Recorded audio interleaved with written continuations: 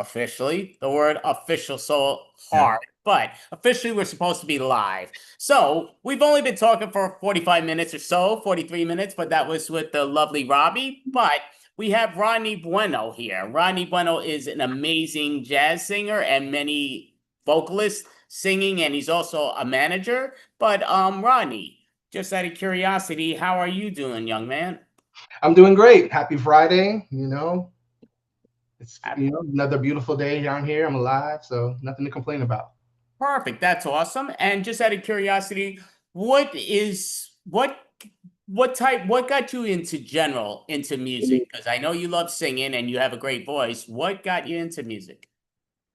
I grew up listening to music since I was a child with the family, in the Latino community, with being in the Dominican family. Every family gathering or every Sunday morning with the tres golpe breakfast was with bachata, merengue, salsa. Every morning I was woken up with it, and it was an all-day event, all the time, great time. And then I just fell into the love of vocals, and that's where I got to today with that start, and hit a lot of styles coming through the times. So primarily today, I specialize in R&B, pop, jazz, contemporary. I do touch classical and Broadway and stuff like that. I'm building my Spanish repertoire back up because I'm falling into more of those that gig, and I'm so happy to represent my community. So. Oh, well, that definitely sounds great. So I'm going to ask you, Mhm. even though I did ask you, but we weren't recording, but who are three artists that could be male, it could be female, Latino, that got you to your love of what you had loved with the music? For sure. One of the biggest artists that I started really following vocally was Luis Fonsi. He today is known for singing Despacito. That's one song with Justin Bieber, and he's probably the most that I follow from that time. And as female, I would say Laura Pausini. And something interesting about her is that she sings in Spanish a lot, but she's actually Italian. So she actually sings in multiple languages, which is another thing that got my attention with vocals and singing and music. Being in classical too, growing up in chorus when I was in school, we touched a lot of classical in different languages: Italian, Hebrew, German, French. Um, so yeah, there's a lot of love that I have for vocals in all languages. Oh, that's awesome. So I'm kind of curious with that. Who were named, since you named two of the Spanish community from male and female, name two English or not from England. They could be from England, but singers. Sure, sure. Who? Well, me. Most people who know me know I will say vocally Beyonce to me. I grew up with her actually. I like to say she taught me how to sing.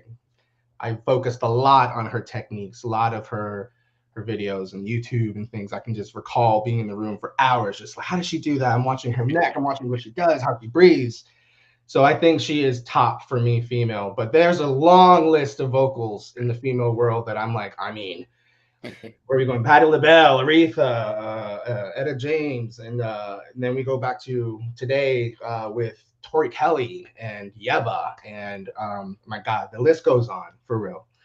Males, of course, I love my John Legend, Josh Groban, Michael Bublé, even Adam Lambert. Yeah, yeah.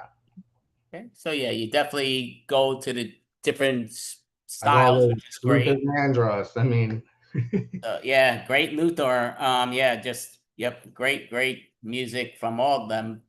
I'm kind of curious, and even though I'm sure I would think you would love her, again, I never would know. You never know, but I would assume you were a big fan of Shakira. Am I wrong? oh yeah, yeah, of course. And she's Yeah, outstanding, and yeah, she's she's a top performer for sure. And yeah, my family, we would listen to her a lot. I like her. What's that one song she did recently? I'll have to look it up. no, it's It was okay. the Yeah, one song I she know wrote about it. her partner, and it was a whole thing. It was a whole thing. But yeah, I like Shakira. I like Shakira. Oh, But that's not a lot of artists that I would say I don't like. Everyone's in their realm for a reason. right. Um, but I am big on vocals.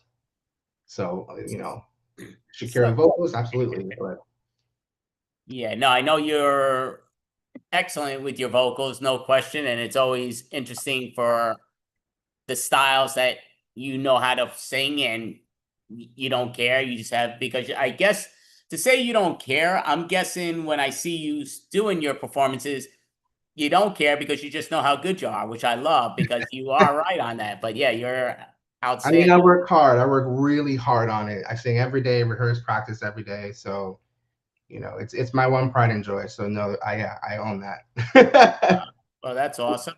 And you say you work hard on it, just out of curiosity. They say if you do something you love, you don't work a day in your life. Is that pretty much the reality of it? Yeah. Yeah.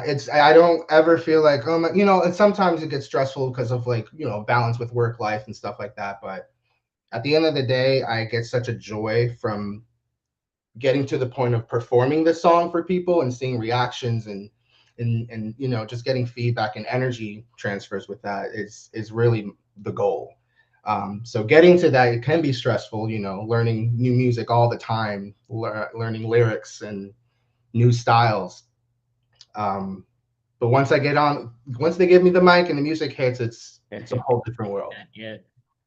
Interesting. So I'm kind of curious where, yeah, people are messaging me like crazy, like, yeah, this is not on. And It oh, said it okay. was earlier.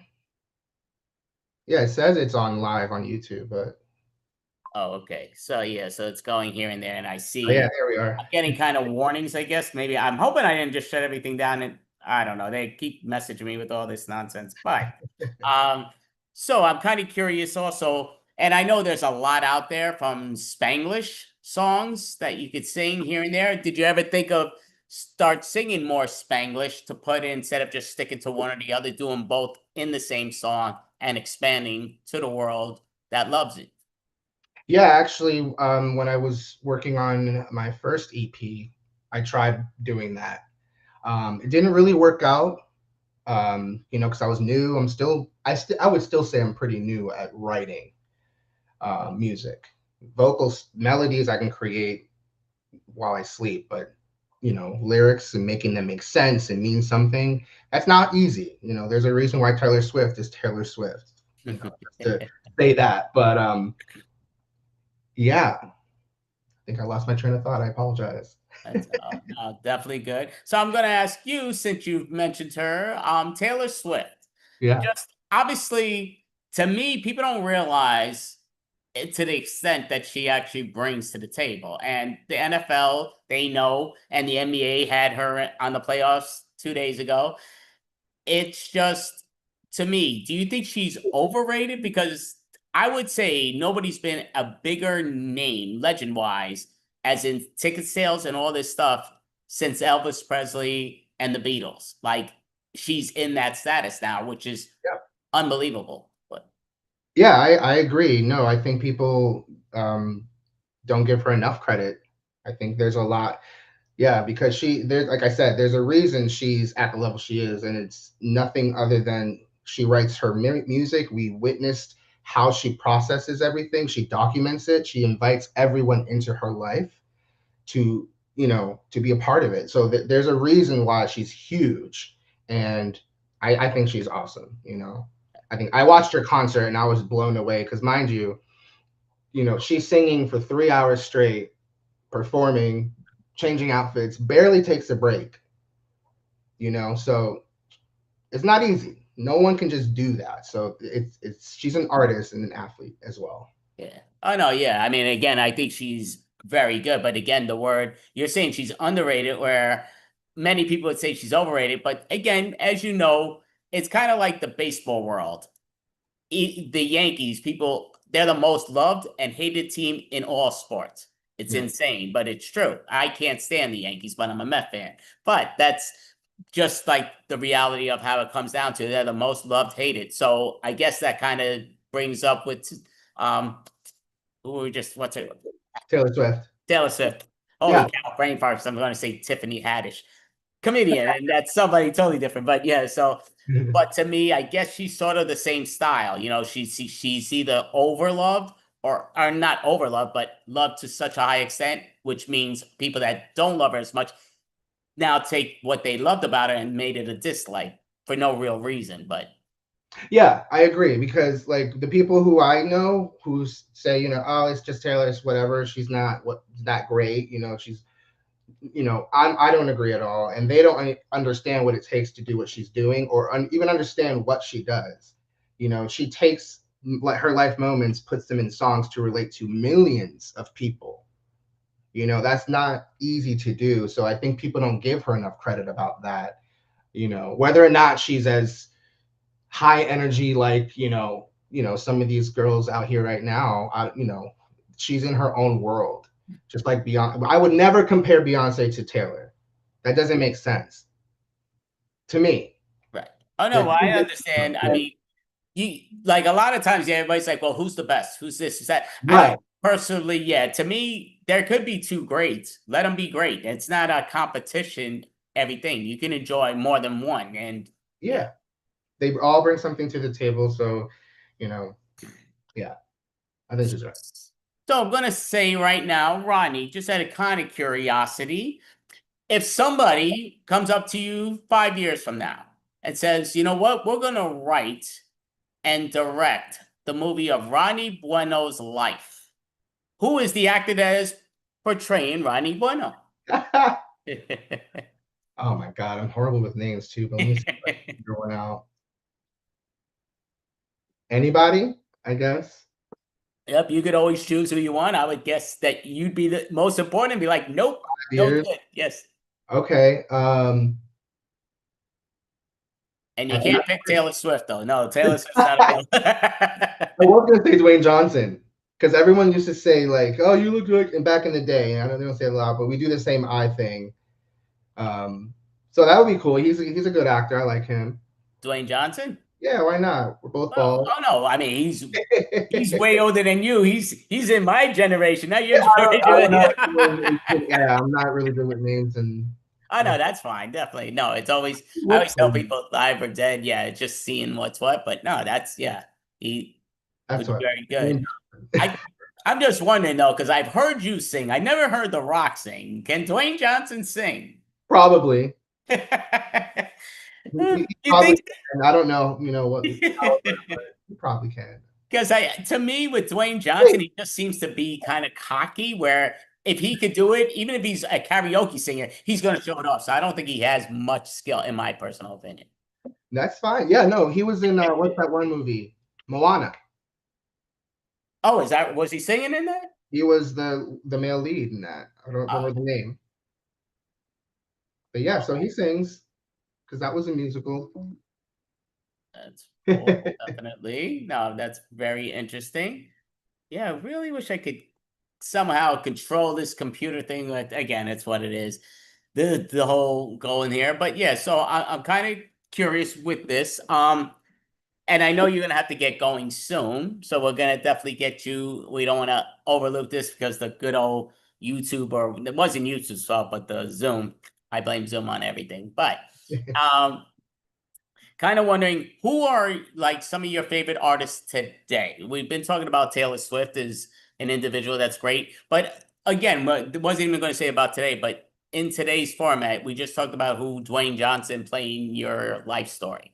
Now, if somebody was say right now, and this is before your time, but Vanilla Finelli. Holy cow! No, I'm forgetting the name again. I'm the what is it? Millie Vanilli or something like No, that? no, no, leaving out. Yeah, the one that basically sang for somebody else and they didn't get caught until later on. So, would you possibly do that if somebody looked the part? Because again, you have a great look, but if somebody was saying, "Oh, you know what? We want this blonde individual, but we Yeah. want your voice for it," would you let that be done as long as people know about it? Um, at the core, no. No, Oh no. that's my voice. I've actually had that happen to me before in the recording arts world. Don't like it. It's theft and it's like taking a part of my soul, honestly. So no, Oh I would never honestly allow it. But at the end of the day, people do anything for a bag. So no, I mean, if you no. got $5 million, I don't have a problem for that one song. Bill Lipsy said, "No, you're not getting two. You're getting one song for You're getting one 5 song for 5 million. If you want it that bad to put someone else in 5 million, it's okay. million." You got to find the value in at the end of the day. But no, I wouldn't. No. Okay, so right now there's a competition, and again, I know you could sing the dictionary. We know you could sing the dictionary, no problem, and make it sound beautiful. But you could win $5 million. It's a singing contract, or not contract, but singing for 5 million. You get to pick the song, any language. What song are you gonna sing, and why, to try to win that $5 million? Oh, you're coming in with the hard questions now. You might Uh, have the person watching right now that's gonna offer it. You never know. I mean, I'll keep it. Yeah, I'll try to keep it simple because I'm like my head's already running through all these songs. I'm like, oh my god, which one would I pick for to win this? Right now, I'm really liking "Risk It All" by Bruno Mars. It has a very Spanish flair. It's in English, but he did that song just right, and it's beautifully done vocally. Um, so I think I would do that because I know that is right in my alley for So, dynamics and really executing that song properly. Yeah. yeah, so I kind of, because again, I don't know, so that's why I'm asking. What if you sang that song? Could you sing it in Spanish? And would you get? Can you get busted with copyright singing it in a different language? You would probably have to get rights to do that song using the music. Um, you could, I don't really know legalities behind that because I try to stay away.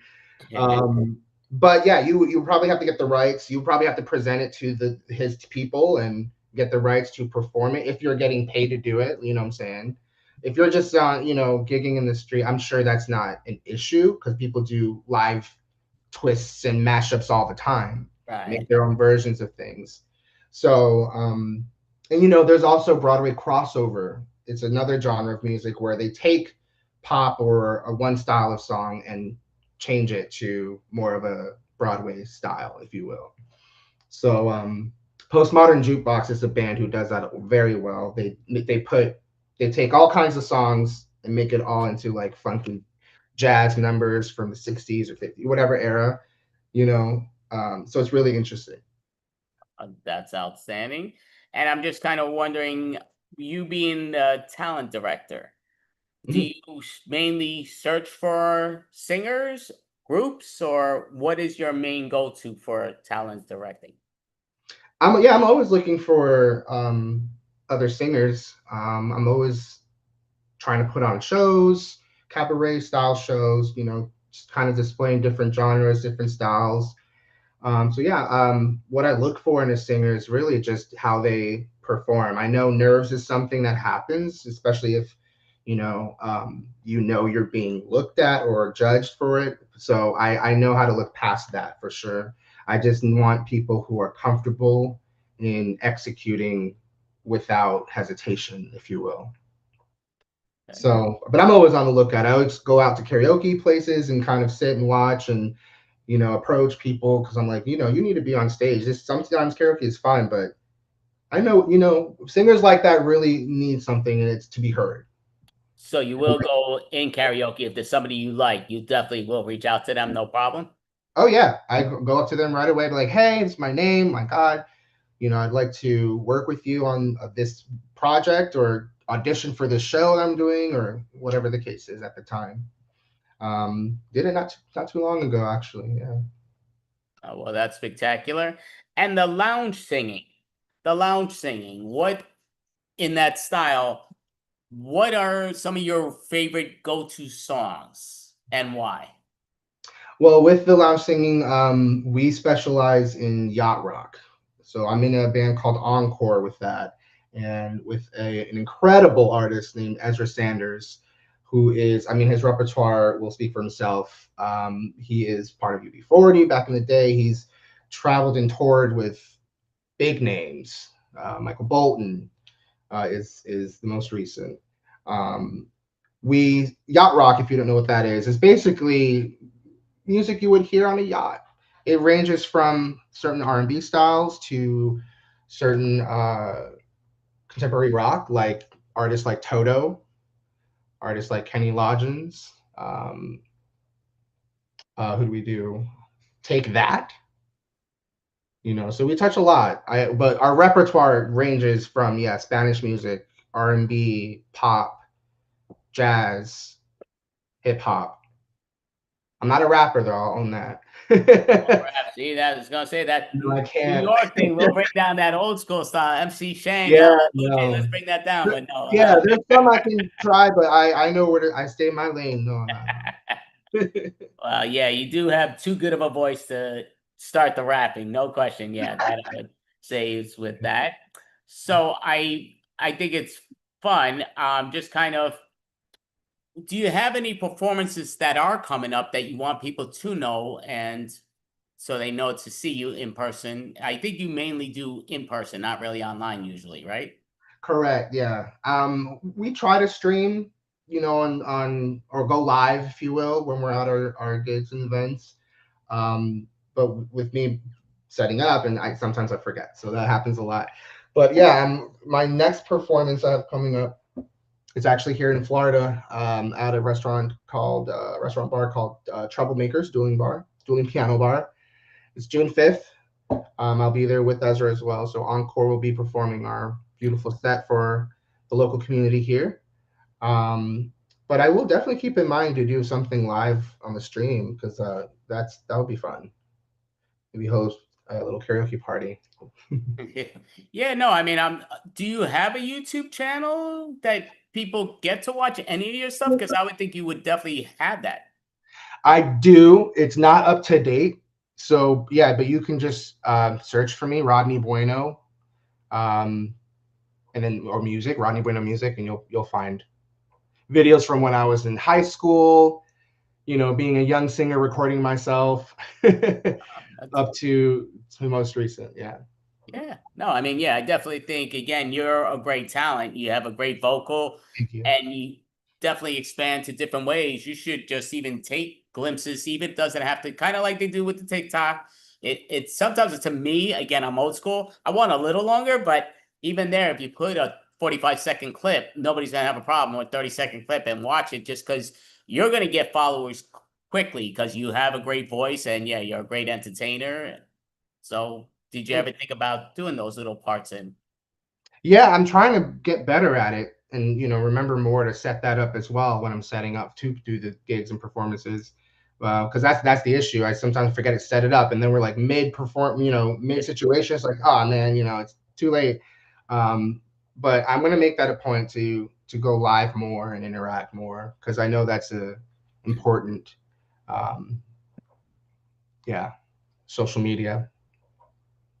Okay, I and can be a little old school about that too, if oh, like, oh yeah, the internet. I have to have to uh, post about it. yeah, to me, it's funny when you speak to the younger generation and they know less than you do. It's like, what the? I'm not saying you do. You know way more than me, but I've met people that know so little. I'm like, what? Like, it amazes me. You just think they almost, it's like a sneeze that they do it second language and it's just hysterical. Like, they do it no problem. And it's like, no, not quite, but it's going. Yeah. So I will ask you again, just sort of in the style, what do you think from 10 years from this moment, 10 years from now, what is the great Rodney Bueno doing for business and what's what? Well, definitely will be still singing. Hopefully in a bigger band, because Ezra and I are working on getting more musicians.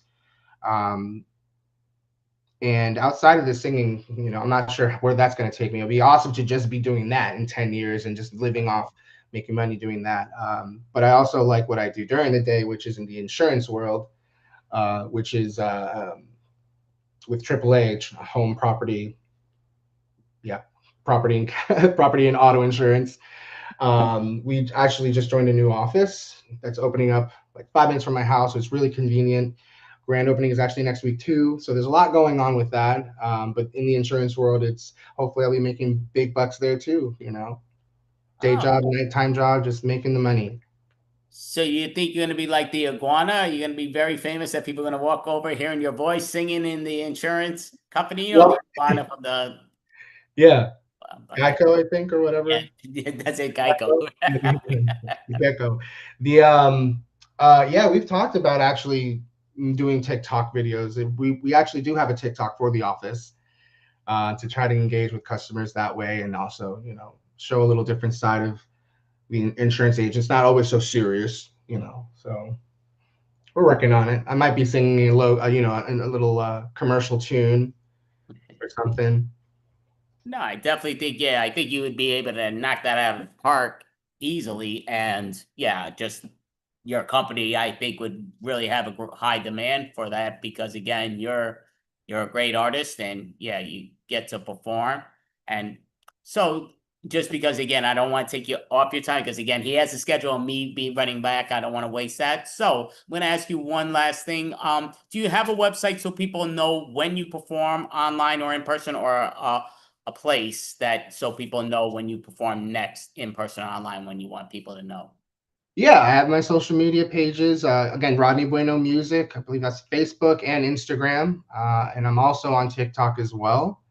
I'm better at posting my schedule on the Facebook, the Facebook. So that's where I would probably go to first, and then I have it trickling down from there. But yeah, that's where you can find me. Just Google me.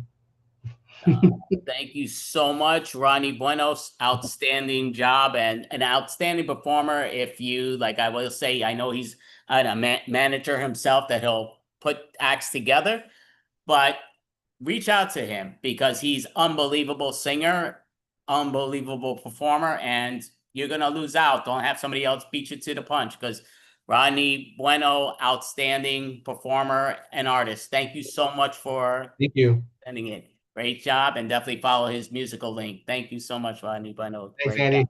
Take Take care. care, Have an man. amazing way. Appreciate it. Bye bye. Have a great one, Stein. So, what's up, Robbie? Robbie.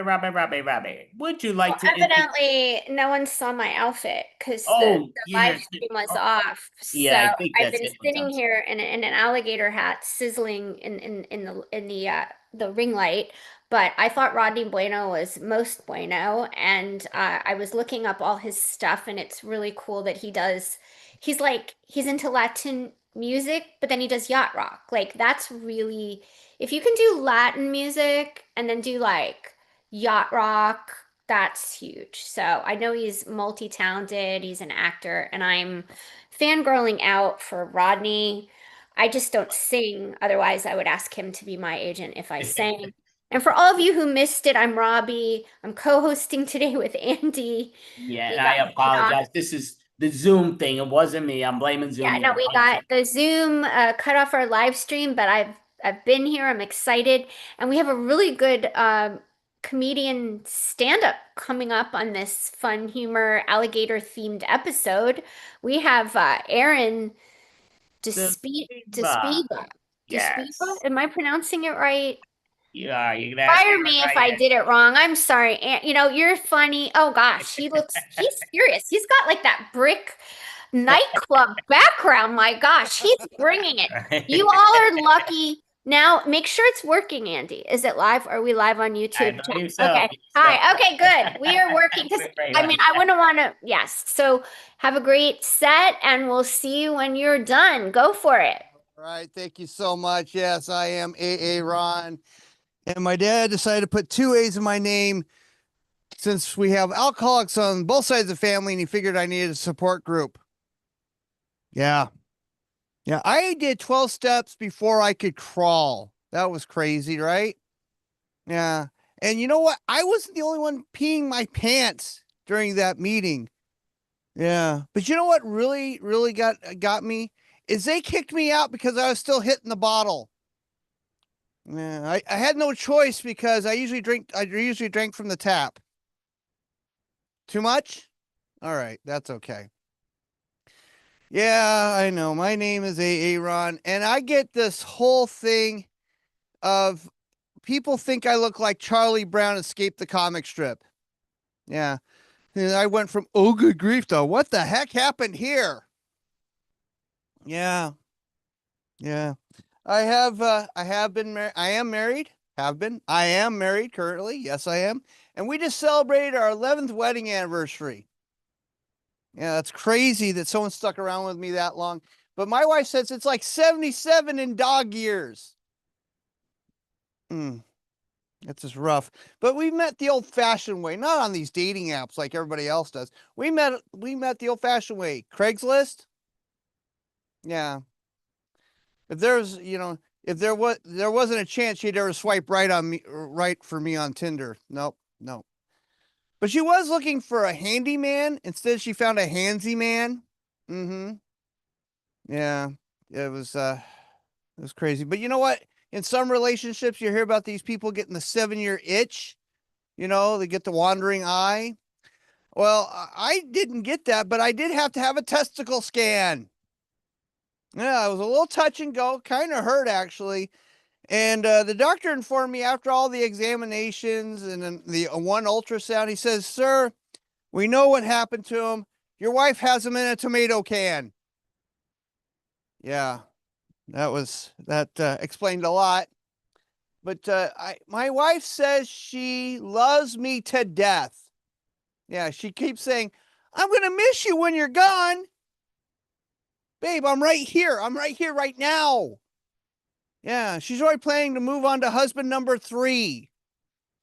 I just catch her all the time listening to her murder podcasts. The other day, I've caught her listening to them while in her car sharpening her Ginsu knives. Yeah. She says she's listening for the intrigue, but I know better. She's listening how to make the lasagna with sprinkles of arsenic, just like her grandma used to make for her 6 late husbands. Yeah.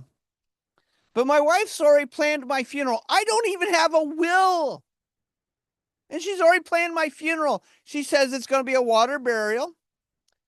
And since she's Italian, she's already picked out some designer wingtip shoes with soles made out of concrete. Yeah.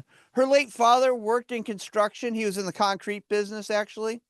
Now, I'm not saying her dad was part of or ever worked for the mafia, but one day he asked me to do some spring cleaning. I said, "Great. You want me to clean the garage? You want me to clean the backyard?" He says, "No, I need you to bury these bodies in the car trunk or you'll be next."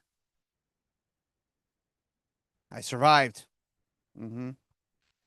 So on our 11th wedding anniversary, we went to the posh establishment of Texas Roadhouse. Yes, we did. And we were having a great dinner, and my wife says, "I think the world of you, except one thing. Do you want to get the 8-ounce steak?" She says, "I can't stand your oily skin." I said, Do you want an appetizer? I mean, we can get the fried pickles." And she says, "I can't let this slide anymore. Your oily skin's causing too much friction." I said, "Do you want more buns?" When I thought she was calling me slick in bed is because how good I was in bed. And no, it was because I slipped off the bed the other day because of my oily skin. She just told me I ruin everything I touch. The bed sheets, the couches, the Gulf Coast.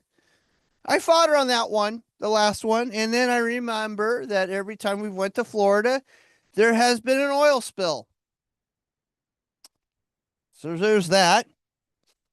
But she thinks I should be part of an exclusive club. OPEC? Yeah, she says I'm good for a couple barrels a day. But now she wants me to go to a dermatologist for my condition. For my condition. I said, "Honey, if I get de-oiled, we won't have any loops for sex."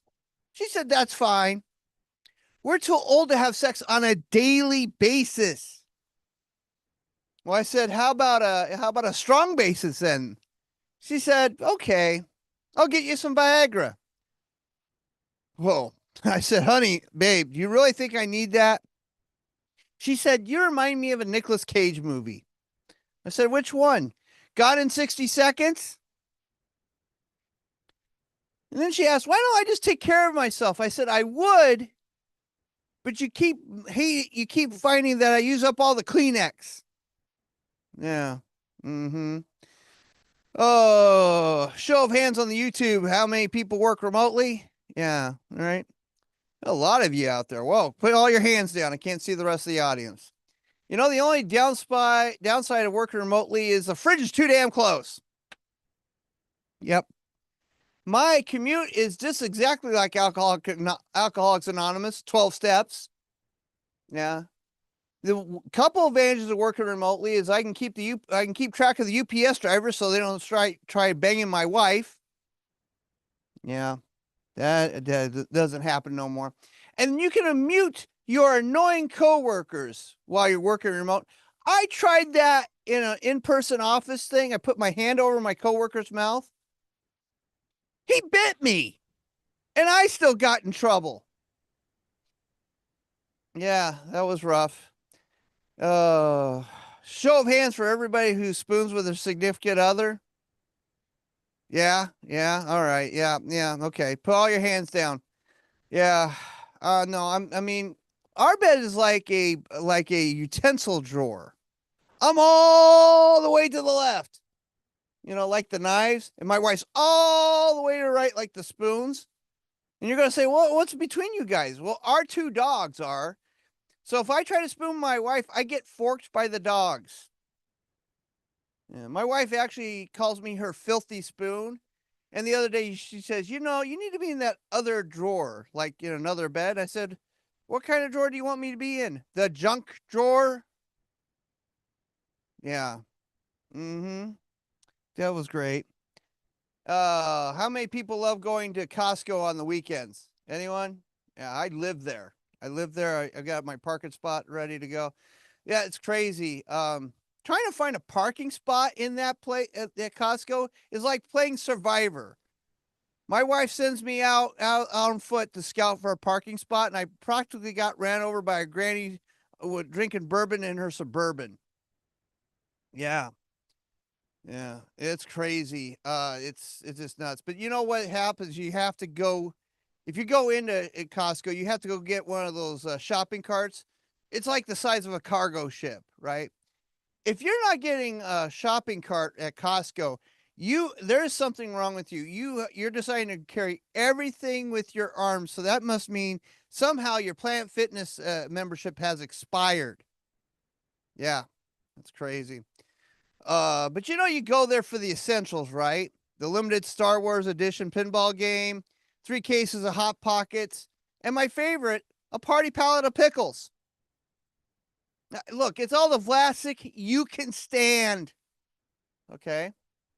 But we really know why we go on the weekends, right? For the food samples. Look, I circled one aisle 6 times just to get enough free chicken sausage to make a club sandwich. All right? Don't look at me. Yeah, I said club sandwich. So who cares? You know what really ticks me off about people is in Costco is the ones who leave their cargo ship in the middle of the aisle. What I do is I move their cargo ship 3 aisles down so they have to come back in again and get another cargo ship. And then I steal their party pallet of pickles. Yeah. Yeah. We're all there acting like the zombie apocalypse is happening. And it's crazy. And my wife insisted that we get a pallet of Dawn dish soap. Dawn dish soap. I said, honey, why do we need the Dawn dish soap for? She says, well, if you bathe in it, maybe it'll de-oil you like the ducks.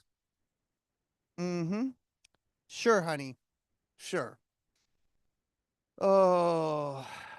So anyway, it's been so much fun. Yeah.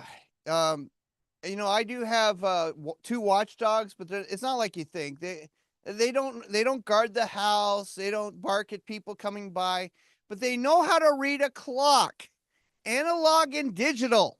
Yeah. No, seriously, they can read them. My dog Twiggy knows exactly when I get off work by checking her Apple Watch. Yeah. Then she goes, Dad, it's time for walkies. Dad, it's time for treats. Dad, it's time to change your car insurance. What? How'd she know? She's also reading my mail. My other dog, Brody, knows exactly my morning routine. He gets up, he goes pee, and then he humps my wife's leg. Oh wait, that is my routine. Yeah. Anyway, But you know, dogs are like 3-year-olds. They constantly need attention, right? They always need restroom breaks, constantly on a walk. And you know, they tear up things. And you know what? Mine watch Bluey on TV. Yes. You know, and who knew they could work the TV remote? And for those people who do not know what Bluey is a cartoon about a blue Australian cattle dog in Australia on PBS. If you ask me what Bluey's about, I don't freaking know. My dogs watch him. Yeah. But who knew they could work the TV remote? Seriously. My wife says that our dogs have hands. Hands. I'm like, yes, honey. Yes, they have hands. Detroit public school education has failed us all. I'm like, yes, honey, they have hands. That's why they were scratching at the bedroom door, because they got too long of a manicured nails and they can't work the doorknob. Yeah, that's not working. Yeah. But you know, walking my dog Twiggy has made me realize she's Ms. Pac-Man. For those who do not know what Ms. Pac-Man is, she was a 1980s video game character who was yellow with a mouth, round circle, and had a pink bow in her hair. And she'd go around this maze eating pellets while running away from her ex-boyfriends that she ghosted. But no, it takes treats to keep my dog moving. It's like waka waka pellets, waka waka pellets every 6 feet. But you know what? She does a magic trick. She changes those power pellets into crap pellets. And if I don't watch her really close, she'll turn those crap pellets back into power pellets. So I have the job of picking up said crap pellets, and I'm like the TV version of Pac-Man. Yucca, yucca, yucca, yucca, yucca, yucca. It's not fun. It's not fun at all. You know, the one thing they say dogs, and I don't know who they are, but the experts say they're supposed to lower your stress. Dogs are supposed to lower your stress. Mine raise my blood pressure. They're constantly tearing in the trash can. They wake me up out of deep sleep. And last week, they took the car to the pet store. Now, I know what you're going to say. The last one's impossible. You're right. They got pulled over for having expired dog tags. Yeah. You know, that's just crazy.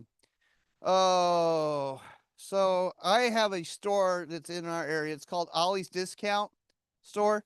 They sell everything that's kind of a closeout. And I picked up a hoe at Ollie's. And I told my wife. She slapped me twice. She's like, "You're disgusting. You picked up a skank from there?" I'm like, "No, honey, it's not what you think." Stop hitting me. She said, "You're a tool." I said, "Babe, you can plow your garden." She says, "Keep her away from me. I'm not into women." I'm like, "No, honey, it'll help you get work done." She says, "I already have a vibrator, and it's a better tool than you." So we had this fight in front of all her family at the Christmas birthday party / extravaganza. And I had to take the hoe back to Ollie's. And the hoe said, "Sorry for all the confusion, but you can't get your $12 back." So now I'm stuck with a cheap hoe and a very angry wife. Yes, I am. You know, I hate getting sick. I got the stomach flu a few weeks ago, and it's horrendous. I woke up feeling like I was going to die. My stomach cramped up, and I coughed up nothing. According to my wife, dry heaving is like having sex with her. She sees no results either. Yeah, I couldn't stand anything. I was achy all day. I couldn't find a good position to nap. I ended up walking around like a zombie, but I just couldn't stomach eating brains. But then I asked my wife, did you actually poison me? You know, you keep listening to those murder podcasts. She says, "Oh, babe, if I did, you wouldn't be asking." Yeah. You know, I am a side sleeper. Show of hands for side sleepers. All right. Yep. I see you. You. Yeah. I'm lucky I don't end up sleeping on my stomach, or I look like a deformed beach whale that Greenpeace forgot. Yeah. It doesn't happen to me because I'm built like a bicycle. I have a kickstand. And my wife agrees. She says, yes, it's hard, small, and it can't do much else but keep you from falling over. I took offense to the last one. I really did. I said, hey, honey, that's not fair. I have pretty good balance. Yeah. Oh, my wife is always swooning over these guys with full head of hair and beards. And I can't grow hair nor beards. I need Miracle Grow to grow a beard that looks like a bad Brillo pad. The only hair I can grow on my face is my eyebrows. And then my wife wants to pluck them off when I'm driving. Do you know how dangerous that is? She has her tweezers a half inch away from my eyeball. Think she's going to get the one long lash sticking out. And on Michigan roads, I'm going to end up blind in both eyes. It's ridiculous. Just a little note. My mom recently passed away. Thank you. Appreciate. No applause for that. But I found out my mom and dad had an argument a week before she died, which would be just another Tuesday for them. And she said, I've had it here, and I'm going to go up to heaven because there's work to be done in heaven. Work to be done in heaven. Who knew you had to punch the clock? You punch in at the pearly gates. Seriously? If there's working up in heaven, I'm going to go straight to hell. That's what's going to happen. But I only figured out there must be the high-paying jobs in heaven. I figured out the 3 high-paying jobs in heaven. A wing adjuster, and then it would be halo polisher and soul repair. And I didn't think that angels wore sneakers. I thought they wore Crocs. Yeah. But we just had our service for her mom. And 2 days before the service, my dad announced that we needed to have a family meeting and I would have to take on some extra stress. How to take away from your mom's passing by making it all about you, Dad. Me, me, me, me, me. But that isn't a narcissistic move. Nothing is. So we had a service. We had the meeting. And by the way, if you're having a family meeting after our family's passing, you must be Italian. But we're Bohemians. We don't give a freak. Okay? But then we discussed how we're going to split up mom's ashes. And it was decided by how much money we still owe our dad. And so I got 2% of mom. I got a little snack bag of mom's ashes. But my dad said, what's in the past is in the past. Except for all the loans you owe me. So we're still dealing with our past mistakes. Thanks, Dad. But this man can't admit that he makes mistakes. He's got a brand new house he's never lived in, and he's laid out the kitchen. He has a place for the stove, place for the dishwasher, and then he broke out a tape measure to show us that you can still squeeze by the fridge and get to the dining room. For this man to admit that he's made a mistake, it would take a divine intervention directly from God to do that. Yeah, I took my wife through a quick tour of the old house I grew up in. It was like 84 degrees in there. It was 81 outside. Yeah, I lost 5 pounds just walking in that sweat box. And I've been telling people all this time, I grew up sharing a 9x12 bedroom with my sister and brother. I've been lying to everyone. It's an 8x10. How bad does your PTSD have to be to do that to you? My PTSD has been lying to me. What kind of PTSD is that? Pinocchio PTSD? False PTSD? I'm still trying to figure that out. But you know what? It's been a great show. I still have to go to my support group. I promise not to bring my bottle. I have been AA Ron. Thank you so much. Thank you, Aaron. And put that there. Perfect. And great job. Thank you. Robbie, do you have a question for Aaron? Yeah, you opened your set where you talk about how you are Charlie Brown, and I do see that.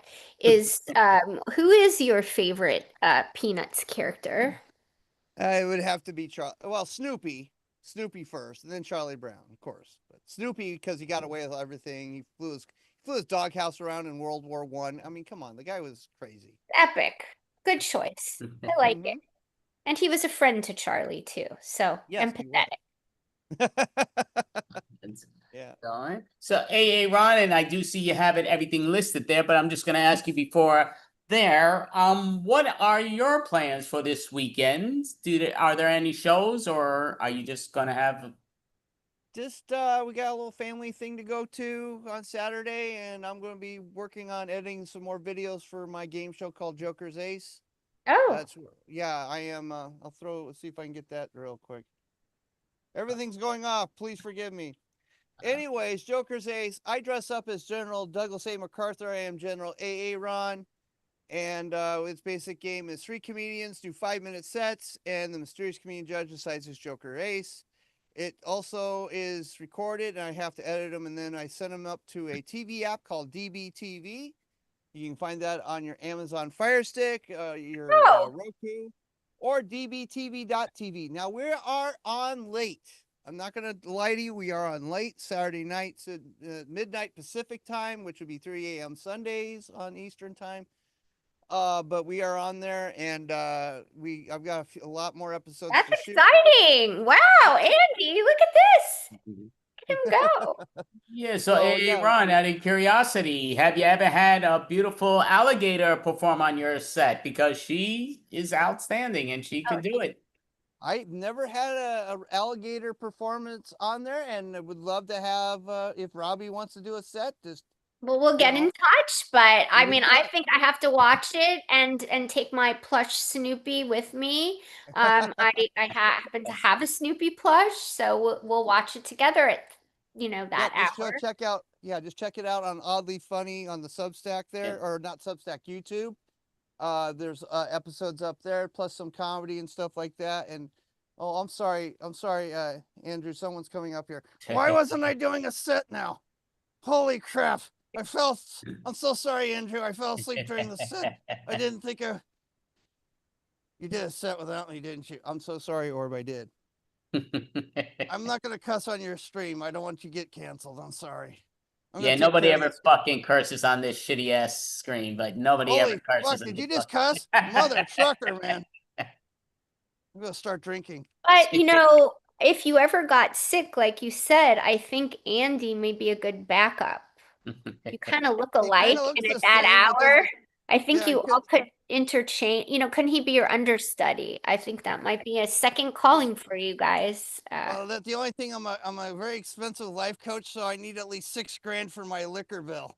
You got $6,000 there, Andrew? Not quite. Okay, well, I guess that's a no. I'll give you a discount of $5, so it's $59.95. All right, introductory offer. Okay, Orb, stop. Thank you so much, AA Ron, and thank you for guest appearing. I mean Orb, but both of you have a great weekend. Appreciating it. All right, thank you guys. Have a great one. Take care. So, would you like to introduce the next group, even though they're 45 seconds away? But yes, would you like to announce So that? we have an amazing group. We have the wonderful, look at this, the Jamprov team, which is jamming with improv. And it's your jam if you want to jam in and jam together with them when they come out of their breakout room. So it should be coming any second. Break out of the breakout room. I think they should be on their way. We got one. I'm This not is sure. Why exciting. is the whole? I'm not even seeing it. Did they all leave the breakout room and just leave the whole live stream? Oh, here they come. All right. All right. Well, this is exciting. All right. Well, have a great set to jam, improv, keep jamming, and we'll catch you later.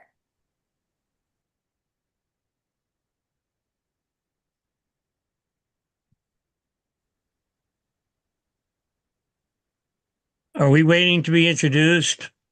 No, you've been introduced, Jamprov, a few times by the young lady Robbie. Thank you, Robbie. Damn There's a on! very strange buzz. Anyway, Thank you, hello. Robbie. Welcome back to the show. Hope you're enjoying it so far. Today, our jam provers are Stephanie Falciano, hello. Hi. Nice to see you all. Hi, I'm Elle Joan. Hmm? And I'm Tom Jennings, trying to figure out how to turn my camera on. It's a new feature. I guess so. We like your picture so much. We just want to say I do look much better picture than I do the actual it thing. is a good picture, Tom. I'm not Thanks, I gonna appreciate lie. it. All right, so what am I I doing? was like, who is that guy? What am I doing wrong here? Bottom left corner. I don't see it. Let's see. Yeah, it's bottom left corner most likely. Yeah, doesn't Swipe- want to do it for me. Swipe Let's see. right. Swipe right. Oh, Swipe I've been used to swiping right. No, I still don't see it. Swipe right down at the bottom. All right, swipe. You want to right. come back in or something? Oh, I might have to. if you came back in, it'd be the same setting. Oh, There is we that? go. Am I in? Very Yeah, good. you are. Oh, All goodness. righty. Okay, here we go. And have a great show. We take you to a jam prov. Yay. Yay.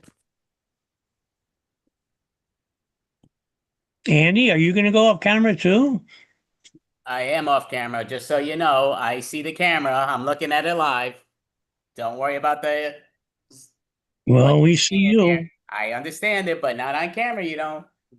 Oh, okay. Yep, it's all good. Yeah, none of us are being seen on the video, just you guys. Cool. Greatest start ever. Yes, we're going to start off with a random generated word.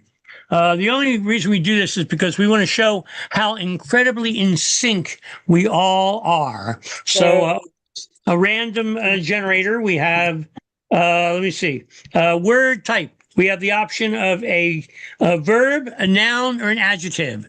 What do we want? Verb, noun, or adjective? Verb. Verb. Noun. Adjective. Unbelievable how we do that. I don't know. It is just incredible. Adjective. Adjective will be, what's the first letter? First letter. Age. T. Z. P. Unbelievable. Again, we all three got the exact. I don't know how we do it. It's unbelievable. Okay. Unbelievable. Okay, so here we go. It is our random generated word is. Oh, crap. Propitious. Perfect. Propitious. Okay. We take you to a scene. Two-person scenes. I'm feeling very propitious today. Really, Dad? Why? Well, they have this thing called the word of the day, and it's on my Alexa. And so every morning I'll wake up and it just gives me the word. And so this morning, you'll never guess what the word was. Propitious. No, it Very was good. actually another word, but propitious describes how I felt when I heard the actual word. And why are you doing that? Why are you getting words from Alexa? Well, because your mother has not been talking to me lately because she says that I spend too much time talking to Alexa. Yeah, I've noticed that. She's a bit sad, Dad. I gotta tell you. I mean, I know why you No. do it, but Alexa is fine. It's your mother that's upset. yeah, that's what I was trying to tell you. Oh, okay. I'm sorry. I got a little confused there for a moment because I don't know. It's interesting you mentioned that because I said to Alexa this morning, I said, Alexa, my wife has been acting very propitious lately. And she said, don't worry about it. So she didn't really have me any advice. So we just talked about other stuff like the weather. And Alexa never argues with me. Your mother, she argues with me all the time. Well, how long has this been going on? I mean, you guys seem to be doing fine like a month ago. Like, at my birthday party, we're like hugging and having a good time. Like I tell all my friends that you guys are a great couple, so I don't understand what's going on. Well, I said to your mother, I said, listen, I need you to order me some stuff on Amazon. And she said, do it yourself. And then I asked Alexa, and she did it for me. So, frankly, I think Alexa listens to me more than your mother does. So, I've been a little upset and maybe spending a little bit more time with Alexa. Have you ever thought of like going away for like a weekend or something? Like, you know, I'm 17 now. I can be alone for a little bit. I feel like you guys could like use some time away, like a week or something. You're right. I think Alexa and I could use a little bit of time away. Meanwhile, on the other side of town,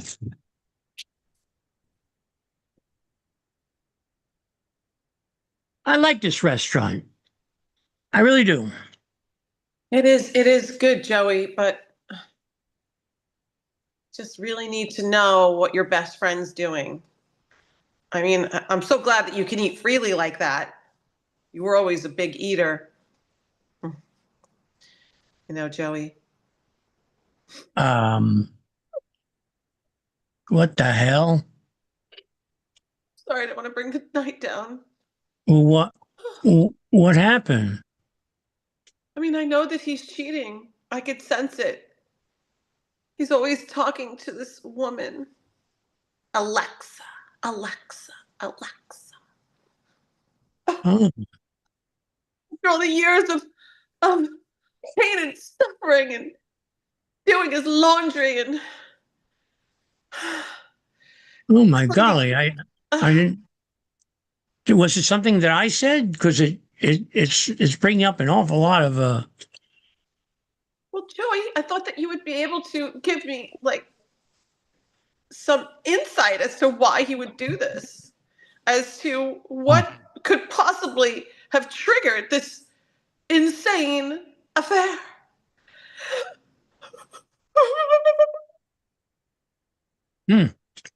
Well, let's just go through a questionnaire, if you will, about relationships. For example, do you and he do things together?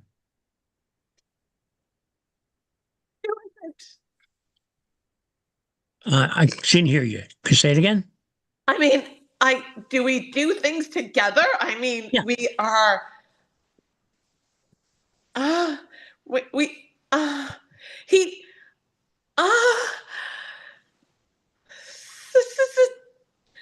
we no I oh no, he wasn't there for that either.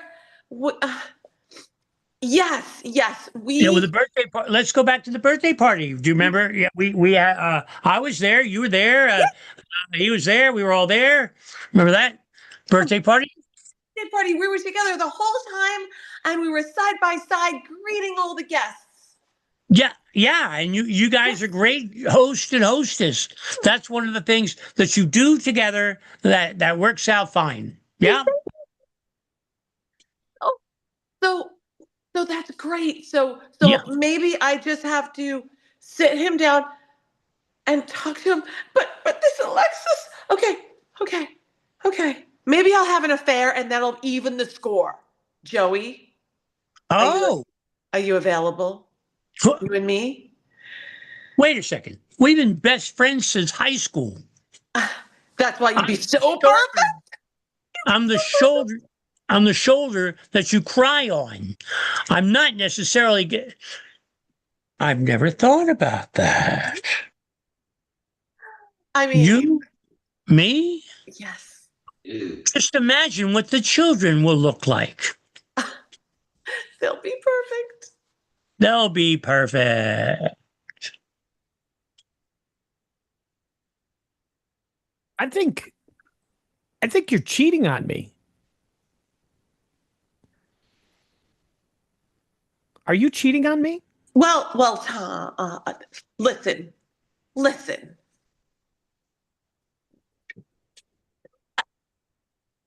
If you could do it, so can I. That's it. Well, there's a big difference between who I've been cheating on you with and who you've been cheating on me with. And now you're pregnant. It was a slip up, but I mean, another family member, why not? Listen, you started it. You did it first. You started it. You were first. You were first. The last I checked, I don't think Alexa can get pregnant. I didn't bring anyone else into the household that could impregnate you. I mean, that's just because you're a man. See, this is the whole world. Men have a different standard. Everything's a different standard for women. It's so unfair and unbalanced. And you're going to say that my thing was worse just because I got pregnant. Like that means more than everything that you did. I feel like, yeah, maybe it is. And you know who agrees with me? Alexa. Because I asked her. Here we go again. I said, Alexa, what should I do about my wife who's pregnant by another man? And you know what she said? I can't wait to hear. She said, I'm currently offline. Can you ask me later? Maybe she's having an affair. Maybe she is. You know what, sweetheart? Yes, darling. Maybe we should rekindle our relationship. Maybe Love of my life. Maybe we should go back to what we loved about each other. Let's do that. You know, I know that you've together. known Joey all your life and you know, you finally found the love for him, but let's be honest. He's not as nice as I am when I'm not in the midst of an affair with an electronic personal assistant. You do have a point, and I would say it was more of a fling just to get you jealous and see how much you've missed me. So I would love to go back holding hands, walking by the duck pond, feeding the birds and the squirrels. You know what? You know what I'd like to do? I'd like to ask Siri about this.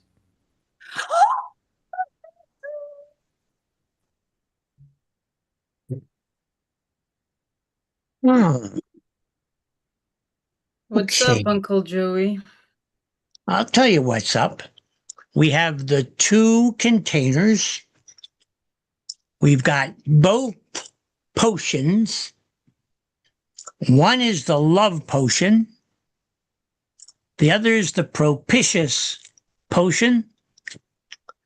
And I'm just wondering, where do we go from here?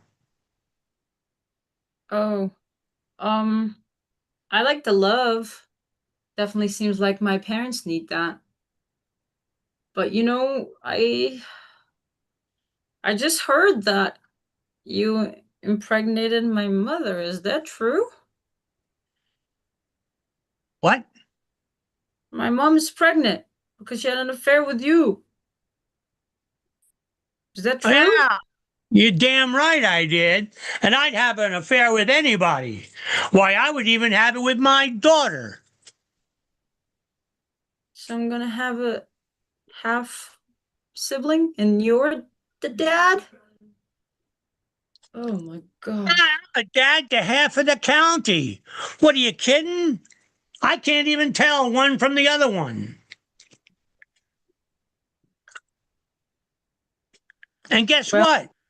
What? The others are going to get the inheritance. I haven't figured out which. I got about 25 to discuss and think about. You know, I always loved you, Uncle Joey. I'm gonna stop calling you Uncle Joey, just Joey. And I know you're a good guy deep down, but besides all this crazy shit that you do. Yeah, you're damn right. I'm one of the best people in the world. As a matter of fact, I seem to have been propitious with half of the people in the world. Well, I'm down I like actually prolific in my propitiousness. I need help, and I want to get out of my parents' house, and I want to go to school, and I want you to help me to find money for it. Really? Yeah. and I can do whatever you want. You can use me to get whatever you want, from my mom or from my dad, if you give me the money. Well, this is a really interesting concept. I'll have to think about it. I'll get back to you later.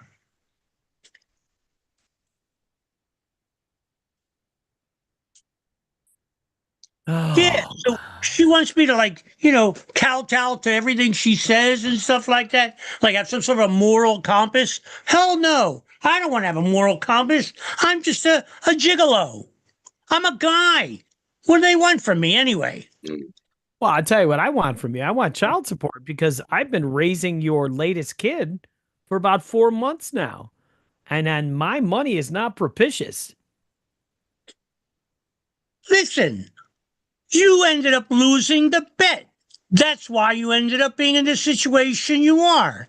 If you didn't want to be in that situation, you shouldn't have played cards with me. Well, listen, it's not just you that's the problem. I got to admit, I got a new woman, and her name is Siri, and she is absolutely amazing. I thought that Alexa that I told you about was incredible. Like, she would have conversations, she would order me stuff. Siri is like having a personal secretary. I can tell her to look things up. I can ask her to make phone calls for me. I can ask her to make love to me. I gotta tell you something you might not like. I had her last night. Siri? Yeah. And Are guess you who I had the night before that? my wife? Alexa. Oh my God. Well, you can have Alexa. I'm done with her.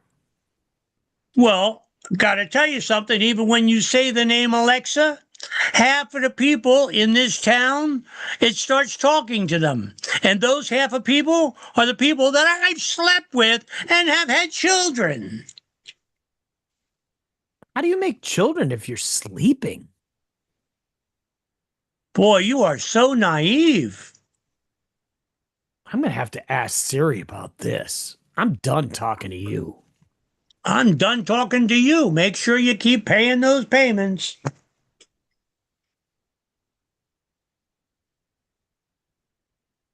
Hey, sweetheart. Hey, Mom. I know it's a lot for you to take on. I know. No, it's fine. I'm off to a new life. I barely see you guys now. You have a new kid. All is good. All is good. I didn't go to school like I So wanted glad. to, but it's okay. It's okay. I have my own life, so it's fine. So what is it that you want? Oh, well, I wanted to let you know before I let Uncle Joey and your dad know. I have a new love. Oh my God. I know. You're so happy for me, sweetheart. Thank you. I am thrilled for you. Yes, Who's this thank you. person? Thank you. Thank you. Um, do you really want to know? I don't know if I should tell you yet because you might know. Hi, Joey. Oh, he's. Hope he doesn't come in yet because I really want you to know. Okay, well, it's ChatGPT. Okay. Yeah. And how I long know. have you... ChatGPT just loves me. Totally gets me. Totally digs my humor. Yeah. Well, Mom, I'm happy for you. And how's your new kid? Is he doing okay? Like, Oh, Daddy takes care of the new kid. oh, Yeah. I see. Well, Yeah. and are you like talking to ChatGPT every day? Is that the new deal? Of Oh, course, we sleep together. oh, Oh, I see. shouldn't tell you that. I know, but you're old enough now. I mean, you're old enough to hear about it. So, ChatGPT I've just never met anybody like it. It's so he's so special and wonderful, and sweet. And I know, sweetheart, that you're happy for us. So thank you. Love you, darling. I'll catch you later, okay? Okay, Mom. Bye. Get a room. Get a freaking room. Me get a room. It seems like you get a room with everybody. And now That's exactly I right. got some bad news for you there, Uncle What? Joey. What? Your woman, whose kid that I'm raising, which is also your kid, is dating a new guy, and his name is Al. It's A-L. Or wait, no, I'm looking at this again. It's not That's an L, that's an I. It's AI. Oh, it's not Al. It's I? AI. And I got some bad news for you, too. What? Guess what? I slept with AI 3 days ago. Before I slept with Alexa, and before I slept with the other one. I forgot the name now. What? Who cares? Well, I tell you who I was with. I had a co-pilot. You got a co-pilot. Yeah, co-pilot. Well, You but know. they interfere with your payments. No. I had a co-pilot, Microsoft Copilot. Much better than this Al in the chat Gipt. How do you pronounce that? Gipt? Chat Gipt? Oh, gift. GPT. Gipt. Oh, gypped as opposed to gift. Gypped. Oh my God. I feel gypped. Oh, man. You know, the I'm the going only- back to my first love, Uncle Joey. What was that? Alexa. Huh. Wow. Oh, wow. All of my my lovers all coming here at the same time, isn't it? It's kind of strange. And Hey, Joey. yeah, Joey. Hi. Yeah. Joey, let's face it. Yeah, what? You are the ladies' man. Yeah, I know that. Yeah. That's because I'm so smart and I'm so handsome and debonair. You are. I'm debonair. All right. Yeah. Yeah, Joey. So I know my hubby already asked you for to cover the child's fees. So Me? No, he's gonna cover all the fees. that's not how it I'm not works, gonna cover Joey. nothing. Joey, you're the dad. But Joey, I have a better proposal. I'm just gonna drop off the little tyke to your house, and you can take care of that little cutie from here on in. All right, because we got me and my hubby. We're gonna just continue on with our separate lives, and we just don't have time for that little tyke. And just because like I carried him doesn't mean that I have to suffer. Well, you're talking to the wrong guy because I sleep with everyone and I have no responsibility to anybody. All right, Joey, I'll bring him by, and I know you two will get along just fine. Yeah, well, he'll be sitting on the curb. Joey, you're so funny. Sweetheart. Oh, our family is back together again. I know. I'm so proud of you, sweetheart. You've Thank you've been through a lot. Thank Mother and I have been cheating on each other with lots of Yeah. different people. Yeah. And we're just trying to wrap up everything into a neat little bow. But I've got one last terrible confession to make. And, What is it? you know, Honey. that little brother of yours, I slept with him too. Uncle Joey, what?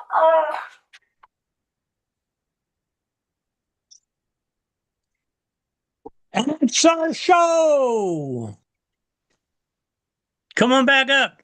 And We really need to create like an applause meter or a something. Something's got to be there.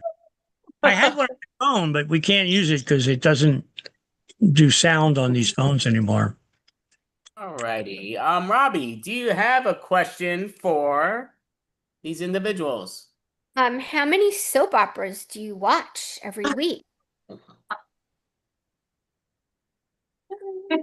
We are the soap opera, Robbie. I know. All right, Andy, I That's think it. you might I love have your a better hat. question. That's the Thank you. best Or fashion Alligator ever. show today. Thank you. Andy, I take it to Oh, you. it's all great. So yeah, so kind of curious. Just because again with the timing, there's no rush, but yeah, well, I guess we got to sort of move it a little bit. We're behind, but being Jamprov, do you have it a website? Anybody that wants to represent at the moment, but I will ask. You know what? Well, Before I go there, I'm going to ask each individually. So Ellie Joan, just because you're the one that I see first on the thing. Do you have a website, whether you perform in person or online with this team? And it could be without this team if you want people to know about. Yeah, it's L, but yeah, I do. I have two YouTube channels, one with my acting stuff and then another one with more philosophical stuff. And also with Dawn, we have a show, The Jamprov, and we go around in New York. So YouTube would be L_33 or on Instagram, Jamprov_. That's where we are. All right. Great job, Ellie. Thank you. Thank you so much. Don, do you want to let people know whether it's Jamprov or other things online or in person when you perform? Well, what's really interesting actually is that, let me see. So Stephanie has been in the Jamprov at Shashama, which was in real life a few years ago.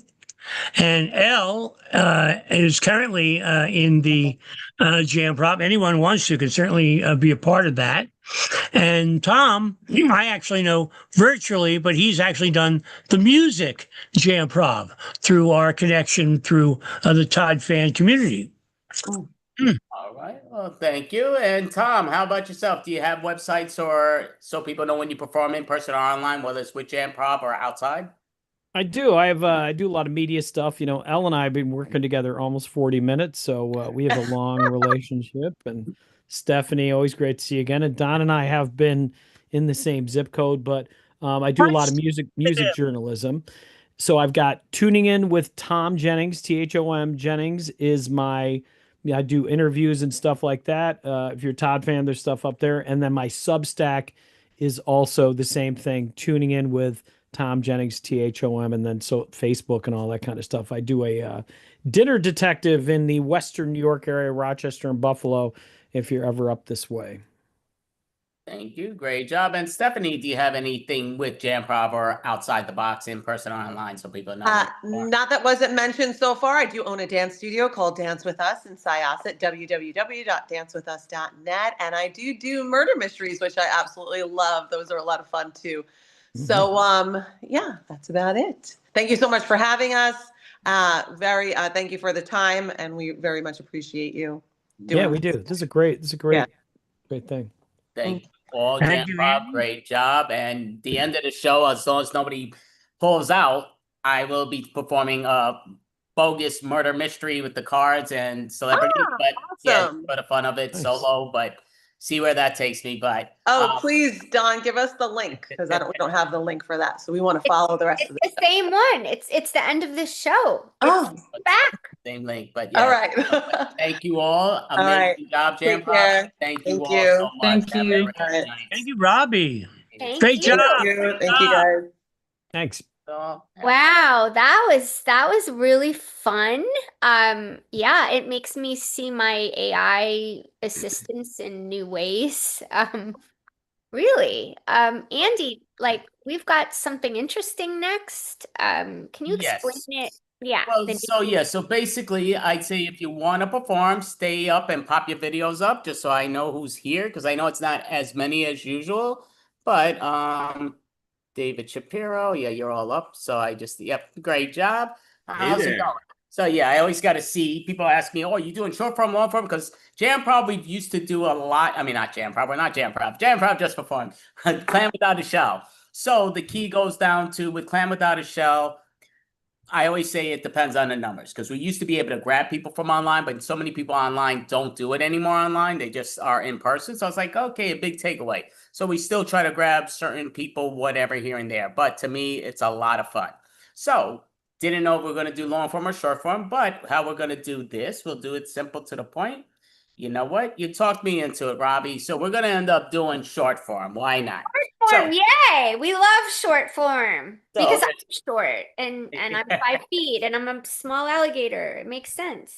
Alrighty, it's going perfect. It always makes sense. So, and yeah, just for the record, look at Robbie. She looks amazing in that outfit. Oh, and you didn't Definitely. see my skirt. It's alligator skins. Yeah, looks outstanding. Definitely job. And Alligator couture for New York. Yes. Okay. Lovely to see you. so we're gonna do a little. I mean, just to start off a short form style of. I'm gonna do. You know what? We'll have it where you three are gonna do 1-3-5. So the key with 1-3-5, and I do this a little differently than anybody else, but how it goes down to is we'll have it in the order where everybody's going to be switching at points. But right now, we want the scene to make sense. So Melanie's going to start with only one word. And then David responds to her with 3 words. And then Robbie's going to respond with 5 words. This is a scene of 3 different characters. But every time Melanie speaks right after Robbie with only one word, David responds after Melanie with 3 words and Robbie with 5.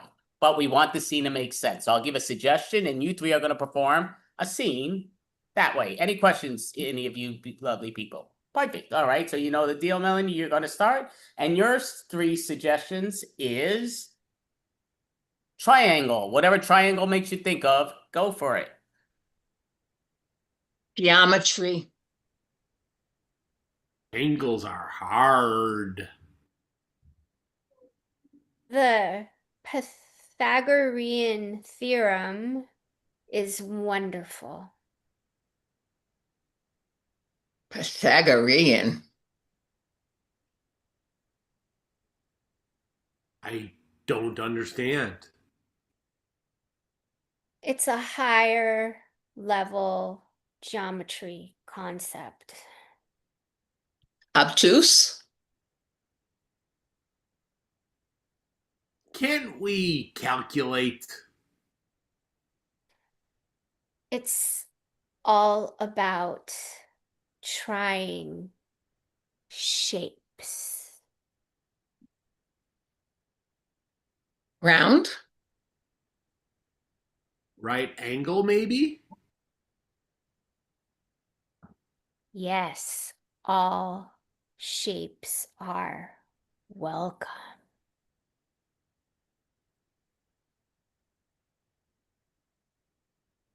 Area. No way, dude.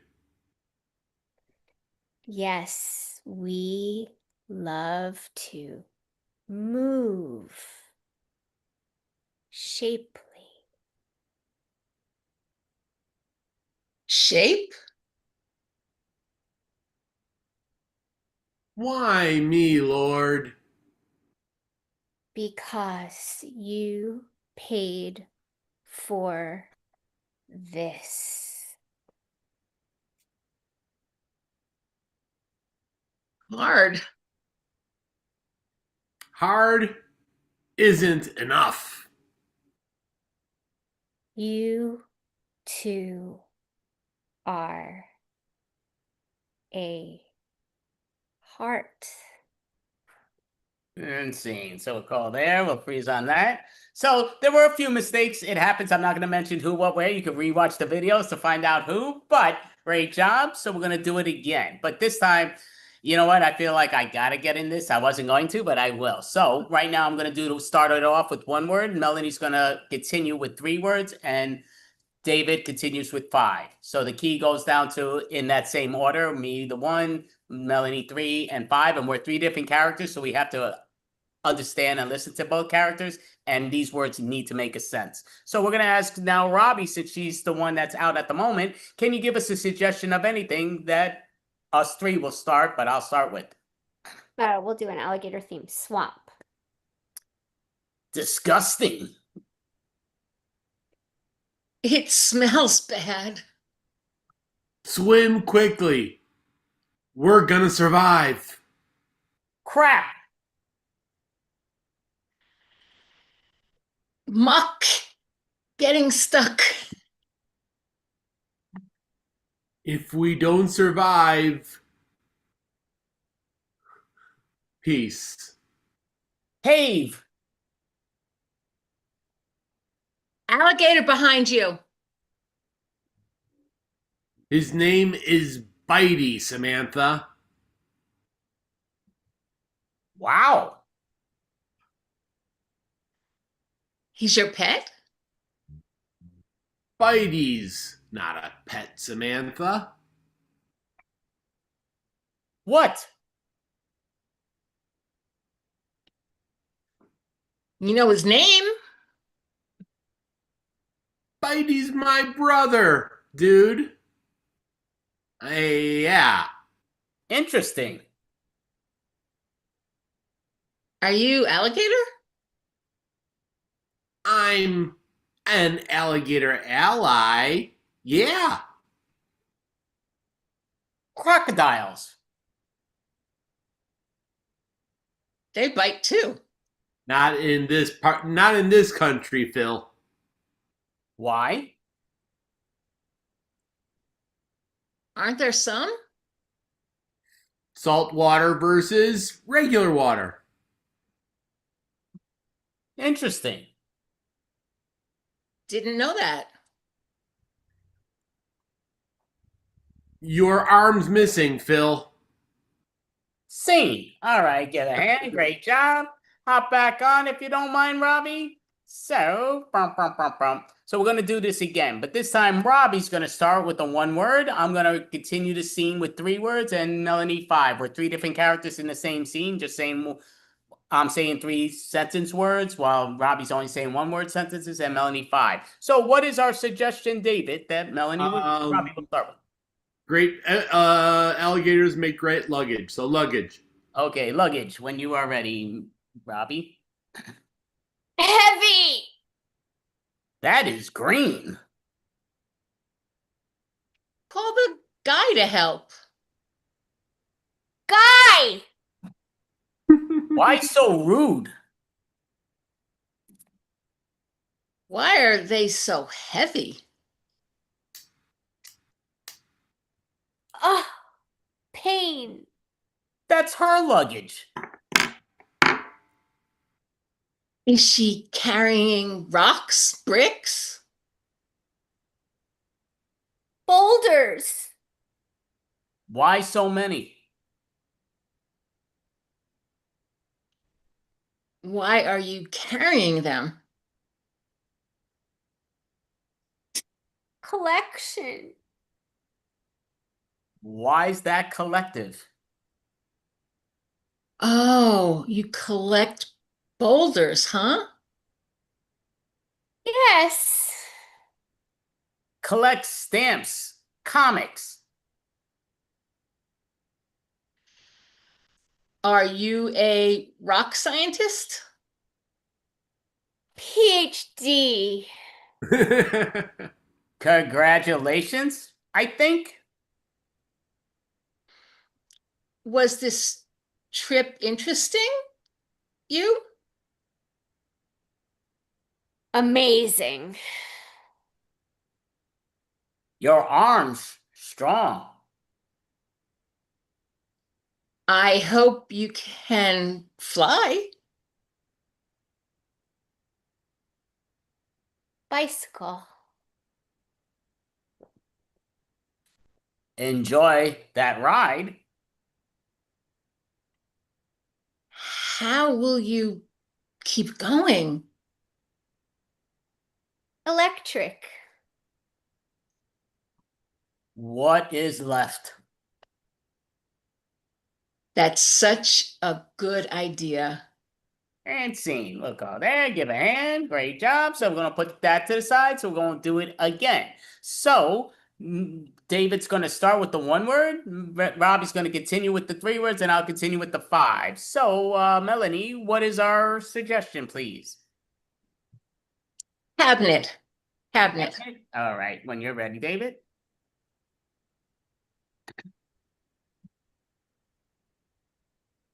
Disorganized. You complain a lot.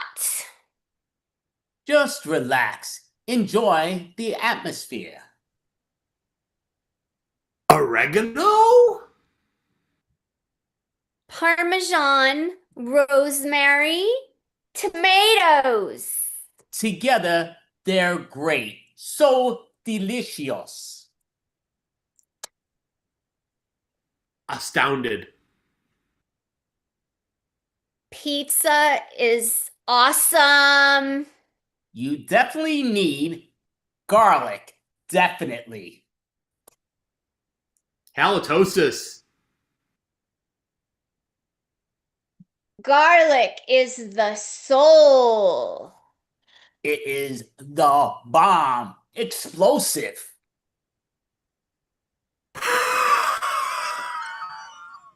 Smell. Smells amazing. You. Not that and better than. Yes. Toothpaste? Mouthwash, toothpaste, and a good toothbrush. Sorry. Drano. Counting. Not very good. Thanks. You're welcome, bro. I'm here. Hello, folks. Hi. Her. He's okay, right?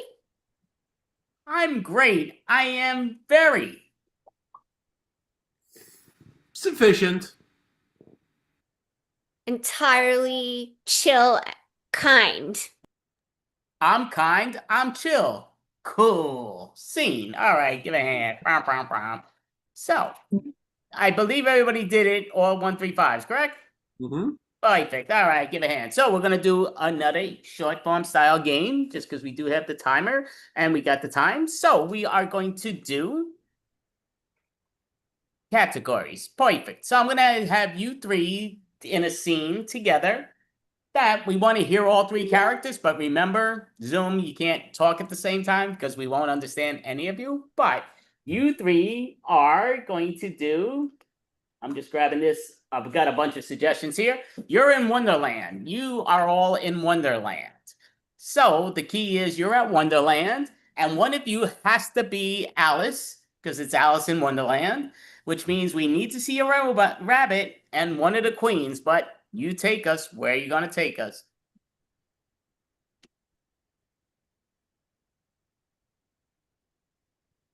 I am really, really late for a very important date.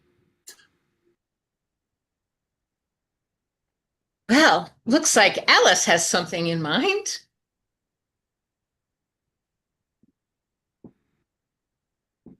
There's a tea party, and it's madly cool. I see that, but that Mad Hatter, he's He's at my door. I'll be right back.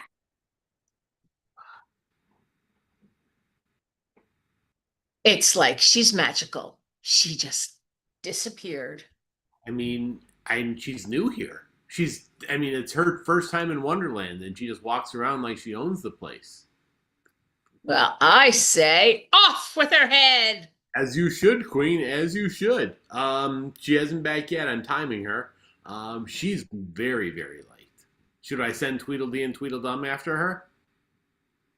It's a very good idea. Let's try. Oh my gosh! Oh. What? I'm so late. Aren't you supposed to help me with that? What? I mean, what? You're Yes. the. Would you maybe Here. eat that or drink that or slurp that Okay. or yeah, so breathe that, wear that,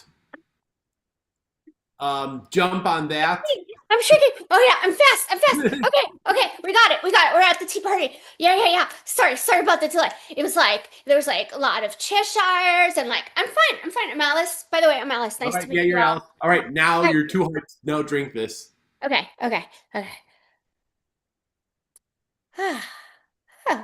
Better.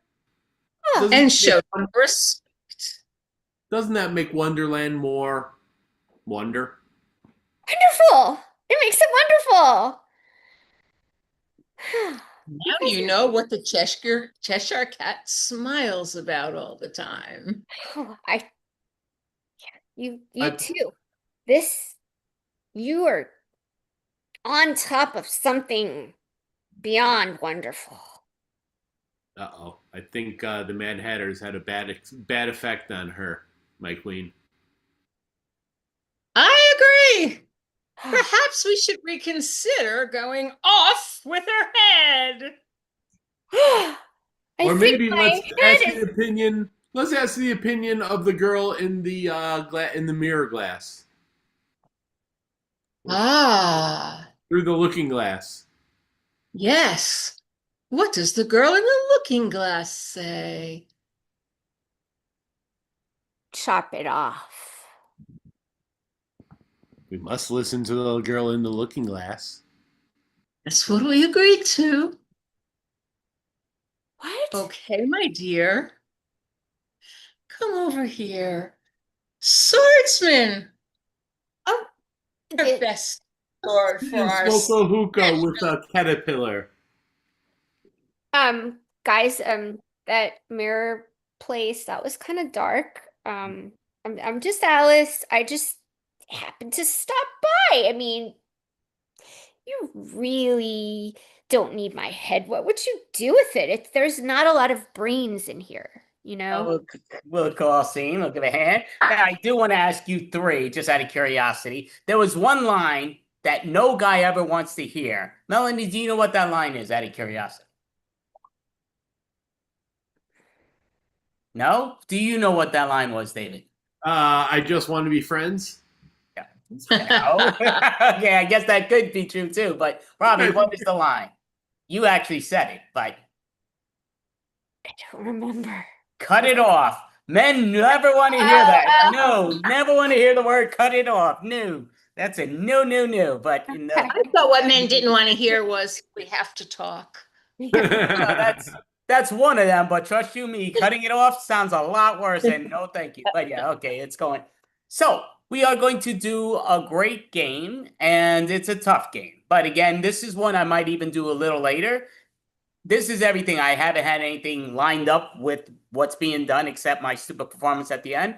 So, and that was just being done before this. So, to me, it'll be fun. So I might do this again, maybe not. But it is elimination game, and with the elimination game I'm going to eliminate with the cards, but how it goes is it's okay to be eliminated also. So I'm just putting it how the order I see it here. So 1, 2. Is it also okay to be cut off too? Cut off? I don't know yeah. what you mean by that. Yeah. Oh, Sorry. I see. Okay, yeah. Sorry. In the heart again, I just going to the card, that's why I'm like here and there, but I thought I'll I just cut it out right now. now. Oh, there it goes. All right. So, right. Da. So the key goes to this game is we're doing a scene, a spore. And the key goes down to after the scene is done, we're going to redo the scene all over again. But one of us is getting eliminated. That means the other 3 characters have to do all 4 persons' scene. So you got to still do your own scene. And you could do a combination, but somebody's got to play that 4th person that we're missing. You're doing the exact same scene that you just saw. Then when we finish that scene, we're going to redo it again. But this time, all 4 people are played by only 2 people. So they have to play 2 characters each if they want, but they have to play their character plus the other individuals. And then in the final scene, the last person gets eliminated, which means that person's playing all 4 characters the same way we saw the first scene, if we could remember that. So these are the 4 cards I have, 1, 2, 3, 4. So the number, how I have it, just listed it in my eyes. I think you all have it the same way, but I could be wrong. I have me, Robbie, David, and then Melanie. So I'm mixing these cards up. Oh no, I got 2 4s there. Nobody even noticed that. I got 2 4s. That's no good. Pair. Need an ace. Ace. Oh, there's the ace. Okay. Yeah, that would be odd. Who's 4? I was gonna make them come out twice. So okay, 1, 2, 3, 4. There we go. So gonna mix up the cards and just we'll do a scene. So our scene suggestion is we're gonna say crime. Crime, just because I hear a siren. So crime is our suggestion. You may begin. All right, we may begin. All right, you guys each know your plan for the robbery? Yeah, I got half the stuff here, but most of the stuff is not loaded. There's no. We didn't bring the bullets. We just brought the guns. Well, then that's completely useless. Boss, I got the briefcases. I got real nice ones for use. Well, Good. briefcases. We need briefcases. We need the getaway car, and I need to know that you're all set mentally for this job. Yeah, well, I'm climbing up here just because there might be bullets up here at the top end. Oh! No, no. That didn't work. Yeah, no, it's not bullets, and I think I broke my butt, but yeah. You already cracked there anyway.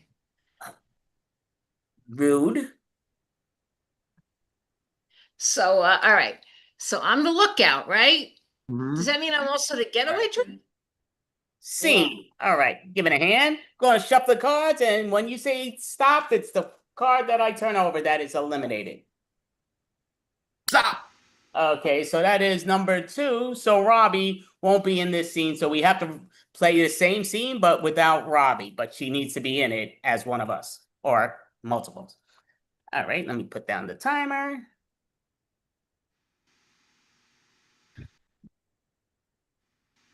Yes. Oh, yeah. This is, I think all the bullets. I didn't bring any bullets, just the guns. It's all right. Everybody else is planned. Everybody else is planned, right? Oh, yeah. The bullets.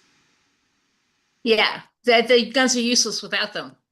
I don't think I can be the getaway driver because I don't really have my driver's license yet. Okay, interesting. I'm going to climb up here. Maybe I could get more bullets up here to the top. Hey, be careful up there. You know what happened last time. Yeah, it's... We're never going to get this. We're never going to get this robbery planned if we keep messing up. That's killing me. That's a pain. Yeah, you got a crack in your butt now. Oh, you're a comedian. We might want to put off this robbery for a while. We might want And to scene. All right, give a hand. So we're going to have one other person join Robbie, and the other 2 are going to perform all 4 people's scenes. Tell me when to stop. Stop. Number 4, which is Melanie. So Melanie gets to step away. Mhm. And so it'll be me and David Mhm. playing the scene over. So playing all 4 characters. And let me just hit that. And you may begin. Oh, I thought I brought there's no bullets in these guns or revolvers or anything. Oh, man. Yeah, I can't believe that there hasn't been enough planning. Yeah, you've got a broken butt. Well, yeah, the broken butt, but I think that's a little bit later. I think, the butt thing. I'm going to climb up these stairs. I mean, ladder, so I can. Be careful. Listen, you remember what happened last time? Yeah, I know. And oh, Are you okay? Oh, he broke his butt again. Yeah, he's always a pain in the butt. You know that. I think we should put off the plan. I don't know if we're gonna have a successful robbery. That wasn't very funny. And yeah, we need to stick with the plan. But I have a pain in the ass. You are a pain in the ass. And you're not using any of the briefcases that I brought you. Yeah. Oh my goodness, this stinks. And scene. All right. So the last one. Down. Tell me when to stop, and this will be the one. 1 is me. 3 is David. Stop. I'm out. David's in. So David's playing all 4 characters, same scene. When you are ready, I will end the scene. You may begin. All right, I found another ladder. It's a 5th ladder in this place. I'm going to climb up and look for bullets up here. You know, we were going to maybe not use bullets. We were going to maybe just accuse them. Oh, be careful this time. I don't think your butt can take it. Yeah, your butt can't take it. It's just a broken butt. I'm going to make it this time. We're going to have a... Oh! Look what a broken butt gets ya. I'm so sorry. It's all right. I'll survive. Maybe I'll find bullets down here on the ground. This is definitely not going to be a successful robbery, I can tell you. Use my... And we'll call scene. All right, let's give a hand. Great job. Robbie and Melanie can put back their videos, so perfect. So we just got time for one quick thing, which will be a lot of fun. So what we're gonna do, and I'll stick with the same order: me, Robbie, David, and then Melanie.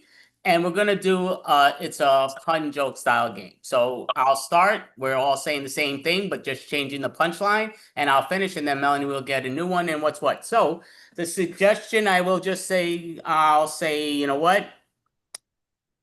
Paper. So, and the game that we're playing, we'll say, is sex with me. You know what? Yes, sex with you. Nah, you know what I'm saying. The sex with me game. But yeah, so sex with me is like sex with paper, because you're gonna be tearing into it. Sex with me is like paper. It's origami.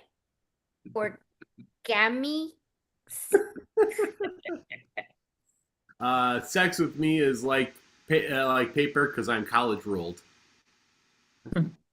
Sex with me is like paper because I make crinkly sounds. Sex with me is like paper because you know you're gonna get cut and you're gonna love that pain. All right, so out there. Sex So now, with me Robbie. is like paper because you're gonna come into the fold. See.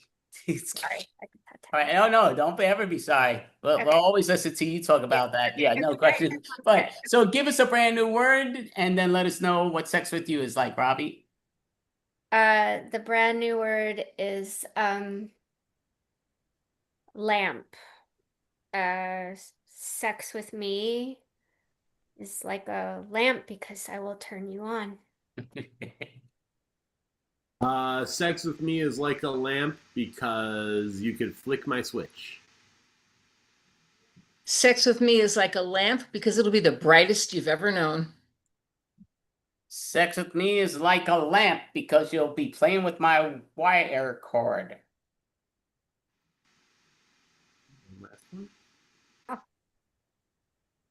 Finish it off, Robbie.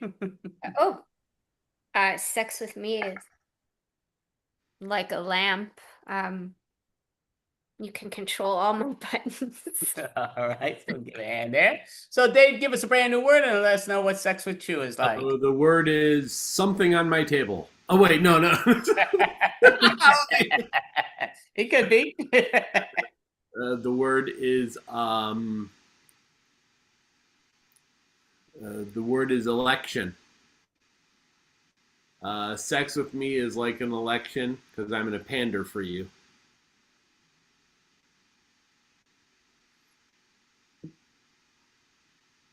No. Sex with me is like an election because I have several candidates to choose from. Sex with me is like an election because you can play with my vote anytime. Sex with me is like an election because I want you to come inside my ballot box. Sex with me is like an election because you're gonna steal my heart. That's a great job. All right, Melanie. So you're gonna give us a brand new word and let us know what sex with you is like. Sex with the word is window. Sex with me is like a window because people can look through. Sex with me is like a window because trust you me, many women want to throw me out afterwards. Sex with me is like a window because you're always in and out. Sex with me is like a window, dirty. Sex with me is like a window because we can see both ways. All right, so great job. So tonight, again, we do change each month when we perform Clan Without a Shell. But today we had Robbie, we had Melanie, we had David Shapiro, and I'm Andy A. Thank you all. And great job by you all. Thank you. Thanks, Andy. Great one. See you, Thank you. Melanie. Great one, David. Melanie's a good buddy of mine. Good buddy of mine, Melanie. Great one. See you later. Yeah. Oh, look we have a guest, really good guest, Andy. Yes, you want to introduce the next No, gentleman? I mean, I'm just blown away. All right, so I'm going to introduce. To me, he's an amazing artist, and he's either going to be in his car or he's at work, one or the other, but we'll find out very soon. But it's the great comedian Anthony Renda. Yay. Woo, Anthony. Hello, guys. Andy, you are correct. I'm in my car. All right, I'm on a service road. I'm going towards a baseball game. All right, guys. I got a pitch tonight, so pressure's on. All right, but I love that improv performance that you guys performed. Kudos to you guys. Round of applause. I just got to say, you guys are all perverts. All perverts, guys. All right, sex talk. But all of a sudden, I got horny. No, I'm just joking. All right, that releases after 5 seconds, but that was very enjoyable. Kudos. I've taken improv myself. I've taken improv for like 3-4 years because they say, you're a comedian, you got to do at least one improv class. I've taken every improv class in existence, from level 1 to level 0 at the pit 2 times. My ADHD conflicted. I took it 2 separate times because it conflicted with my comedy class. I took level 1 through 5, and even master level improv. And I'm horrible. You guys are like professionals. You guys do it so correctly, so precisely. Everyone's like, man, you do comedy? That's so much difficult than improv. Now I think improv is much more harder, much more difficult. All right? You got to have an imagination. You got to have a big vocabulary. I don't have a big vocabulary. As you can see, I speak mostly 2-syllable words here. All right, I'm on a little Red Bull. I don't really drink energy drinks, but I gotta do like a 2-hour. I have to drive an hour and a half to go from Brooklyn by the Barclays Center where I work to Glen Cove. All right, just for a baseball game. All right, I got a pitch tonight. It's a 35 and over league, and everyone's like, "Oh man, do you get paid? Are you on a contract?" No, we have to pay to play. You got to pay league fee. You got to pay fee. You got to pay for baseballs. I literally pay like $600 and I got my uniform. It's a lot of money. Okay? All right? Where's my $1 million contract like the Yankees and the Mets? All right? I don't get anything. All right? What's going on here? All right? Where am I sacrificing all this? By the way, I think I'm getting lost here. All right. But congratulations on Extravaganza. Kudos to you guys. Andy, I'm glad you're back. I think it's what? Is this month 7,352? What month is it? I think 60 or 61. All right. Sorry if I don't get it correct. I know Andy is very anal. He's very, by the book, by the number. Total opposite of me. All right, let's do some comedy here. All right? Okay, let's do some car comedy. I think Jerry Seinfeld has comedians getting coffee in cars, whatever it's called. I have a new show. It's called Doing Comedy in Your Car while going to a baseball game. How's that? All right? All right. Okay, I like to start with some news, some political news, what's going on in the world, what's going on globally. Lots going on. I don't know if you guys are up to date. I have no what's going on, guys. Did someone die? Someone usually dies. All right. I don't know what happens, but so much going on. The war in Iran, the Ukrainian war is still going on, right? Right? I don't know when it's gonna end. All right. It's been like 5 years, 6 years. But all I know is on DraftKings and FanDuel, I have the over. So I'm doing pretty well. All right, speaking of that, another war in Iran, supposedly it's towards the end of it. It's always over nuclear weapons, but everyone has a hidden agenda. These politicians, it's about, nuclear weapons. We got to keep America safe. All I gotta say is keep America safe. My gas prices are up. All right, this trip to Glen Cove is costing me $60 in gas. What is it at 525? It's like 487. All right, okay. I'm getting a heart attack. Yeah. All right. What else is going on? I have no clue. Okay. I do check the news, whether it's on social media. I try to be adept, especially because of comedy. I try to use it I check the news every 2, 3 days. I have friends and coworkers that will be on the news, watch news for like 6 hours, 8 hours, 10 hours. Like, yeah, I gotta watch the news. Yeah, yeah, you gotta watch the news for 8 hours. Do you have something called a life? Yeah, maybe join a baseball team and play in Glen Cove. That might help you. All right.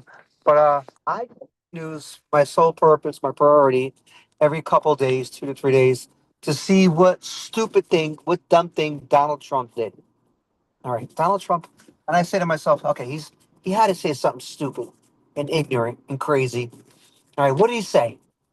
So I said to myself, oh, he said that. All right, that's good material. All right. And here's a little secret for you guys. I know a lot of people are anti-Trump. They don't like his policies. I don't really get too crazy into it. I think he's a horrible man, but I don't care too much. Okay. I think out of 10 decisions, one is good. I think he's batting 100 in baseball. He's not going to get signed by any team if he's batting that in baseball. But I got to admit, he's got chutzpah. He's got us Italians, we say gugliones. He's got a big set of balls, I don't know where he gets it, He's got a weird hairline. He's got a tan. I don't know where he gets that from. Looks like from Saturn. All right, just grasping some air here. All right, so enough about news. All right, I know you guys are like saying, what's going on with Anthony's life? You guys are all curious. What's going on in my life? One thing that I've been guilty of is I do a lot of complaining. All right, and they say it's called ruminating. Like, and you always ruminate about everything you do, and it keeps coming back. Like my rumination, I've been saying this for the last several years, is my ADHD. I always say I have ADHD, and everyone's like, "Stop using it as an excuse." I was like, "No, I use it so I can understand myself." And nowadays, ever since COVID is the age of mental awareness, I am categorized as neurodivergent. All right. So that means I want attention. I'm special. But apparently, I don't get attention when I say I have ADHD. People like degrade me, like, oh, you're using it as a scapegoat, so you don't have to do that. I still work 2 jobs, still playing 2 baseball teams. It's just that I'm scatterbrained. If you have ADHD, your brain goes so fast. Your actions go explosive. Like, I use an analogy. I don't know if you guys remember that store called Spencer Gifts. You ever see those lava lamps? No, my brain's not lava, like those lightning lamps where the lightning's going in many directions. That's me. I'm going off on tangents on 6 to 8 things, 12 things. Mine's going fast. All right, because I want to be aware of this so I can come up with a solution or a remedy. All right. So now my brain is going slow. All right. My actions are going methodical. I'm becoming more Zen-like. I'm like a Buddhist monk. Hey, everybody. My name is Anthony Renda. We're going to be doing comedy. We're going to do some Zen comedy. Let's take some 10 diaphragmatic breaths first. No, you don't want to be like that. You just want to be natural. All right. But ADHD kills me. Besides going fast with my brain and my functions, scatterbrains, my memory. I keep forgetting, like for example, I always forget if I park my car. I was like, oh man, where did I park my car? Did I park it on this block before work or after work? And I'm thinking this for like 30 minutes. Then I realized I took the train. I was like, oh, I have a Metro card. That's why. What the fuck? Spent 40 minutes. No, but I do look for my car constantly. Am I the only bozo? Anyone else out there? All right, guys. I think a couple of people in the audience might have ADHD. Uh, and besides that, it ruins my executive functioning. Like I want to do everything all at once. Like I want to cook, eat, and clean the dishes all at once. Or if I have an itinerary or agenda, I have to do all 5 of them at once. I can't break it down into priority and steps and procedures. All right. You took any meds? All right. I'm anti-meds for over 25 years. All right. And I started taking a med and I keep forgetting to take it. Anybody who has ADHD, they keep forgetting to take the meds. Like, oh my god, do I take it one a day? And where are they, by the way? All right, I forgot. They don't know where they put it. Like I was like, I have to take my meds. I don't remember if it was one a day or two a days. I don't know. All right, so I'm stopped. I learned from watching these therapy channels, and my favorite therapist, and he might be your favorite therapist, Tony Robbins. He says, "No one has triggers. You trigger you." I was like, "Oh man, this guy's genius." So I'm putting these triggers that he calls labels about ADHD. It's just because you have a lot of energy and a lot to say and want to do a lot, and you're intelligent. I don't see that, Tony, but I'll take your word for it. So I'm listening to him. I'm stop using these labels as bringing me down. He calls it, your crutches. All right, my other labels. So no more. I don't say I have ADHD now. I say now I have symptoms of ABCD. All right, because it's in alphabetical order. Because now I do things orderly in priority. I have good time management, good memory. All right, guys. I'm just trying to cure myself here. All right. Therapy costs too much money. All right, $250 a session. All right. I thought it was $2.50. I was like, yeah, I could do $2.50. $250. No, I'm gonna figure it out. And I'm stubborn like a bull. I think some of you might be Italian or Eastern European. You're stubborn. Try to figure it out on your own. Another label I've been saying, rumination, is I'm a Gemini. All right, how many Geminis out there? All right. All right. I looked it up recently, and it says, out of all the zodiac signs, let me park here. All right, so I don't kill nobody. I'm already wearing a curb. Out of all of the zodiac signs, the 12, Gemini is the worst. All right. I was like, damn, I got to be the worst zodiac sign. All right, and it says one thing about being a Gemini. The basics. What they say is like you're two faced. You got good and evil. All right. I think Two-Face. I think everybody who lives in New York is Two-Face. All right. I think you just described the whole state of New York or any rough time, rough area or place of the earth. All right. But I have to admit, my jealous side or my evil side is quite prevalent and strong. All right. Like I get jealous and envious. All right. I'm like, if someone does, like, I work as a trainer, if someone has more clients than me or does more push-ups or bench presses more, I feel like, taking a dumbbell and throwing them over the head. All right. Or when they walk by me, I'm going to trip them. All right. No, it's called your ego. Everyone has this ego side. All right. For you females, it's called your egoette. All right. I made it feminine. All right, so no more ruminating about being a Gemini. I've been doing that for the last like 3 years. And I was never into the zodiac. I was like, oh, I don't believe in the zodiac. And then people slowly, like, they convinced me. I was like, oh, maybe it's true. I always thought, like, you determine who you are as a person by your characters, your traits, and your qualities. You determine them. All right, so I'm going to go back to my old ways here. All right, a little old school here. All right, so Gemini is one of them. And I used to say this one. This is another youngest of three. All right. Anybody have like two siblings? You're the youngest one. The youngest one is always veers to the left. Always gets in trouble. Always gets like lectured by the brother and sister or the older siblings. All right. They want to be like a superstar, whether it's like an actress or a baseball player. As you can see, I'm not playing for the Mets or Yankees. There goes that. Or a famous comedian. Well, I don't have a Netflix special. Andy, if you have any connections, definitely, put them in my DMs. All right. So I would always get into my brother. I always got in the most trouble, but we all got in trouble. And then my brother and sister always like undermine me and try to control me. All right. F that. All right. We're all equal. I don't care if you have two siblings, one sibling, you're all equal. Unless you're a lonely child. You're the only child. All right. So I'm trying not to ruminate no more. All right. And the last one is I was a teacher. I was actually a social studies high school teacher. I know what you guys are thinking. Like, how the fuck is this guy a teacher? He can barely speak the English language. Like, how is he going to teach, like, about the Renaissance or the Exploration Age or about Roman history? Yeah, this is the secret of teaching history. You get a reference book, which is the textbook the students use, and anything in bold or italics, you just memorize.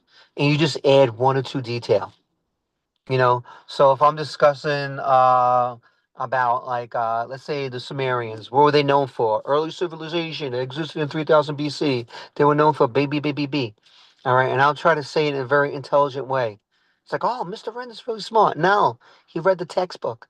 It's like they think I've written books on the Sumerians, or I was there, I was a primary source, or I've written like, theses. No, just read the book, okay?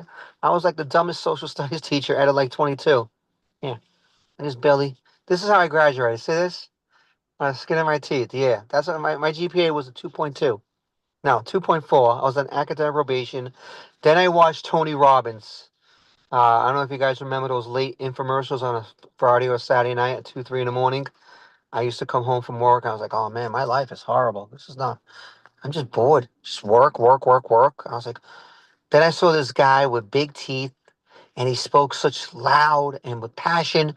He goes, hi, my name is Tony Robbins, and I used to live in a 5,000 square foot apartment, but I turned my life around by doing this, by changing my beliefs and my patterns of thinking. I was like, wow, this guy speaks well, such passionately. So I spent $3,700 on a 90-day challenge, on the 30-day personal power too. I don't know if you guys remember that.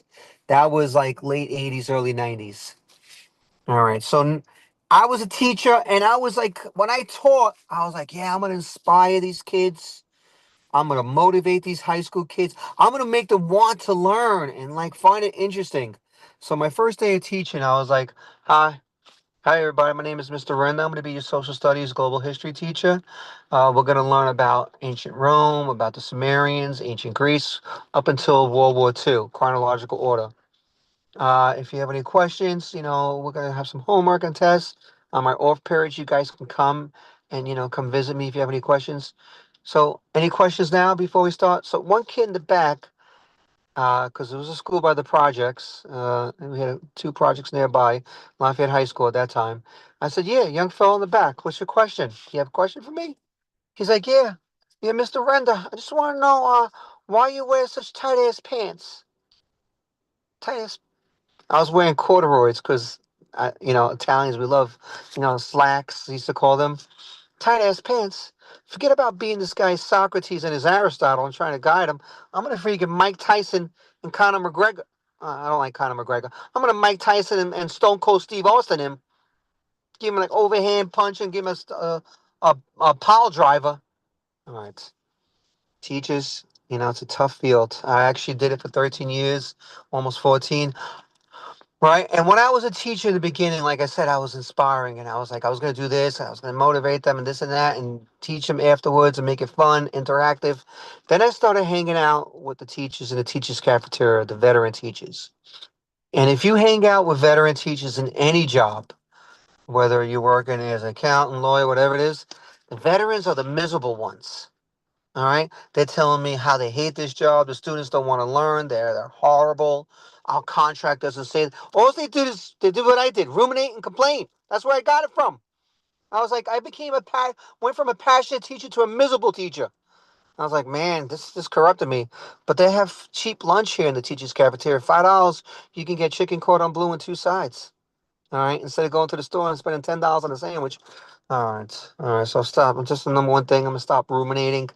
All right, I'm gonna stop complaining. I think I just like complaining. My girlfriend says, you complain too much. I said, do you notice I complain proactively? Like I complain about my job so I can get a better job or make more money. I complain about my boss so I can counter him. She's like, no, that's all you can hear is complain. Especially like everything should be positive and happy. Like la di da di da di da. I don't believe that. Like everything's 100% happiness. Everything's outrageous. Like I was talking to a young kid. I think he was a Gen Z, and his name was Mike. I said, Mike, how's it going? How's comedy going? He goes, yeah, everything's awesome, man. I'm performing all over. I performed at a cafe and three people were there. It was unbelievable. Cafe and three people there. Did you get paid? No. They're so like everything's out. All right. They say positive thinking is the way to go about. I don't know. I'm just Brooklyn, I just try to keep it real. It should be 50-50. 50 good, 50 bad. All right. I'll try to be more positive, 60 good and 40 bad. All right. So I'm trying to make some drastic changes. They say you have to manifest. Manifest, confidence and success, whether it's in your job, occupation, or, comedy. Manifest getting further and getting better gigs and furthering your comedy. All right, manifest like love and attraction and relationships. I want to manifest and leaving the fuck alone. All right, too many people bother me. How about that manifesting? All right, is that going to affect my relationships and my success? I know success. It's a big factor of success is how much you give and how much you contribute in your job, whether it's a service job or a merchandise job. All right, I'm gonna look into manifesting because I'm not there yet. All right. What else is going on? So I'm looking into manifesting. All right, here's another one. I'll end you off on this. Uh, so I went back into teaching. All right, I was like, I don't want to be a full-time teacher and worry about report cards and seeing parents and progress reports. So I started being a sub, which I started doing about 2 months ago. So I'm doing like different grades, mostly grade school. So my job as a sub, different than a regular teacher. My job as a sub, which goes towards my pension, which is why I got back, and you get paid like 235, almost 240, 250 a day, and it goes towards your pension. I was like, for them not, this is my objectives as a sub, for them to do the work, most of it, and not kill themselves, where it's going to be a Royal Rumble like the WWF or WWE. That's okay. It's pretty successful. Okay, guys, you got to do your job. You got to do some work. Okay, I'll give you a free last 10 minutes. I don't want them to kill himself. Dean coming in looks bad. So recently I did a pre-K class, and I never did pre-K because I was doing secondary and I did some junior high school. So I asked the paro, the teacher, I said, what do you want me to do? You want me to read him a book like Barack Obama did at the school he visited? She's like, no, they're just going to eat breakfast for like the first hour. The cafeteria made them pancakes and gave them some apples. And I was like, I didn't have this in kindergarten. Well, I don't think I went to kindergarten. This explains why I'm not so intelligent or smart. And then throughout the day, I was like, okay, boys and girls, we're going to want me to teach them some math, like some, the numbers and how to add and maybe read and reading. They're like, no, they're just going to play. They're going to play all day. That's what they do in pre-K, is play. They play with toys, arts and crafts. Kindergarten, they learn some numbers and some words. All right. The worst kids to teach, I think, is the junior high school kids. All right. I had them today. Their hormones are running. All right. These guys are like walking hormones, especially eighth graders. They look at girls and like, hey, they have, I'm like, listen there, buddy. Stop taking those hormone pills. All right. Wait till you're 18 years old to start dating. All right. And what you gotta do with the seventh and eighth graders, you just gotta get them distracted. All right. Yeah, they're the worst kids to deal with. All right, I'm getting ready for pitching mode here. All right, so Glen Cove, 8 o'clock. Okay, if you guys want to come down, watch me pitch against the Sewanaka Indians. All right, it's been a pleasure. Thank you, Andy. Thank you for hosting. Well, thank you, Anthony. Just out of curiosity, are you late from that? Out of curiosity? I got to go there and warm up, but I have time for a question. Yeah. So do you have a question for him, Robbie? Yeah. So what's your pitching record like?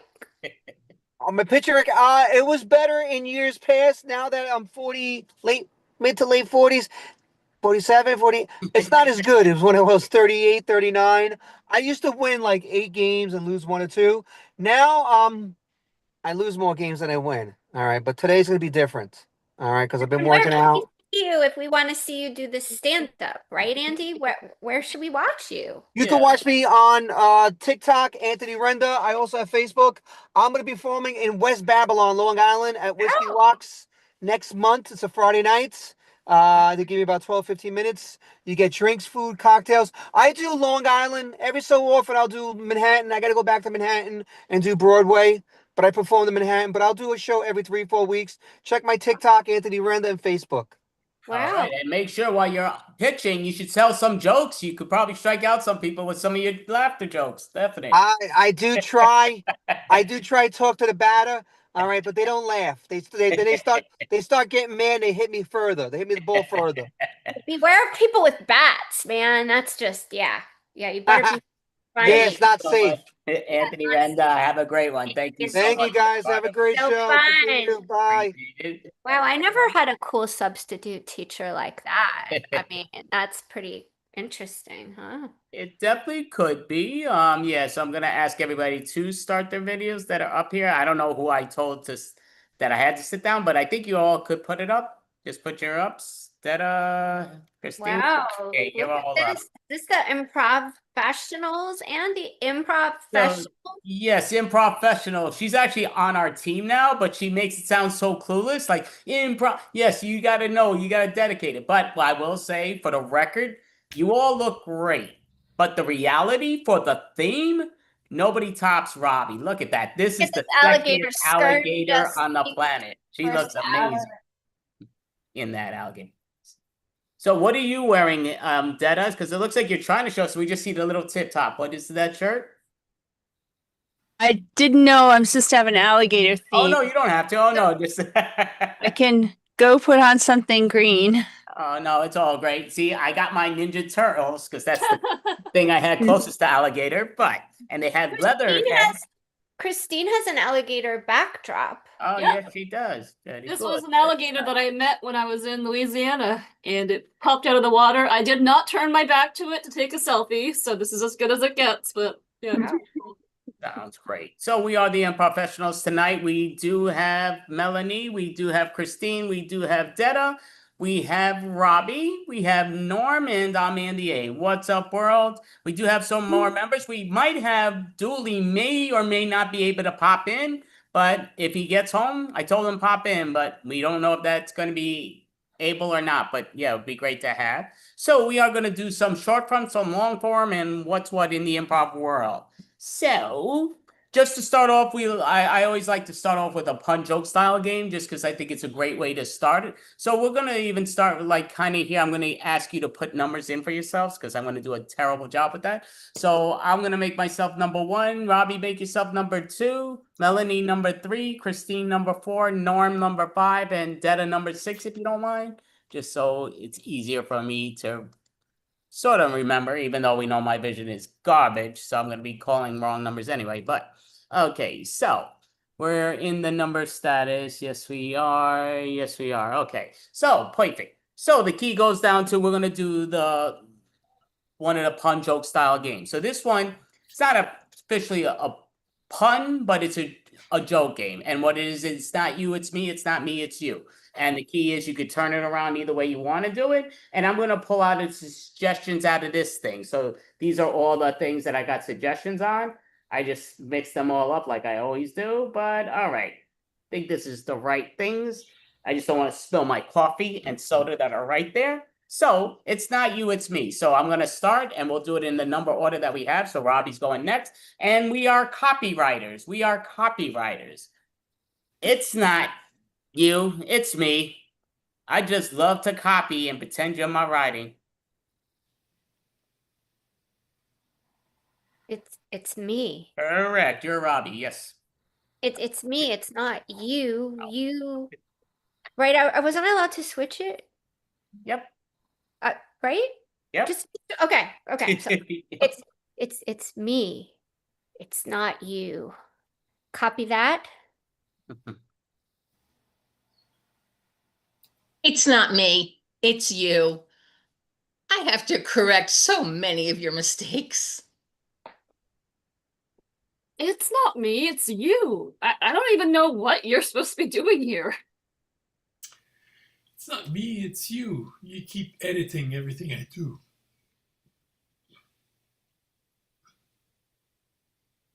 It's not me.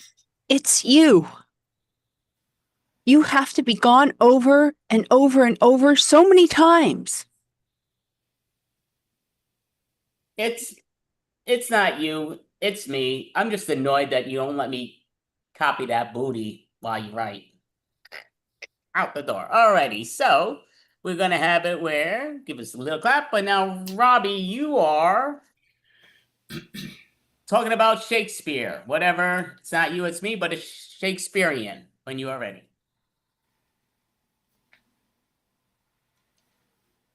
It's not me.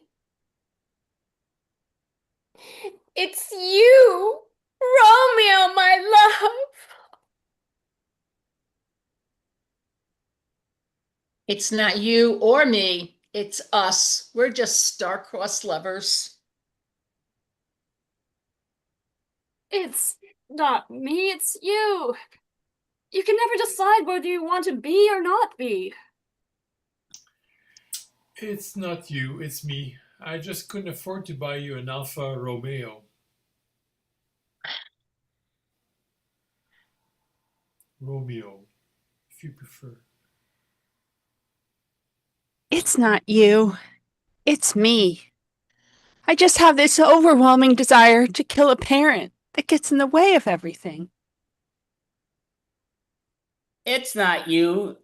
It's me. I'm an improviser, and you just have too many questions.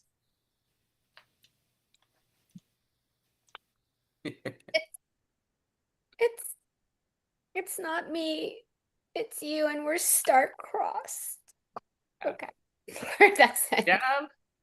Alrighty. So now Melody's gonna start, and she is going to start with a plumber. A plumber. It's not me, it's you. You're just the stuff that goes down the toilet. It's not me, it's you. I told you I didn't want any crack in my house. It's not you, it's me. I just can't do the plunging like you like. It's not me, it's you. You only divulge information to me in little drips. It's not me. It's you. You don't play with my pipes. It's not me. It's you. You keep giving me lines. It's not me, it's you. You just keep clogging up my life. All right, so give a hand. I'm giving myself a high five because I see it's going over each their heads, or maybe women are being too womanish. But yeah, that's good crap I'm giving. So that's all good. But I'm giving myself a high five. But Would you like librarian is Womanish. Okay. Would you like to define womanish? You've been Yeah, outnumbered then today, Andy. It's not you, it's me. I just got a bucket. It's not you, it's me. I just can't keep quiet like you like it. It's not you, it's me. I just can't deal with reshelving things. it's not me, it's you. You won't play with my bookworm. It's not me. It's you. You keep telling me to not talk anymore. It's not me, it's you. You just can't reach my shelf. It's not me, it's you. You keep breaking my spines. Okay, we'll give a hand there. So gonna move this over and pulling out another one, and lawn.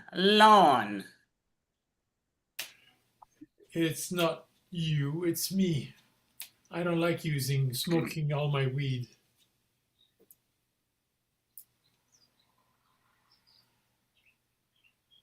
It's not you. It's me.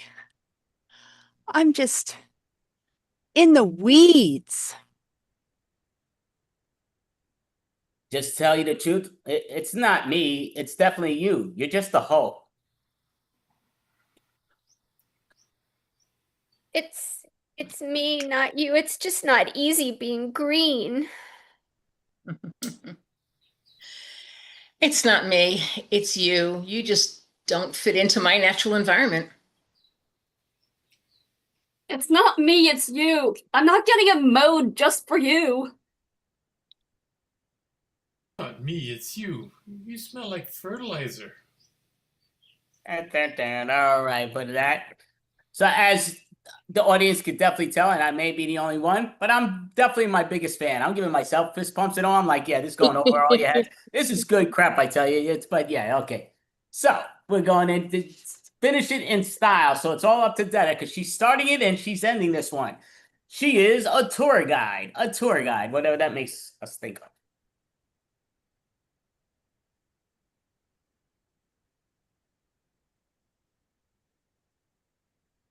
It's not me, it's you. I want to see the little stuff, not just the big things. It's not you, it's me. I just don't understand why you have to direct everywhere I go and it's always so wrong. It's not me. It's you. You think you're such a smart trip advisor. It's not me, it's you. Every place we go, you got to bring along a busload of people? It's not me, it's you. And if you look over to your right, there's a really nice door you can walk out of. Not me, it's you. I can't stand how you put a velvet rope around the bed and not allow me in.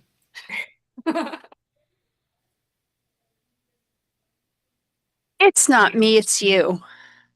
You just want to stop all the time. All right, so we'll give a hand. So great job, ladies and gent. And I have to give an extra amazing job by Andy. Thank you. High five here, fist bump, and there we go. Just joking. But okay. Back to himself. So, back to the cell. So we're going to do the alphabet game. So the alphabet game to me is a real fun game. And it's an elimination sort of game. But the key is we're not battling each other, but our goal is to try to go down. So we're going to have each person going two at a time. I guess I've actually done it one at a time. I was going to say it's pretty impossible, but I've actually done it. So it's not impossible by any stretch. But that's a different game. So we're going here, and I got the letters in this thing, a whole bunch of letter craps. And me and Robbie, our goal is to get it under 90 seconds. We want to get it under 90 seconds, the whole alphabet. So I'm going to start with one letter. She's starting with the next letter after me, and we're going back and forth. So as an example, if the letter becomes E as in Edward, I might start off with, excellent, this looks so beautiful. She might say, fantastic, I worked my ass off on it. I might say, great, that is so spectacular. You are so amazing. How did you know to pick me? I am so good. I know, that's why I picked you. So that's it, back and forth with the thing until you go around and you finish out the alphabet in every letter starting. So, for some reason I got crap in here, which is going to end up cutting me up, but that's all fun stuff. Just little clips that I don't want. It's kind of like those paper cuts, but way worse. So anyway, me and Robbie are going to start. So I'm going to start. She's going to respond to me with the next letter and all here and there. So the letter we're going to start with is the letter S, S as in Sam. So I'll start with the letter S. I'm just there. And then we'll go until it reaches R. When she says R, our scene is over. The goal is we want to get it under 90 seconds. And we're fine to go, once it hits 2 minutes, our time stops no matter where we're at. So our goal is to make it make sense and to try to get it under 90 seconds. So I'm moving the letter. I'll keep the letter in there. Yeah. I keep doing this because this is when I lose so many pieces. But I'm going to ask Melanie just for a suggestion of anything, please. And then I'll put the timer down just because I got to write that down here. What's the suggestion, Melanie? Cake. Cake. Happy birthday, young lady. Happy birthday. Oh, wait. Did I say what letter? I didn't say a letter, did I? With S. Oh, S. sorry. That's important. Okay. No, I'll start it. Yeah, well, no, that's true. If it was the elimination, you're 100% right. But okay. So, super beautiful cake you made. Terrific, Tom. Happy birthday. Unbelievable. You know exactly what I like.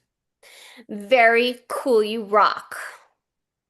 Well, I appreciate you saying that because you know I love you. Xenophobia suits you, but love is real. You are real, honey. You are definitely real. Zazzle me. Zoom. Oh my God, I love you in real life. Andy loves you too. And you know Andy's me as a third person. Baby, you rock. Can we just go out and celebrate the night away at the park? Definitely so would love to. Excellent. Let's go. Forever in this park. It's amazing. Gorgeous. You really are gorgeous. Hot as hell, you badass. I agree. You are hot as hell, you badass. Ah, jacked up muscles. That's what I love. kick me in the groin as hard as you want. Well, maybe not do that because that doesn't sound too sexy. Let's not go there. Mm-mm. Maybe we should just say definitely let's not go there. No, no, no. Obviously, I don't want to go there. Please, please give me another chance. Quite frankly, I'll give you 1,000,001 chances. Radical. Love this. And scene. So I'm hitting this the time. So we did it exactly 1 minute and 30 seconds. So it reached exactly 90 seconds. So we got it at exactly 90 seconds. Great job, Robbie. So we're going to put this thing down. Yeah, definitely great job. So we're going to do it again. Robbie's going to start. Melody's going to respond. Robbie, Melody, same thing we just did. The alphabet game. Your goal is to get it under 90 seconds or less. But if not, 2 minutes. But once it hits 2 minutes, stop stopping the timer. You want the scene to make sense also. So it's good to make short lines. But going to give the new letter. So going to give, what is their suggestion, Christine? Give them a suggestion of anything. Bowling. Bowling. Read that? Bowling. Bowling. Bowling. And it's starting with the letter I. I as in ink. Just don't say ink, but I as in ink. I love bowling. Just calm down. It's not that exciting. Kicking ass at the pins. Liking watching you. My favorite sport ever. Now it's my turn. Oh my God.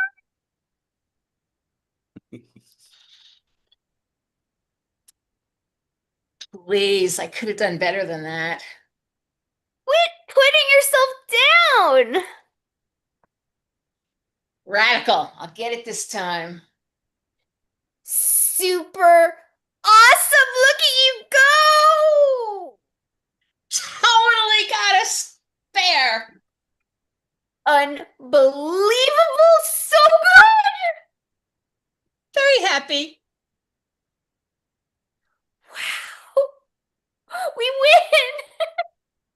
Exciting. You are the best bowling partner. Zoom. Let's get on Zoom and tell my mother. Amazing. Let's do it. Beer. We also need some beer. 'Cause beer makes it better. Definitely does. Excellent. Beer. Finished one. I'll have another. Go, girl. Happy to have it. And scene. All right. So you actually made it at 1 minute and 52 seconds, I believe. So you got it under 2 minutes. So give a hand. So we're going to do it again. So right now it'll start with Melanie and Christina will respond. So Norm, can you give them a suggestion of anything that Melanie will start with? Beginners. Beginners. Beginners, and your letter starts with W as in Y, but don't say the word Y. When you are ready, you may begin. We really have to learn how to do this. Exactly. You understand? Zip.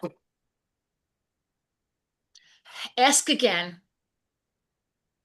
Believe me, if I knew what to ask, I would.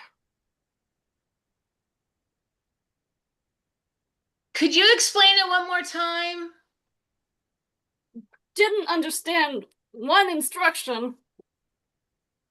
Everything he says makes no sense.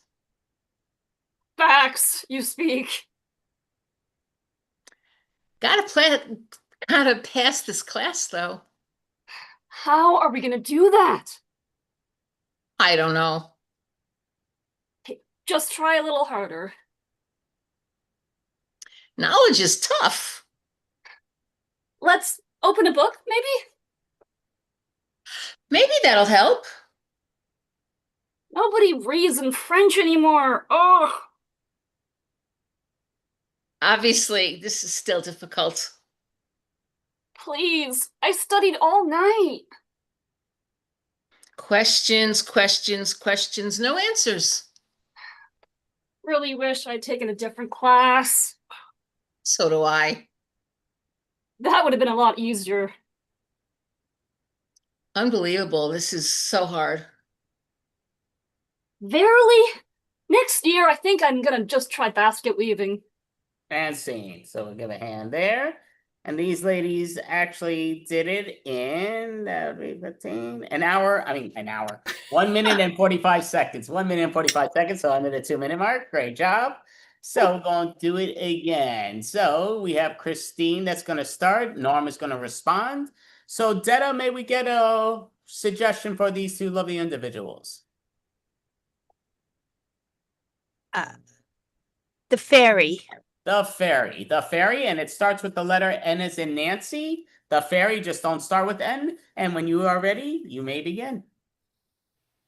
Nobody told me that she wasn't gonna come. Oh, you gotta be patient, dear. Patience is not a strength of mine. Quiet. Just hope. Really wish she'd put money under my pillow. So you know it's not a real fairy. That doesn't matter. I still want $20. Under your pillow? Verily much under my pillow. Well, sleep and find out tomorrow. Exactly. Tomorrow is too far away.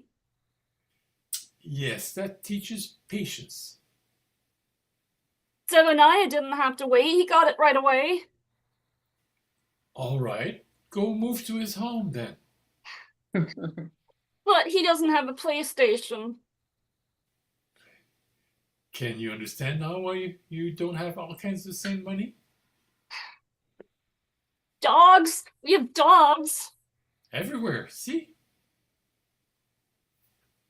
Fantastic. So I get to clean up dog poop instead of getting money. Good girl. How is this my life? I promise it's going to be good for future. Just don't really think I can handle this. Keep trying, please. Lollipops? Maybe I can have a lollipop? Maybe, but go to bed first. Night night. Oh, sweetie, your time's over. Andy's keeping. Oh, I'm looking at it. I'm writing down stuff, but just for the record, yeah. So it looks like it was like 142, 147 between those two. But no, that's me just writing the next game, which I apologize. Just putting it to the numbered sound, but I think it was 1:30 exactly on the dot. Yeah. no, I definitely knew. You just no, but I've got it so down here. Yep. again, we're on video, but it's all good. So we're going to do it again. So Norm is going to start, and the lovely Detta will respond, and Norm is going to respond again. And the suggestion for you two, I guess I'm going to start it. So we're going to say you two are both stuck in an alligator's stomach. You are both stuck in an alligator's stomach, but you're alive, but you're stuck in an alligator's stomach. And you're beginning with the letter C as in clown. Just don't start with clown. And when you are ready, you may begin, Norm. Can you see anything? Don't know what's up ahead. Elephant, maybe. I don't know what animal we're in. Find your courage and start knocking away this tissue. Good plan. I'll try it. How's this? I'm going to even bite some of his insides. I wouldn't do that if I were you. Just a moment. Did you hear that grumble? Keep listening. My, oh my. These fluids are starting to churn. No way. We're going to be digested. Oh, I gotta tell you something first. Please tell me. Quiet down. I tell you, I always cared about you. Right. I care about you too. something special. I mean, I really cared about you. Today, you should tell me, because we might not be alive tomorrow. Understand that I'm so sorry I was not truthful with you. Vera, you lied to me? Well, I was weak. Xanax would cure that. I'm sure you should try some. You're right. And I did. And that's how I met that lovely doctor. Zany idea. Yeah, we'll call scene. So you missed by 2 letters, but great job. Hit over the 2 mark. But yeah, now I've just put the climb because timer because I messed up with the before timer, so it's all good. So we're gonna do this one last time. So we have the lovely Detta that's gonna start. I'll respond, and we get a suggestion, Robbie, that Detta will start, and then I'll give us the letter. Let's do the kitchen. The kitchen, and you're gonna start with the letter D as in dad, but just don't start with the D as in dad. When you are ready, you may begin. Donuts, Andy. I actually made them from scratch. Excellent. Let's eat them very quickly. I love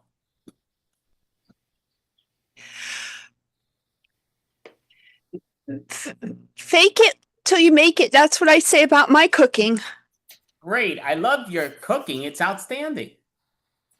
How kind you are.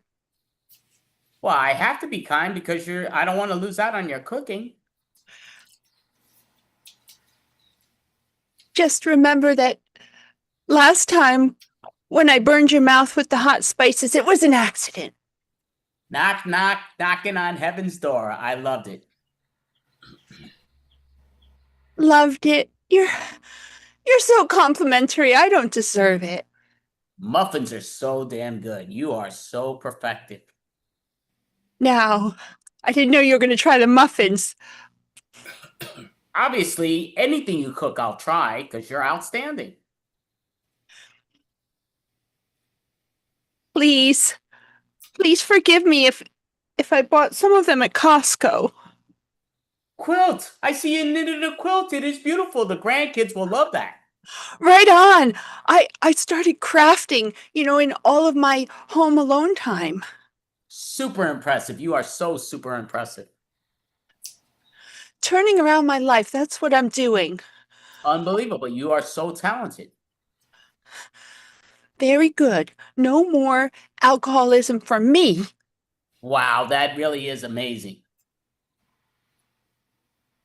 Xavier, I say. That's my new god. Yippee-dee-doo-dah. Zanzibar has roller skating now, and that's also in my self-care. Alcrachel scene. Okay. What the hell is coming out of my mouth? I don't even know. But all right. So scene, we'll give it a hand there. So we passed the 2-minute mark. We didn't make it. But it's going here and there. It's going great. We only reached one at 90 seconds, and it was Robbie and myself. So great job, Robbie. But again, we did some of the 2 minutes, which is key. Only 2, I think, went over the time. Counting the last one. It happens. No harm, no foul. So we're going to do a long-form style game. This is a game I like. And it's going to be done just slightly different because, again, just with the timing and here and there, everything's been pulled out of left field. And this is in the moment. That's why Christine was rudely interrupting me as I was doing it. But it goes down to, we're going to do a long-form style game, which is scene, monologue, scene. It's a great thing. So the key goes down to is I'll let the timer know. So instead of us just doing it, I'm going to do it because I want it to be done more correctly than non-correctly. Just because of the timing thing, even when I've asked it, it kind of gets the flow. Like, to me, this is more fun to practice more opportunities. But again, this will be a lot of fun. So the key goes down to, it's going to be, I'm the first person that's going to speak. I just got a meeting. Okay, yep, that's the right side. So I'm going to do basically talk for 30 seconds. And then we're going to see about a 2.5 minute to 3 minute scene by Robbie and Melanie. So I'll say, okay, end the scene. Once I say end the scene, then Christine is going to start speaking what that scene makes them think of, but in a different manner. So it's kind of like we don't want to see, because we're doing it a long form style, we don't want to see all the same scenes or even related. So it's kind of like, even if we're talking about crocodiles, or, you know, if we were speaking about crocodiles, to me, once they're finished talking, I might be saying like, okay, well, you know, that does make me think of when we had luggage and my sister, you know, she's wearing the alligator shoes and blah, blah, blah. So that's a great way to take it out. So we're out of the animal zone and we're bringing in. You could always do that. So it's always a better move. So we see better scenes in different aisles.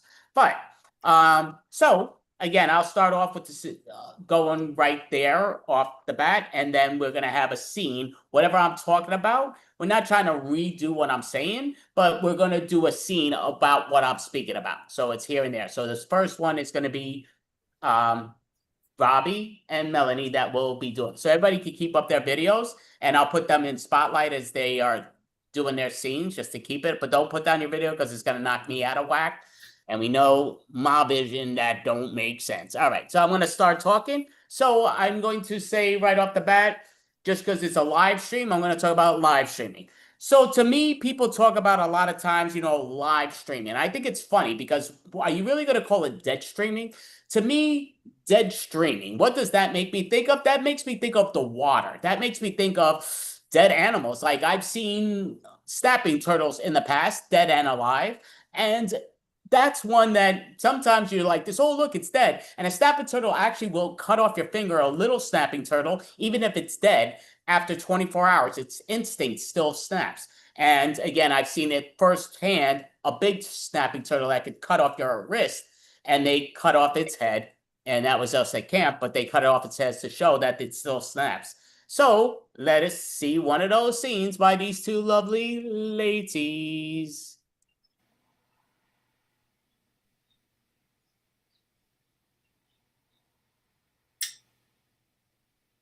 So I met someone the other day who was missing a finger. He said he lost it to a snapping turtle.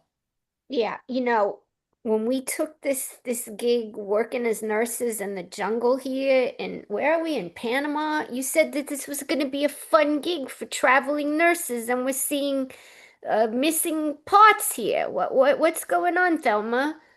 I know. I thought the whole time would be just like handing out antibiotics for the tropical diseases. Yeah, you know, and we're partying, and there's like fingers that are going kaput. You know, I mean, oh God. All right. Well, I know. I made you some sort of tropical chicken for dinner, but it was missing. You're gonna have some of it, right? What? You're having some too, right? Yeah. I mean, but it was missing a wing. It's like kind of the theme here.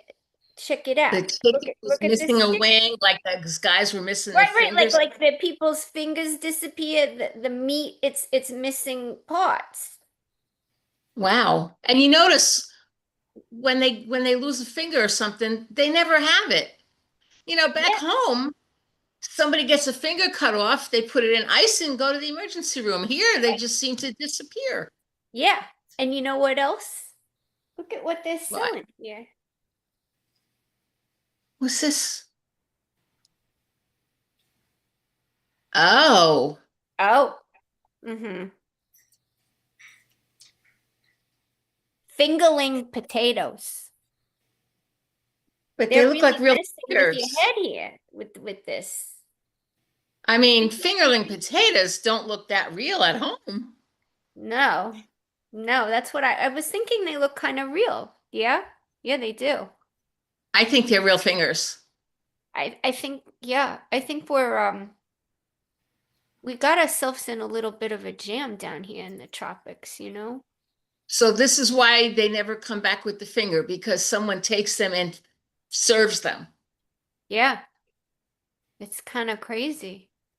I wonder how they taste. Do I really want to do this? No. I mean, I think you should. When in Rome, you know, we agreed to do exotic things. So, all right. Ready? On three. One, 2, 3.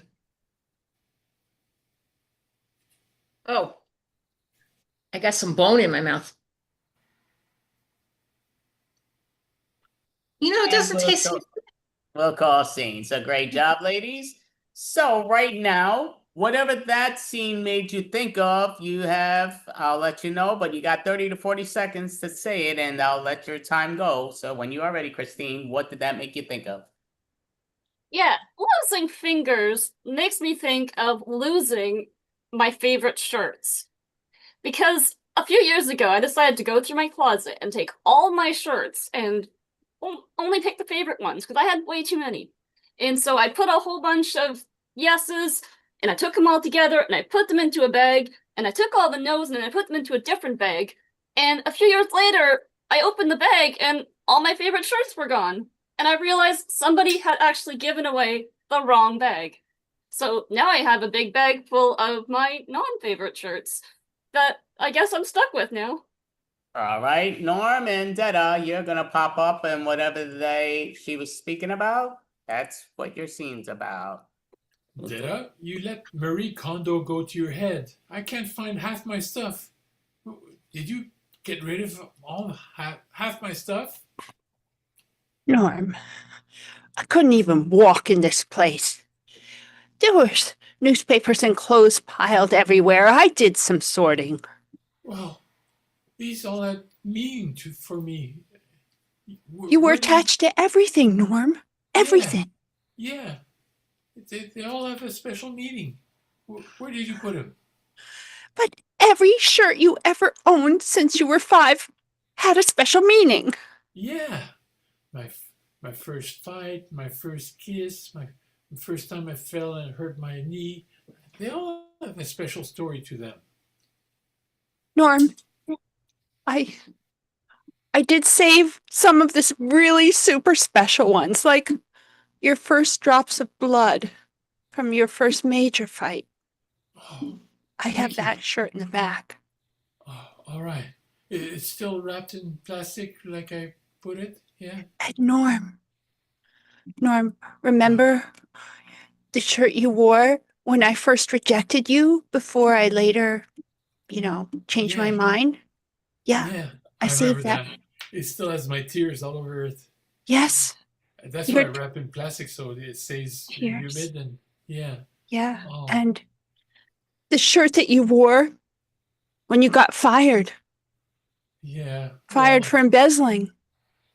Yeah, that's one to remember not to do that again. It's a good memento. See? So I kept the important ones. Well, so you threw away the ones with my past girlfriend. I sure did. Because you know what? That was traumatizing the heck out of me. But it was an important memory for something I shouldn't repeat because I want to be with you. But there were so many of those shirts and you had them labeled with all the different girlfriend names. Well, I had to explore before I found the right person, which is you. Me.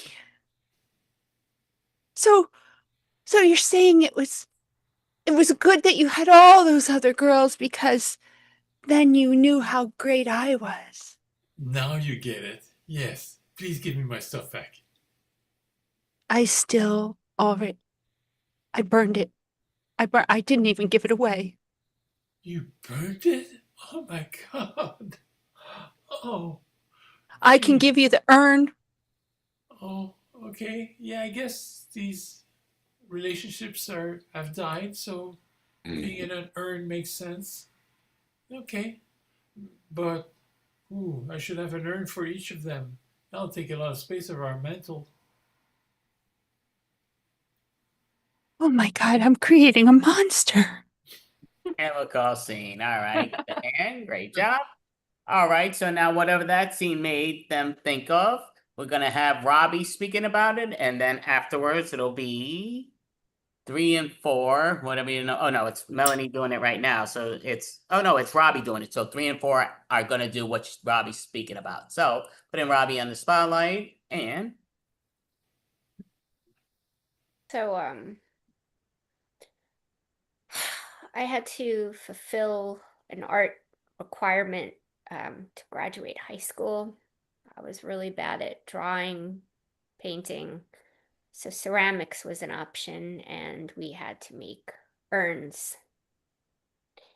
And I had to learn to use a potter's wheel, and that's kind of freaky because it's like spinning and there's mud flying. And then I finally get the hang of it. I sculpt the urn, give it in, and it has to get fired in a kiln. And I'm like, great, I just need to pass. Sure enough, if you don't do clay right and you don't pound the air bubbles out, it explodes. So my first project in ceramics, my urn exploded in the kiln, and I was scared I wouldn't be able to graduate high school. I had to pass ceramics. So it was back to the drawing board, back to the wheel. Lots of times at the wheel to pass high school. But I was in AP calculus, no problem. Yeah. That's my story about urns and ceramics class. Okay, so yep, you guys are gonna come on up, and sorry, he's been putting it in spotlight and spotlight.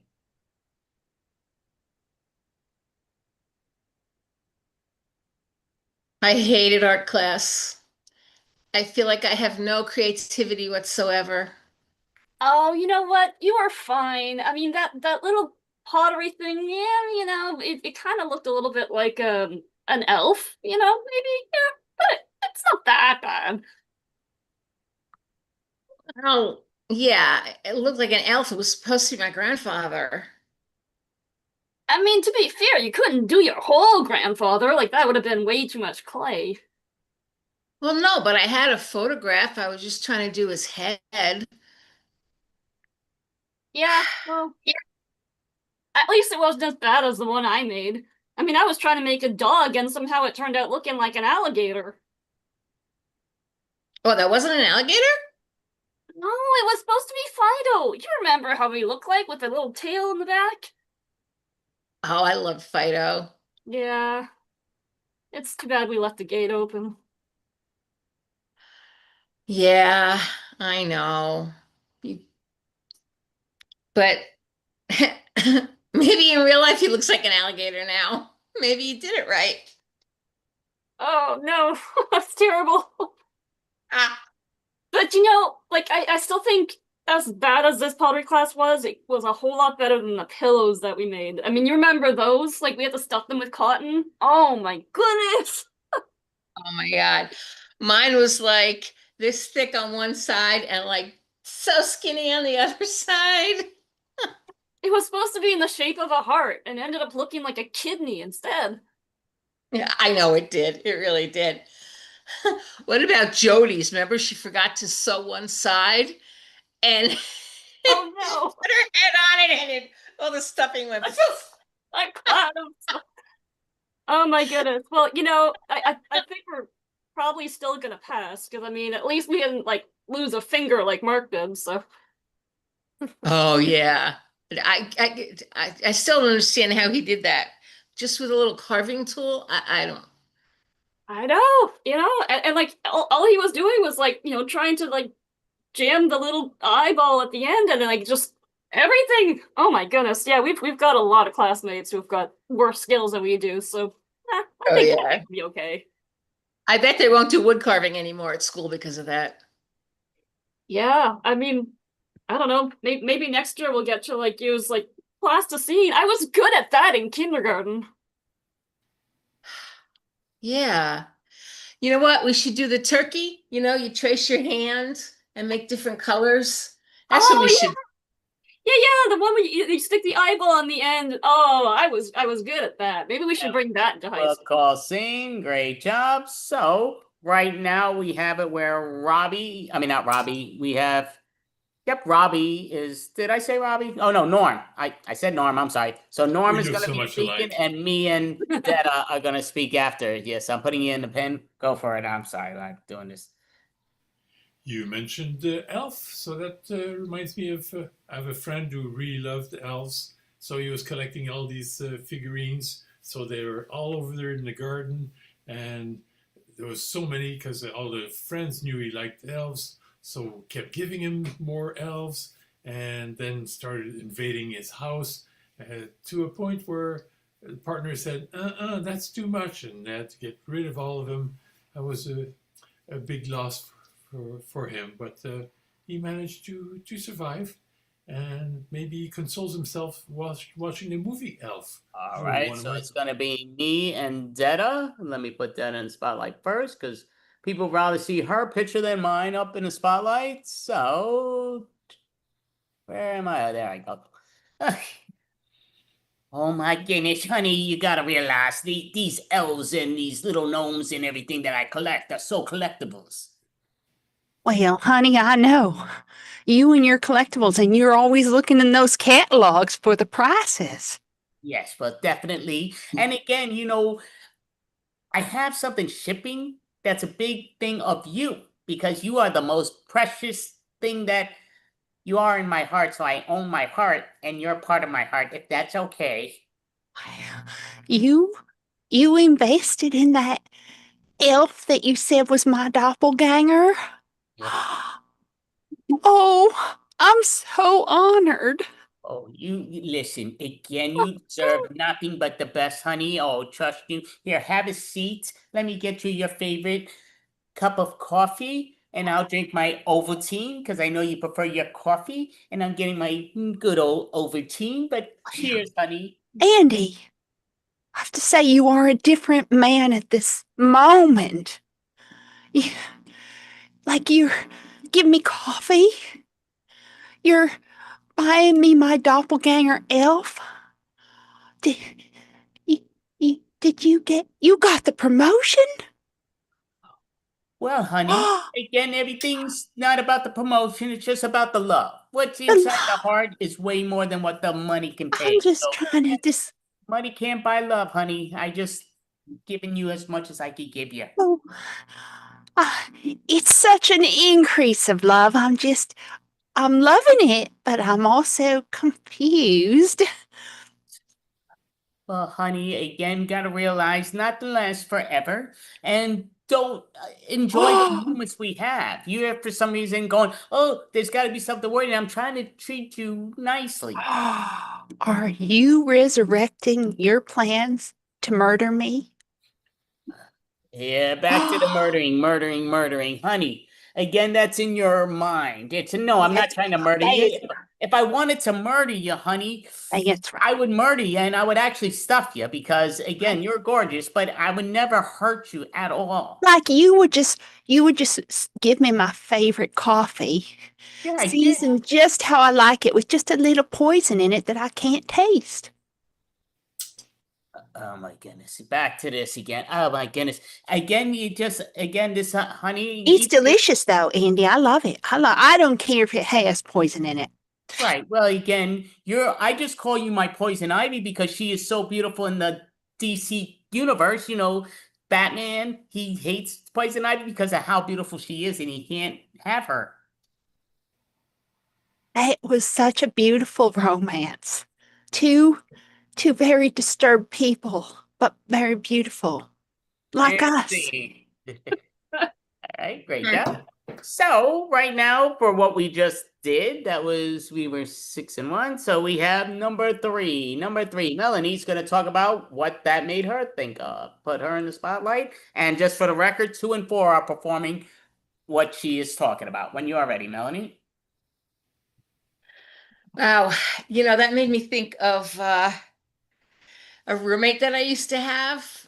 Not that she ever tried to kill me, but there was one night she got me so angry that I actually chased her around the apartment with the intention of beating the crap out of her. So she locked herself in the bathroom. So I'm like, well, I'm in my bare feet. There's nothing I can do about it now. So I'm going to go into my bedroom, put on my boots so I can kick down the bathroom door and knock her into the tub.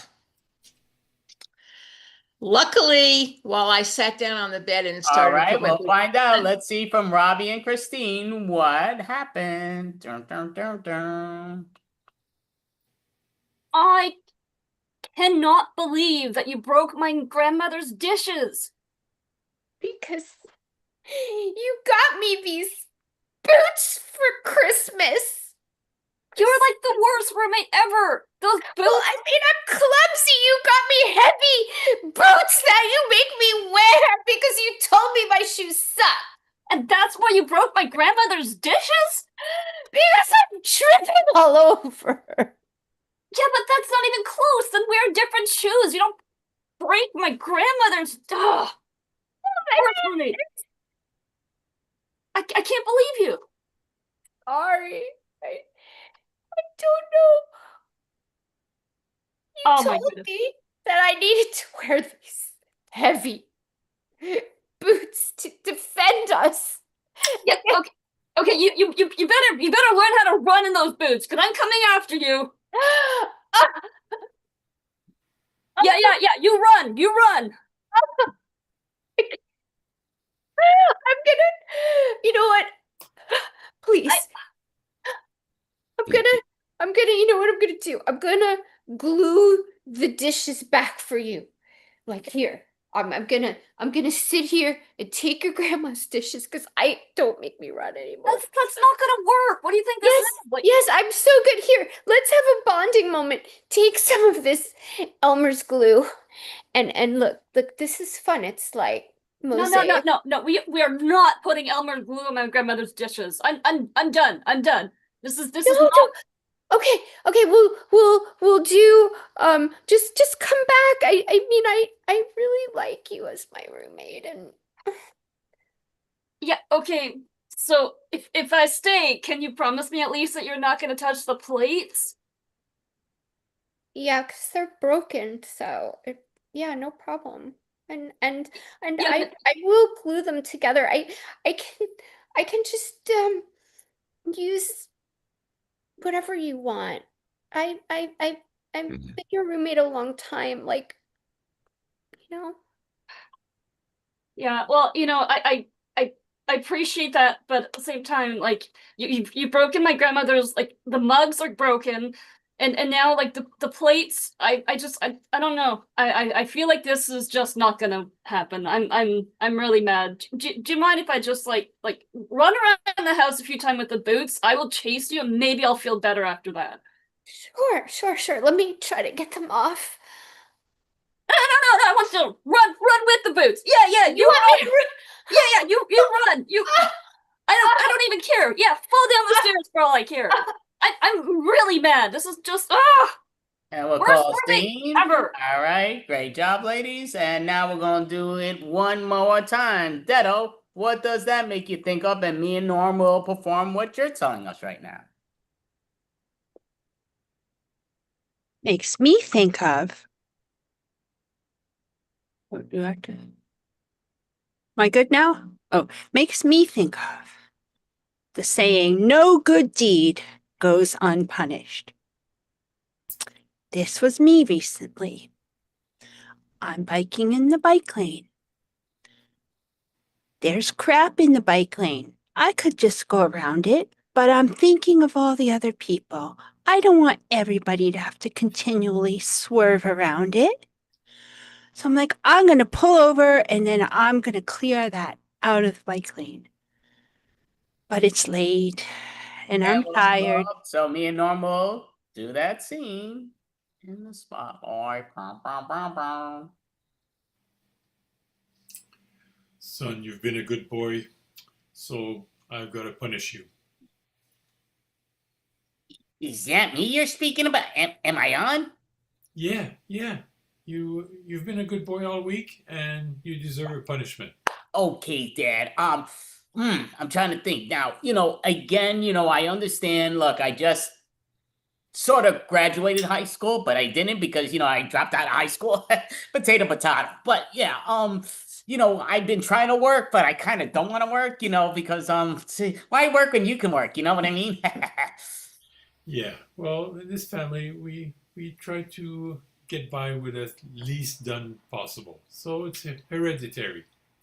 Right. Well, that's great. Yeah, I'm trying to do as little as possible, but I do want that new, very valuable comic, Pops. And again, listen, I'm 20. I'm not old enough to drink, but you can pass me a beer. I don't mind that. But my whole point is, I need you to work a little bit extra because it's very expensive. And I'm done school, graduated, wink, wink, and I'm working for a living. Haha, wink, wink. Don't tell mom, but you know the deal. Well, you missed how I started this. You've been a good boy this week. Usually you aren't, and you deserve a punishment because no good deed goes unpunished. Well, you're saying it's a good deed, but if it's a good deed, I'm on a good manner. Wouldn't it make sense if you snooze, you lose, Pops? Because you kind of snoozed if I was bad last week, but I'm good this week. You snooze, so you lose, correct? Wow. That's what you learn in school? Oh, school. That's the forbidden word. Who really goes to school to learn? You're hysterical. Okay. Well, I'm going to give you a few lashes because that's what you deserve. Lashes? Oh, no. Give the lashes to mommy because I know she puts on her fake eyelashes. So you need to give the lashes to mommy. Don't be giving it to me, Dad. That's a little too weird. I don't want to wear no eyelashes. No, we do the strict minimum, but we don't beat up women. I didn't say beat up women. Oh, what's wrong with you, Pop? Lashes. I never said beat up women. I said put on our eyelashes. Oh. Where's with you with the what? You don't. You listen. I need your hearing aid to be turned up, Dad. Wearing makeup and eyelashes? Where's she going? We're supposed to go out. We don't have the money. I don't need to hear what you and mommy are doing, but you just need to work some overtime because I do need some better comics. Just so even though my collection's going well, but again, you seem to me not working hard enough. You know what I mean? Come on, let's be wink, wink. Let's get this done. So I'm going to work overtime, and she's going to go out with somebody I don't know? That's not right. Listen, oh, come on, let's be real. Mom hangs out with me because she looks so young, but she hangs with me, and I'm her son, so we're good, Dad. Do you know what I mean? Good try. Yeah, she's going to put on eyelashes and makeup to go out with you. And scene. All right, so great job. Give a hand, and okay, I'll hit the wrong button as normal, but don't know why that happened. I do know why, but all right, so great job. So that is the form of long form. Scene monologue, but it's a great thing, and it's entitled kind of like some other improv games, but yeah, I like this game a lot. And again, the more you practice it, the more easy it is, but they all did an amazing job. Thank you all, definitely, very entertaining. And so now we're going to do some short form. Oh, you know what? We're going to do a pun joke style game. Why not? We know the pun joke style game. So I like to do that. Try to do it when we do these longer sets in the beginning, middle, and at the end if it's not a thing. So yeah, we're going to do this one. So we're going to say 101 blanks walk into the bar. So 101 blanks walk into the bar. Sorry, I need to get back to this stupid piece of papers. And of course, I'm reading them all wrong again. Emotions, not oh, you know what? Screw it. We could grab some emotions. Why not? So, I think I have them right here, but we're gonna use the emotions. Why not? Let's try something different. So, 101 rejectors walk into the building. 101 rejectors walked into the building, and the bartender's like, "Listen, can't help you. You gotta exit." They said, "Why?" They said, "Listen, we're practicing what you preach. You're rejectors, so reject on out." Paging Ravi, paging. Yes. Ravi. Oh no. I thought that was the example. That's the actual rejector. Yep. Okay, that is the actual. I wasn't rejecting you. I just didn't know. Okay, got it. Okay, so we are working with rejectors. Right. So 101 rejectors walk into the bar and the bartender says, I can't help you guys, gals. And the rejectors are like, yeah, because we are we're rejects. We get it. We're not cool enough to get in here. I don't know why let's get out. I don't know how we even got in the first place. Yeah. 101 rejectors walk into the bar, and the bartender says, guys, you gotta go. You gotta go. You can come back in like an hour, but you gotta go now. And the rejector's like, why? What's going on? Guy says, there's a self-help group going on for people who have been rejected. 101 rejectors walk into a bar. The bartender's like, nope, get out of here. I'm like, what, why? I called for projectors. And when rejectors walk in the bar, bartender says, sorry, we don't serve rejectors. And they say, yeah, we're used to it. 101 rejectors walk into the bar and they all order gin. The bartender gives them all tequila. 101 rejectors walk into the bar and they start walking to the back. The bartender's like, excuse me, guys, where are you all going? They're like, don't worry, we're good. We're gonna go over here. We're all gonna buy this lady a drink because we're gonna make sure she doesn't reject us by giving her or reject her a drink. Okay. Kind of getting confused in my head there, but okay, it's all good. Okay, so now Robbie's gonna go, and we got back into the real not so BS thing. So nurse is your 101s walk in. Okay, 101 nurses walk into a bar and the bartender says, sorry, we are not serving nurses here tonight. And the nurses say, you are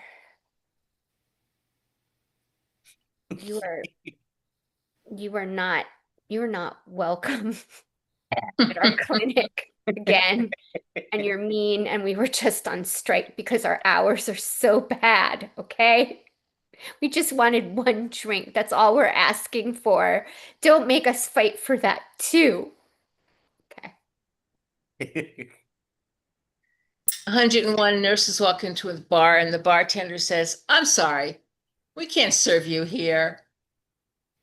And one nurse distracts them while the other one pulls out a sedative, gives them an injection, and they all drink free the rest of the night. Perfect. 101 nurses walk into a bar and they start installing IV lines because, well, it's gonna end up in the blood anyway. 101 nurses walk in the bar, they each order beer, and 3 hours later, they barely drank any of their beer, and the bartender says, aren't you going to order more? No, we're just nursing it. 101 nurses walk into a bar. The bartender notices a man having a heart attack. He says, is there a doctor in the house? Not a hand goes up. He says, is there a medical professional? Still not a hand goes up. Oh, is that it? I was like, oh. I'm not good at these yet. I did not get that. Okay. I don't know, but okay. So I'm giving myself a high five for this one, a fist pump and a pat on the back, because this is a good ass one. It just popped in my head. I'm going to forget what the hell I was saying now. But oh, yeah. All right. So 101 nurses walk into the bar, and the bartender's like, listen, you all have to rearrange and walk out the door. We're not serving anybody. We're closed it off right now. They're like, well, why aren't you housing anybody? Say, well, Doogie housed her already. Oh, okay. Well, I have one. I have a real quick one to end it. So 101 nurses go to the bar. The bartender says, we're not serving nurses. And they say, well, we really like our shots. Oh, that's Give us some shots. Yes. Great yes. job. Okay. Not as good as the Doogie Howser, but yes, Not great as job. good No, as the just Doogie kidding. I'm Howser, just but joking. just a Joking. close second. Just joking, definitely. So right now we have Melanie that's going to start and finish, and her thing is musician, 101 musicians. 101 musicians walk into a bar and the bartender says, get out of here. We're not serving your kind tonight. And the musicians say, why? And we're just musicians. And the bartender says, you're not musicians, you're bagpipers. Get the hell out. 101 musicians walk into a bar They say, we have a drink, please. And the bartender says, do I detect a note of sadness in your voice? 101 French musicians walk in a bar. Bartender says, sorry, we don't serve French musicians. And they say, oh, flûte alors. 101 musicians walk into the bar, order their drinks. Then they all say, geez, this drink has some sour notes in it. 101 musicians walk into the bar, and the bartender's like, okay, we need to see some of your gifts. Go ahead, show us. So the one starts blowing their horn and playing their triangle and playing the drum. He's like, no. I need to see a rabbit come out of a hat if you want to stay. 101 musicians walk into the bar, and the bartender says, we don't serve your kind. And they say, but we play rocks. We want it on the rocks. 101 musicians walk into a bar and the bartender says, all right, you guys are okay, but those guys over there, they've got to go. And the musicians are like, why? What's wrong? Bartender says, there are a lot of vulnerable women here and those guys are too horny. Great job there. Put that to the side. Great job there. So we're going to have it where Christine starts, and she is talking about 101 farmers walk in. Farmers. 101 farmers walk into a bar, and bartender hands them a drink and says, this spud's for you. 101 farmers walk in the bar and say, the bartender says, oh, what can I serve you? Say, well, nothing. Where are the hoes? 101 farmers walk into a bar. They get their drinks, and they plow those right down. 101 farmers walk into a bar, and the bartender's like, we don't have milk here unless you want one of those special drinks. And they, can you give me a moon pie? I don't know. Sorry. 101 farmers walk into a bar, and they look at it and they're like, this place is too seedy. Let's get out of here. 101 farmers walk into a bar and the bartender says, I can serve you no problem, but you have to pay in advance because I'm not going to listen to all that horse shit like last time. 101 farmers walk into a bar. Bartender says, nuh-uh, I'm not serving you. The farmer says, hey! Okay. The one right there. And all right, Norm. So you're going to give us fashion designers walk in a bar. 101 fashion designers walk in a bar, then they walk out, then they walk in, they walk out.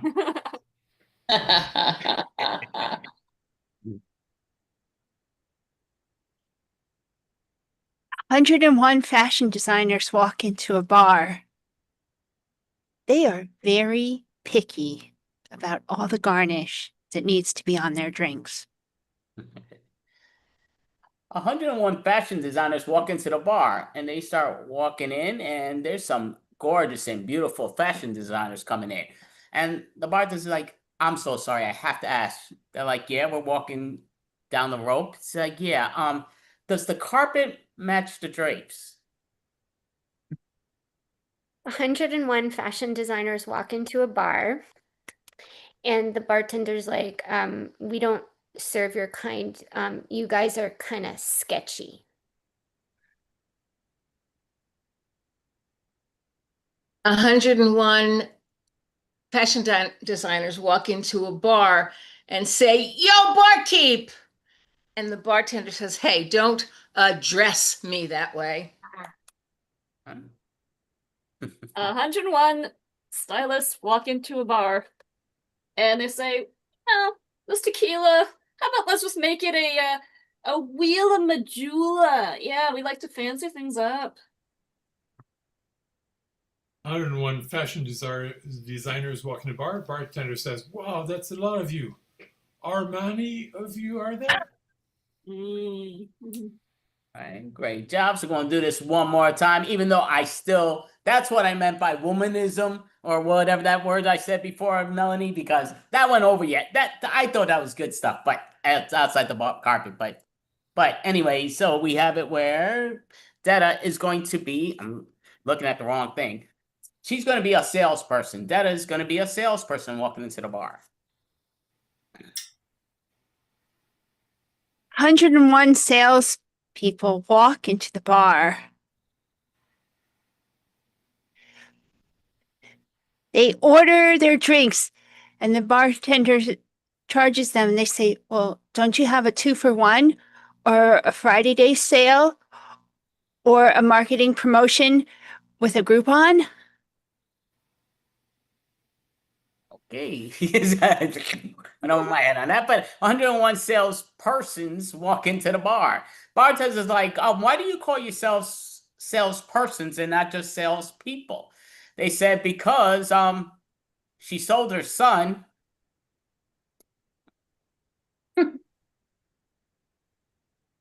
101 salespersons walk into the bar, and the bartender says we don't serve the sales person. And they're like, that's fine because that's a cold call. 101 salespeople walk into a bar and bartender says, how can I help you? And the salespeople say, just off the record, what's your commission on the top shelf drinks? 101 salespeople walk into a bar and the bartender says, how can I help you? And the salespeople say, how can I help you? And when salespeople walk into the bar, and bartender says, "What can I serve you? What do you want to order?" Says, "Do you have free samples?"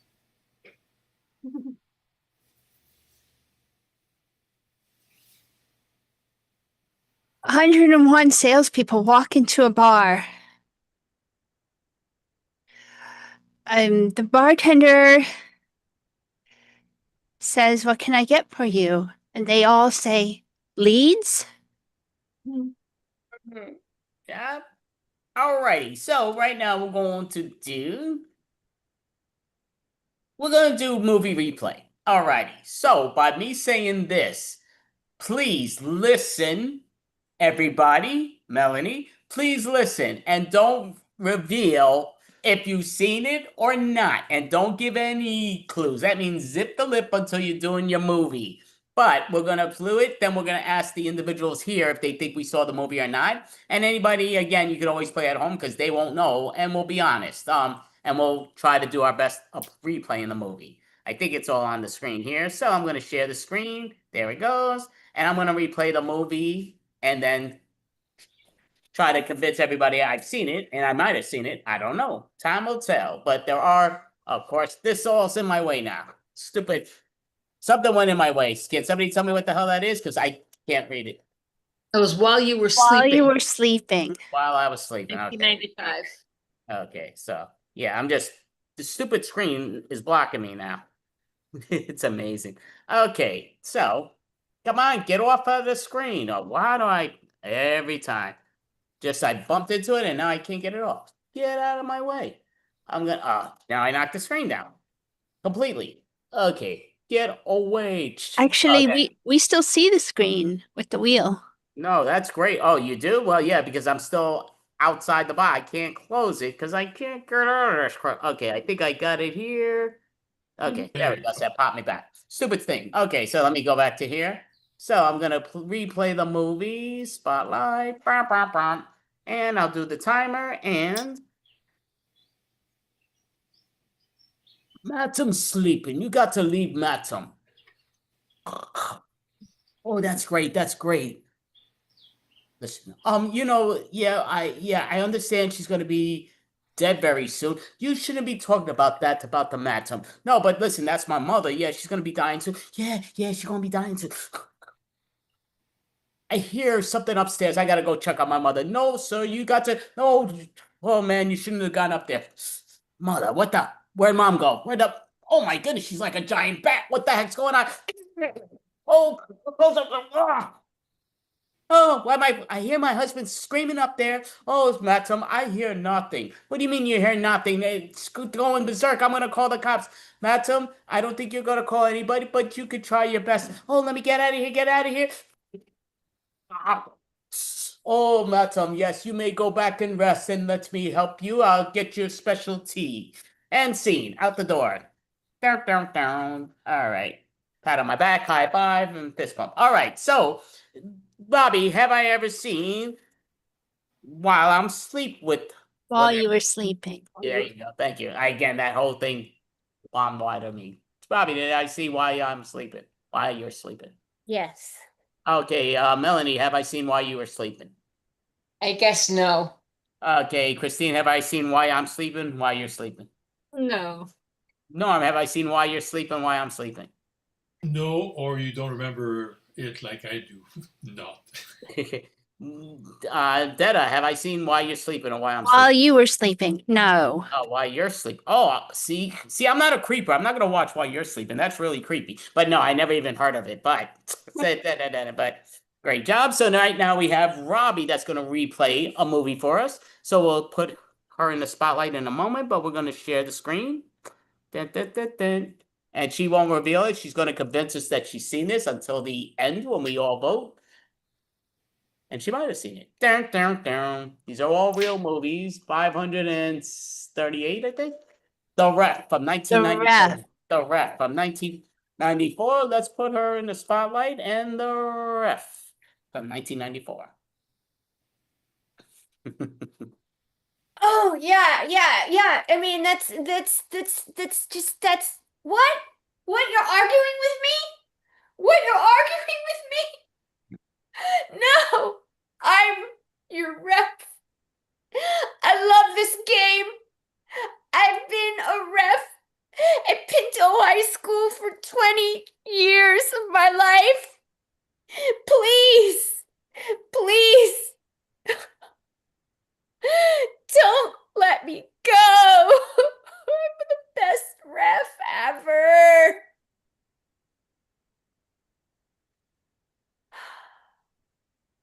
It's gonna be okay.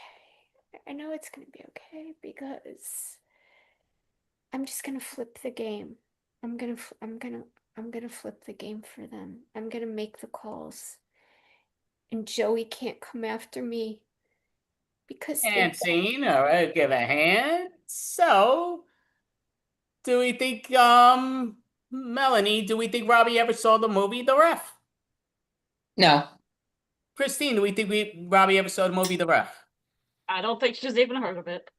Norm, do you think Robbie's ever seen the movie The Ref? Definitely not. But it sounds like an interesting version that you Detta, do you think Robbie's ever seen The Ref? No, she thought it's about sports. Yeah, I would say not a chance did she see The Ref because for some reason she thinks it's a one movie production, but there was no other characters in a 2-hour movie. But Robbie, you can tell us how you never seen The Ref. I've never seen The Ref. I thought The Ref was having an existential crisis. No, great job though, definitely. So Melanie, you're going to replay this movie to the best of your ability of Spin of the Wheel. know that movie. Spin of the Wheel.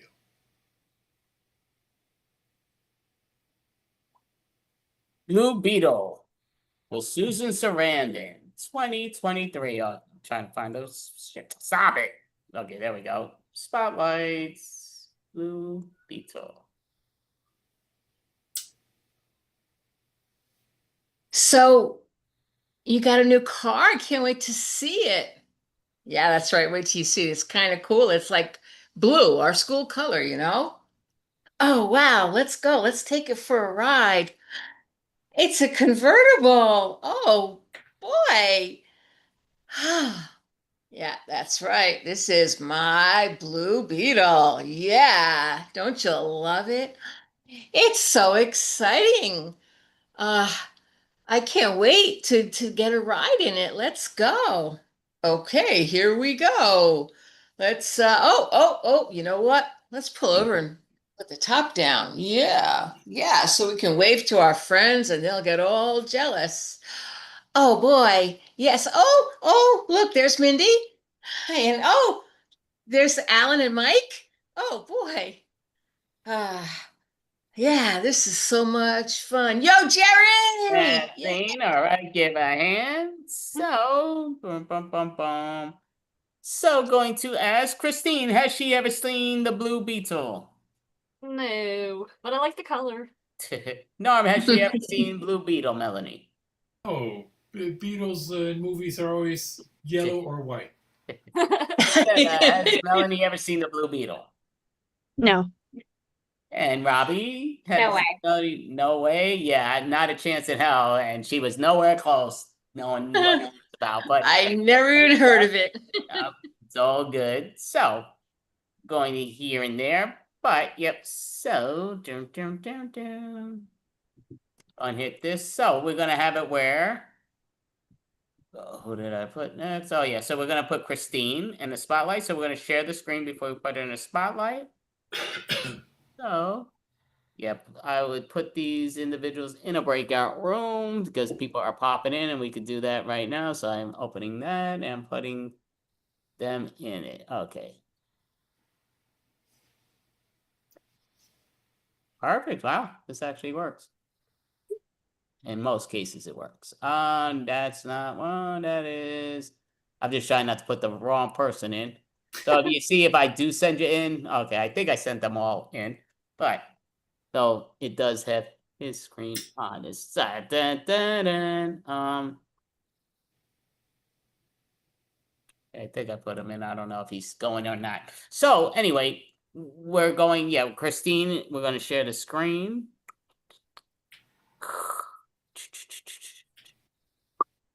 Yeah, it's always, so your call. Do you want to play movie 43? Sure. Okay, you're playing movie 43, an insanely superstar cast from 2013. Gonna put her in the spotlight. And when you are ready. Barry! Oh, you are absolutely the best comedian we've ever had here.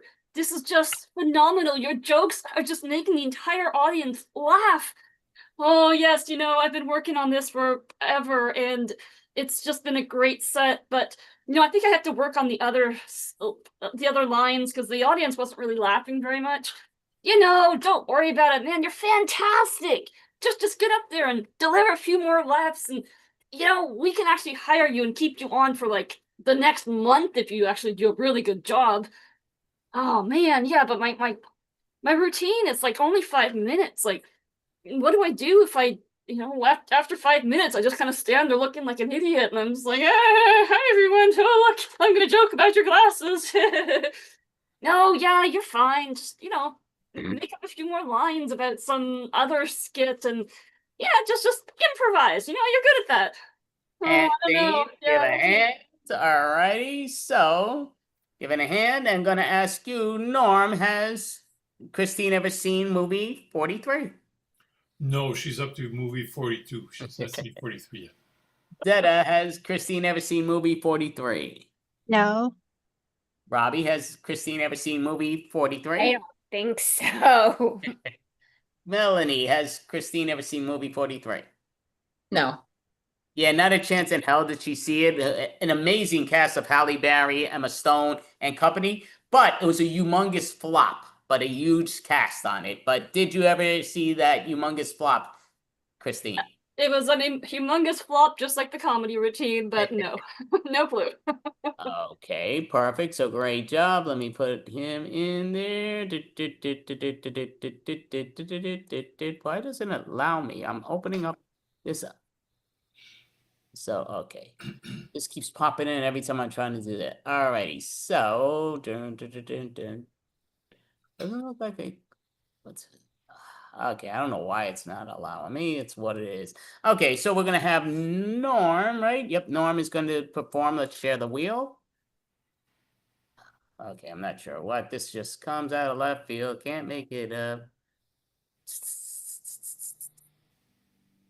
Share the screen. Yeah, the screen. Yeah, this Zoom updates is driven me nuts, and this even made our show go later.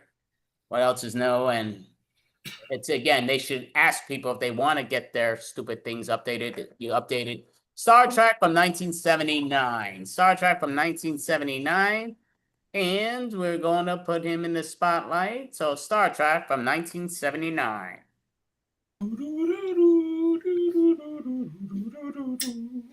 All right.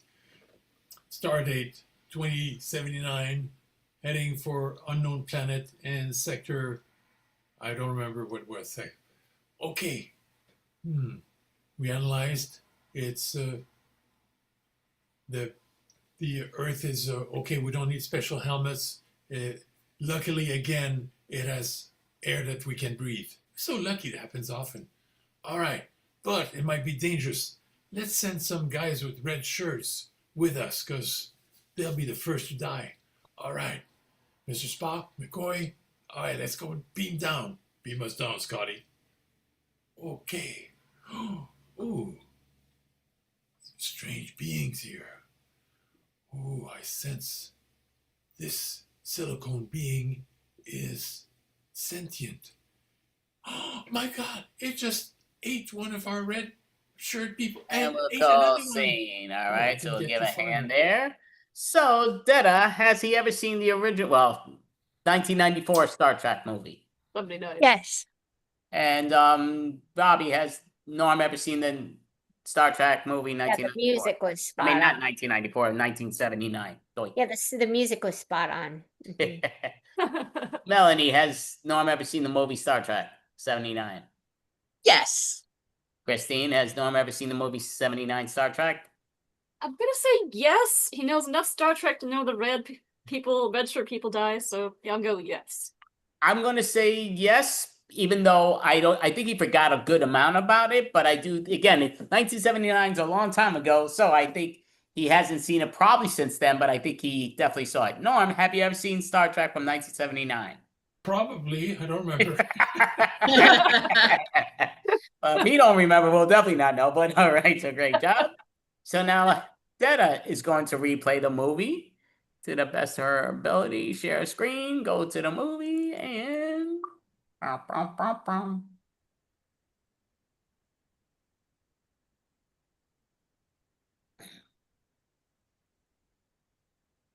Some Like It Hot. Marilyn Monroe and Jack Lemmon. Great movie. Dun, dun, dun. Putting her in the spotlight. And when you are ready. Well, just a minute and I'll be ready to go out. Just I need to put on the final touches. Oh, sweetie, you just look amazing no matter what. And I better not see you flirting with my brother. Well, that was a long time ago and you don't need to worry about that anymore. I love you now. You know what? I could kill for you. I'm telling you, kill. People better be careful around me. Could we just dance all night? I've been practicing. I took secret lessons. Oh, that just moves. I could come with me. I'll tango you into the ground. Oh, I'm having a heart attack. And sing. All right, so give a hand there. So, going to ask you, Robbie, has Detta ever seen the movie Some Like It Hot? I'm gonna say no. Okay, we're gonna ask jeez, pain in the butt every time. He could kiss my butt. Melody, is Some Like It Hot. Did Detta ever see the movie? I'm gonna guess no. Christine, has Detta ever seen the movie Some Like It Hot? I'm gonna say no as well because I've seen it and I don't remember it looking like that. Norm, has Detta ever seen the movie Some Like It Hot? And remember, this is really old, but yes. I felt the heat, but no. Yeah, it's a movie that I did say right off the bat that I loved. It was outstanding. She knows nothing about who's on first, who's on what's what. Great movie. She's a great actress, but she has no clue what it's about. But Detta, let us know how you have no clue about it. And I am ashamed that I don't have a clue because it's famous. Yeah, but you did a great job, no question. Again, you made it clear to us you had no clue, but it's all good. So we are going to don't have much time, but we are going to do a little combo. So I'm looking here with the numbers, and you know what? We're gonna do this. Could have done that in the long form game, but we can't do that obviously now. So but I liked what you all did, no question on the other one. Going to do, glad I keep looking on the screen because what I see on Zoom and what I see on the screen are two different from YouTube to here, which is good, but I don't know why it does that, but I need to strangle the stupid Zoom people. But anyway, we are going to do, oh yeah, gonna ask simple questions to you all at the moment. But I'm gonna ask Robbie, what is one of your favorite movies, in all honesty? Ferris Bueller's Day Off. Ferris Bueller's Day Off. I'm actually interviewing DB Frick in a little while on this extravaganza, and he's doing the 40th year anniversary of the Ferris Bueller biography type thing. But yep, that'll be great. And going to pull something out of left field, and we are going to actually ask, you know what? I'm going to ask Detta. Detta, what is one of your favorite movies? French Kiss. French Kiss. Kevin Kline. Yes. Yeah. Sounds great. So I'm going to put you two lovely individuals in the spotlight. And you two individuals are playing both those movies in one. We want to see you both perform those two movies together. Make it make sense, but together. Begin. Ferris Bueller's First Kiss. French Kiss. I'm not going to school today because I love you.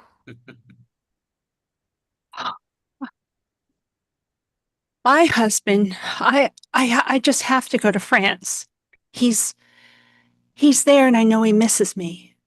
Yes, but we have to hide out from your boss. The principal of the high school can't know about us skipping out of town. Well, then that's perfect because we'll skip all the way over to France and that's perfect. Perfect day off for you. You know what? I have an even better idea. We can steal your brother's old Porsche and We drive need, to the some way airport to in get, it. absolutely some way to get there. Yeah, like really fast, like a getaway car. I mean, even though it's like locked away and he doesn't want us to use it, we should steal it for sure. Perfect. And I think I need to reinvent myself. Yeah. That husband of mine, I'm gonna find him cheating.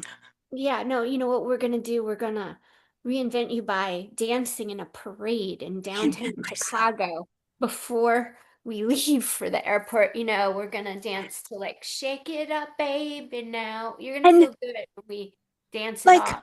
Maybe use my life savings also to buy a vineyard.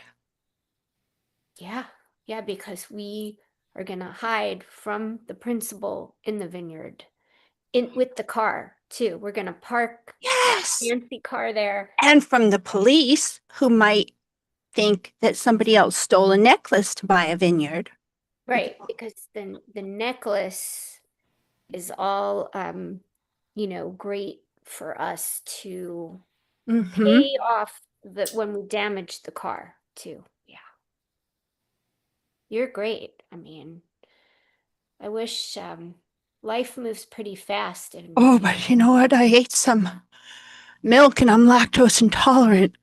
That's perfect. You're really sick. We'll do a fundraiser for you. And we'll say like save our friend.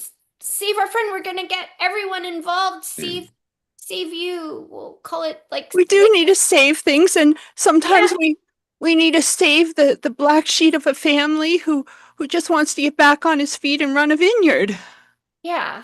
Him too, your right? Sister too. She's a black sheep, and she got locked up in the jail.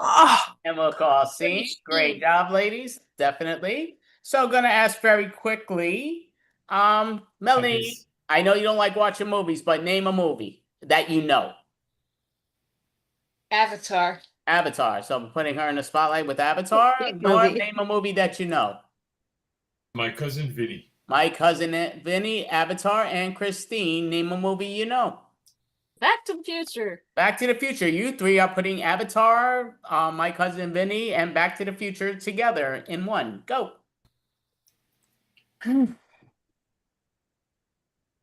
So you brought me here to learn about these people? Yeah, you've been accused of going to a sack of suds and shooting the owner. Oh, this is terrible. We're gonna have to go back in time to fix that. Yeah, I mean, I know I didn't do it, but we're gonna have to figure out a way to prove it. Well, we have some eyewitnesses who saw two Utes get away in that car that you're driving. That's right. It was a DeLorean. All right, let's get back in the DeLorean and see if we can. These roads are kind of rough. We got to bring it up to 88 miles an hour. Think we can do it on these roads? Roads? Where we're going, we don't need roads. Yeah, you need a differential suspension so it leaves even tire marks, even if one wheel is not even with the other. All right, here we go. Dun, dun, dun. Wow. I'm not really sure where we or when we ended up, but these people are blue. Wow. Yeah, they're probably just dressed up for the Enchantment Under the Sea dance. Does a train come at 6 a.m. every morning? Wakes us up. I don't know. They've got some strange looking machines. Wow, look at the way these people can run through the trees. I think we might have gone back a little too far. Yeah, but don't worry. Once the lightning strikes, it'll fix everything. You fix your grits. You do the ready-minute grits, or you do the old-fashioned way? I mean, if We you had stick it on the flux capacitor, it'll be fine. So what do we need to do to get right? We need to find the real car, right? The real car that committed that murder. How good is your vision? Can you see how many fingers I have? Let the jury know that he's showing 2 fingers. Well, you don't really need to be worrying about your fingers. As long as you hold on together and you bring the 2 pieces together, the lightning will connect. It's fine. You can tell my certificate is Mr. Gambini. Hey, these people who came in that DeLorean, they want to take down our tree. And we'll call scene. All right, give a hand to these lovely individuals. I'm hitting all the. Come on. As soon as I'm doing this, it just pops up on my screen. These dumb things. I can't stand Zoom. It used to be great, but great job. So we're gonna do one more thing here before we close it out. So we're just gonna do another pun joke style game. Down, down, down. So the key goes down to is I'll say what it is just to make it faster and here and there. So we're gonna say what I ate for lunch is blank. Simple to the point. What I had for lunch today was blank because of blasey blasey. Or does that make even sense? What I ate for lunch is sauerkraut because it tastes like shit. Yeah, okay, yeah, we're doing it. So what I ate for lunch is blank. So it tastes like blah, blah, blah. So if I said even just the example of what I ate for was plaster because it tasted so sticky. What I ate for lunch is plaster because it was so rough. That type of thing. Okay, so we're each going to do that and go around. So, okay, so the word won't be plaster. The word will be just going to say, you know what? Napkin, napkin. For lunch, I ate napkins because I'm so damn broke. For lunch, I ate napkins because I'm a mess. For lunch, I ate napkins because I was out of paper towels. For lunch, I ate napkins because my floor was wet and I had a total wipeout. For lunch, I had napkins because I'm very sanitary. For lunch, I had napkins. I just like to wipe up every last drop. For lunch, I didn't have napkins because I'm not gonna do anything with my kins while they're napping. Okay, out the door. So, gonna give it a brand new one. Robbie, your word that you're for lunch that you ate is cards. Cards. For lunch, I ate cards because I had a straight flush in the bathroom earlier. For lunch, I ate cards because my cooking is aces. For lunch, I ate cards because the doctor told me I had to start eating things that were good for my heart. For lunch, I ate my wife's cards because afterwards I thought I would poke her. For lunch, I had cards because I'm counting every calorie. For lunch, I had cards because I had to do a deuce. For lunch, I had cards because I wanted a Vegas style meal buffet. Give a hand there. All right, so Melanie's gonna start, and Melanie's word is going to say ink. Ink. For lunch, I had ink because my husband ate the rest of the squid.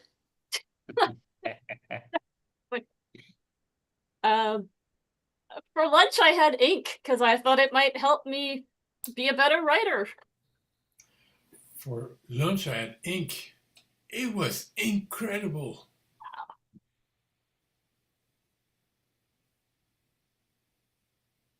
Oh, for lunch, I had ink. I ink out deals during every meal.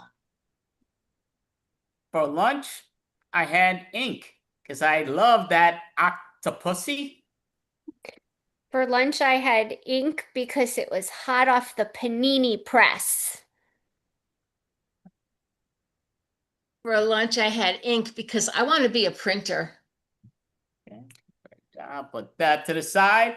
I still like mine. I thought it was good. It's you womanese thing. But yes, okay. So, Christine, you're going to give us a brand new word and let us know. Oh, no, I'm going to give you the word. I'm sorry. The word here is title. Title. Whatever title makes you think of. For lunch, I had a tidal wave because I was looking to have some seafood. For lunch, I had title because I got mixed up on the Tide Pod challenge. For lunch, I had a title. I'm depressed, alone, reading books while I eat. For lunch, I had a title. Did you not see that encore I had with my number 2? Come on. What the fudge? For lunch, I had title because I'm an Alabama football fan and I say roll tide. For lunch, I had a title because I do judge a book by its cover. For lunch, I had a title because my mother always told me someday I would have to eat my words. That's a great job. All right. So, Norm, for lunch you had, because I have it right here near the end, but pickle chips. Pickle chips when you are ready. For lunch, I had pickle chips because I was drunk and really pickled. For lunch, I had pickle chips because I am spicing up my life and regular cucumbers don't do it anymore. For lunch I had pickle chips because do you not realize how freaking hard it is to open a bottle of pickles? No, I'm sticking to the pickle chips. For lunch, I had pickle chips because it was a lunch with my teammates from pickleball. For lunch, I had pickle chips because I read we're supposed to eat fermented foods. For lunch, I had pickle chips because things are really hard lately and I'm in a real pickle. For lunch, I had bargain pickled chips, because I'm a chips skate. Yep. Alrighty, so did we save the best for last? It's all up to Detta. Dun, dun, dun. So, No pressure. Detta is, we're going to save for lunch. We're looking at, I'm pulling out one of these things, and we're putting out a location. She had a Domino's, so she ate Domino's, not pizza, Domino's, the game. For lunch, I had Domino's. I had to try my luck to see how long I could stand. For lunch, I had Domino's because I was hoping to get all of these fingers reading with me. For lunch, I had Domino's because I couldn't get the black and white cookies. They were sold out. For lunch, I had Domino's because I thought they would help me dominate. For lunch, I had Domino's. I must be a little tipsy. For lunch, I had Domino's. I was blessed by the priest. He said, Domino for biscuit.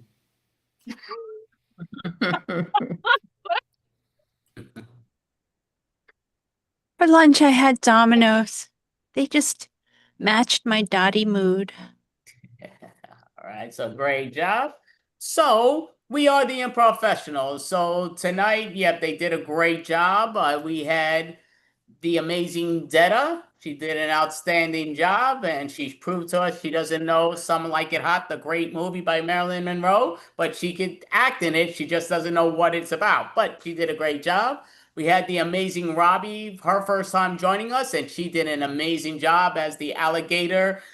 Outfit that she's wearing is unbelievable, but yeah, she looks outstanding. We have Melanie, who did a great job doing what she does. And she did, a really fun job in doing that.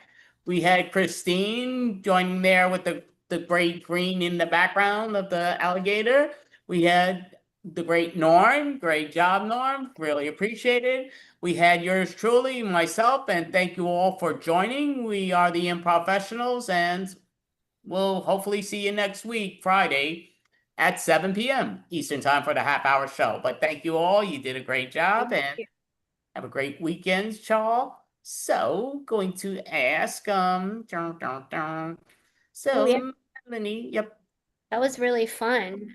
We have a really fun duo, Andy. Oh, it's only two. I thought there was quite a few of you. Oh, am I wrong? Oh, yeah, you're right. It's You're coming right. up. It's a really good duo called the Torah Prov. Torah Prov. Which two people are in it?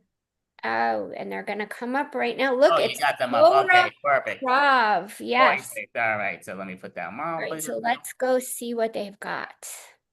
Well, we're both in cars. So, but this is Torah Prov.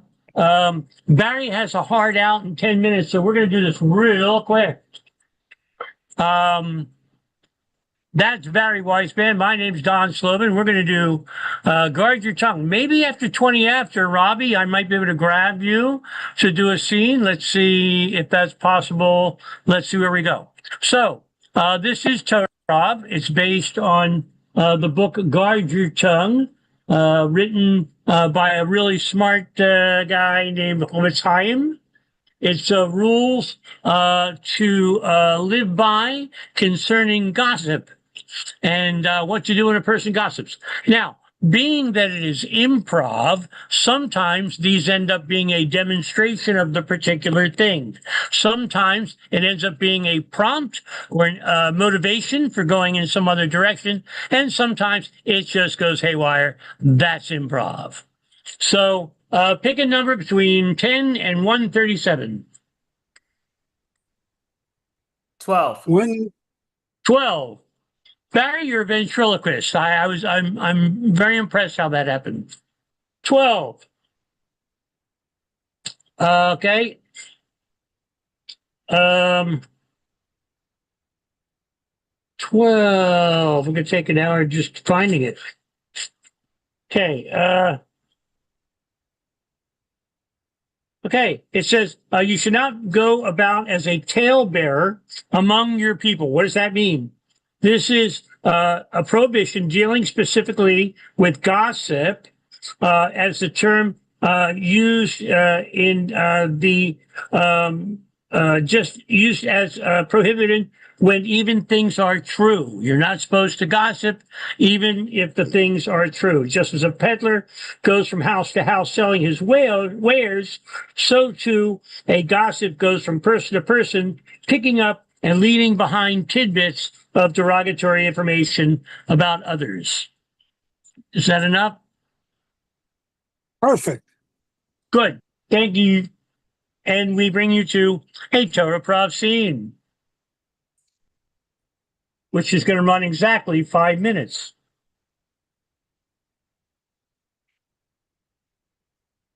Oh, you don't have the... Johnny. Yeah, David.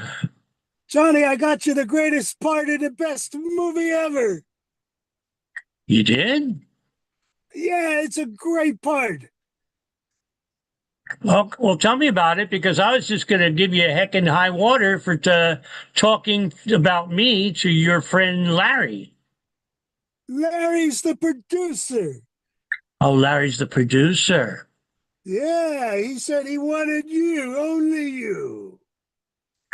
So you said a bunch of stuff about me, and now he wants to cast me. What, as the bad guy, or the flunky, or what?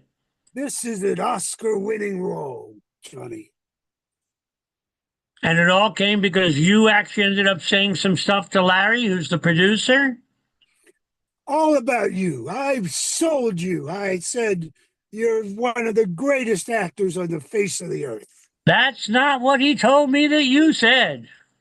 What are you talking about, Johnny? He said that I would make a really good chump. Well, I don't know why he would say. Maybe he meant chimp. Oh, like an animal. Well, yeah. This is. You still put yourself. The movie you're going to star in, Johnny. You're still putting yourself. Listen to me, Listening Johnny, to you. It is Return of the Apes in 2322. Wait a second. Not only did you mouth me to the producer, but you also have something to do with the production?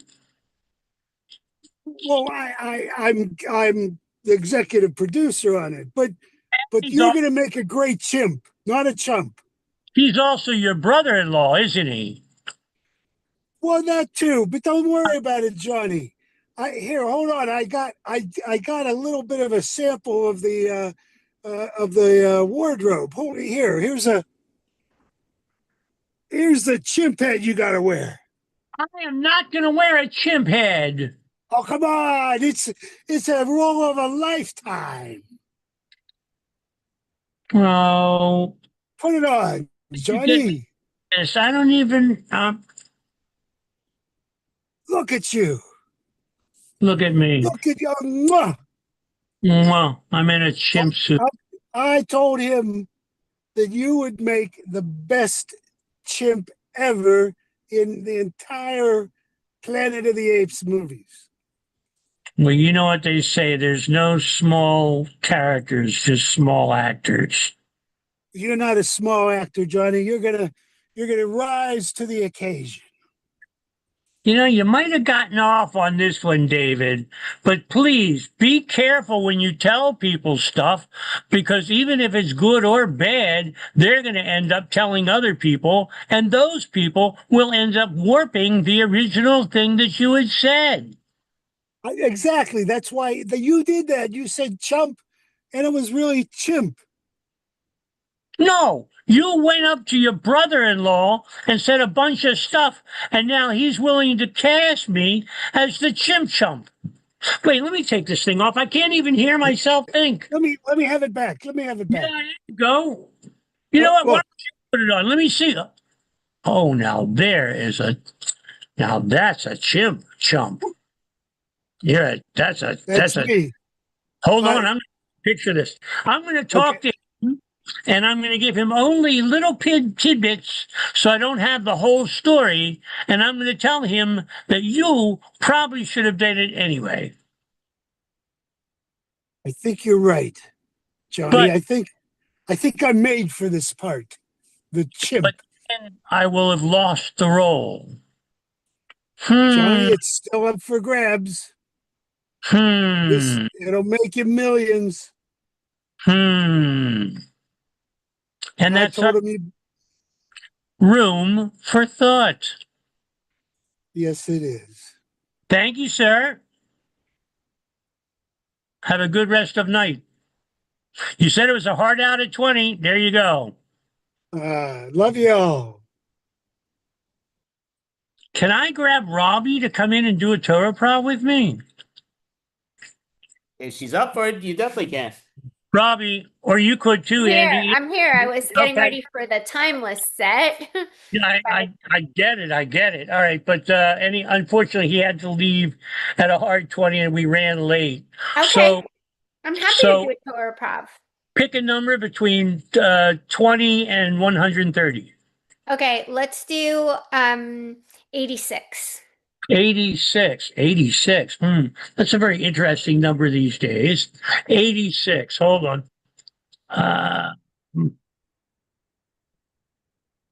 86. Oh, this is an interesting one. I just happen to have some history of it with Robbie and others. Okay. Calming the speaker down. There's another instance when it is a mitzvah, it's a good thing to listen to gossip if you feel that the speaker is merely momentarily agitated and that by presently telling you the Lashon Hara, the gossip, it will calm them down. And not to repeat it to others who might believe it, just that you should listen. Is that enough or should I go more? That's great. So Okay. what are we going to do now? We're going to act this out, right? Yeah, whatever that meant for you. Whatever that meant for you. Okay. Oh my God.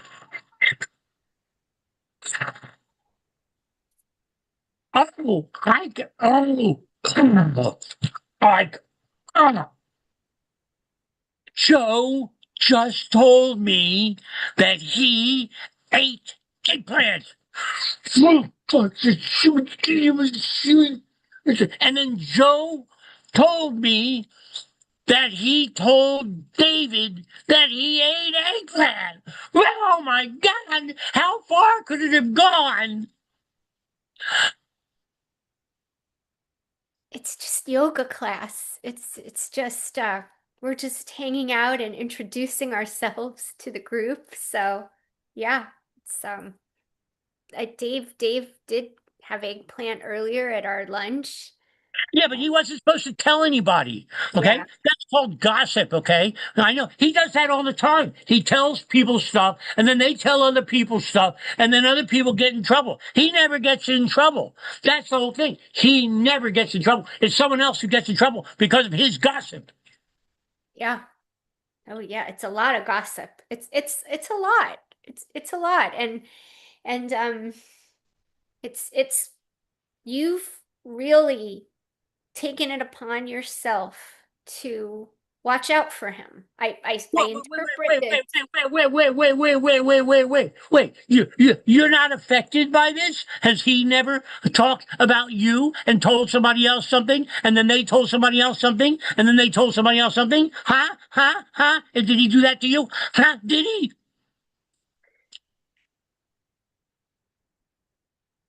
Keep going.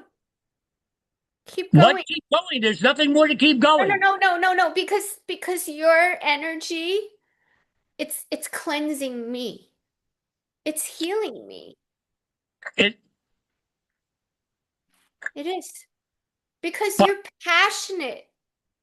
You are passionate about this. And Dave, and we want you to come to Lavender Yoga Studio and live your passion, whatever that is. And this is meaningful to you. And The eggplant that you're referring to, I made it. And it's really good. So Wait. I made it for him. I mean, I was going to share it and surprise him. Right, but he should be telling people to tell other people that are telling the other people that are telling the people. Yeah. You're right. You're right about that.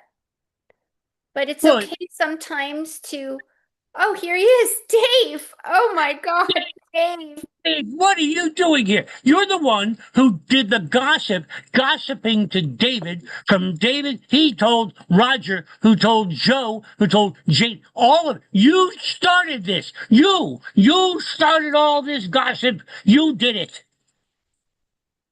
Yeah, I think I did. I'm going to go out and come back because I think that would be best. See, he's not willing to own up to it. You see what I'm saying? That's what I'm saying. This is what happens when a person gossips and then someone else gets hurt by it, not even realizing that they had gotten hurt by it. And then someone else passes it along and it just grows larger and larger. Instead of at some point, someone being able to sort of stop that train.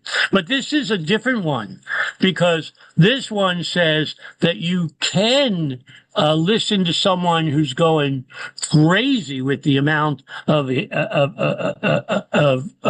worry and all that stuff.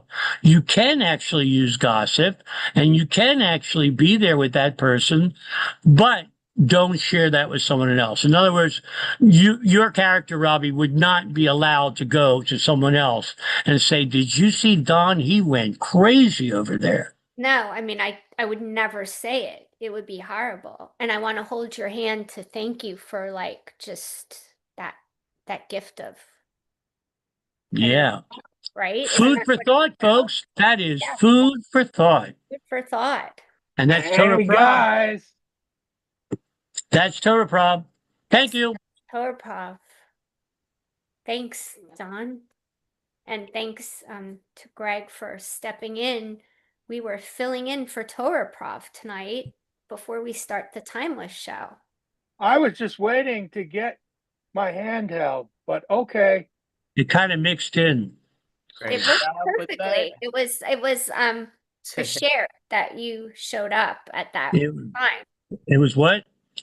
Bashir. It was meant to be that Greg happened to pop in to illustrate this wonderful, meaningful thing about forgiveness. I just think that's a really interesting one of all of those, because usually you should not gossip in any situation, even if you're saying stuff that you would think would be positive, that other people would understand to be positive. That's still considered to be gossip. That's crazy. Hey right? guys, did you hear the latest? What? Torah Prov is over.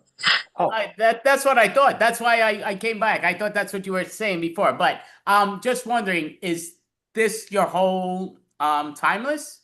You got your Timeless? This is the crew that's coming tonight. This is our Timeless crew. So we can just pop in, pop out? Welcome, Timeless. We also serve as understudies now for Torah Prov when needed. No, that's all great. No, I just wanted to know if this is Timeless, right? You three? Yeah, but you want to ask me questions about Torah Prov? No, you don't want to. Yes, I want to ask you questions about. No, go ahead. Ask your questions. Okay. I wanted to ask you about like the choice to do something more like meaningful with the improv and how that feels good for you. That's the idea. That's the idea. The idea is that this basically comes from the concept of you watch something and you laugh at it and you enjoy it and all that. And then on the way home with your loved one or whoever you saw that with, it brings up questions. And maybe it's something you go, you know what, honey? I wonder what we would have done in that situation. would you have ended trying to calm me down? And by calming me down, you would have to tell other people? Because that would probably hurt you. Yeah. No, it's very Room meaningful. for thought. It's a very unique and meaningful format, Andy, that Yeah. I've never seen anything like it. I mean, Don is a very Yeah. creative person to come up with that, I think. Yeah. I'm gonna say nothing negative on that at all. No, but I'm just saying, like, again, it's a lot what's going on with the messaging, and not Don knows what I'm talking about, but as in making it harder for me, but it's all good. So the key Yeah, goes down to, we and got- the key goes down to, we're gonna introduce Yeah, Timeless right we're now, moving on. but It Timeless, worked out fine. bring It on worked out fine. Timeless. That's all great. Bye-bye. Thank you.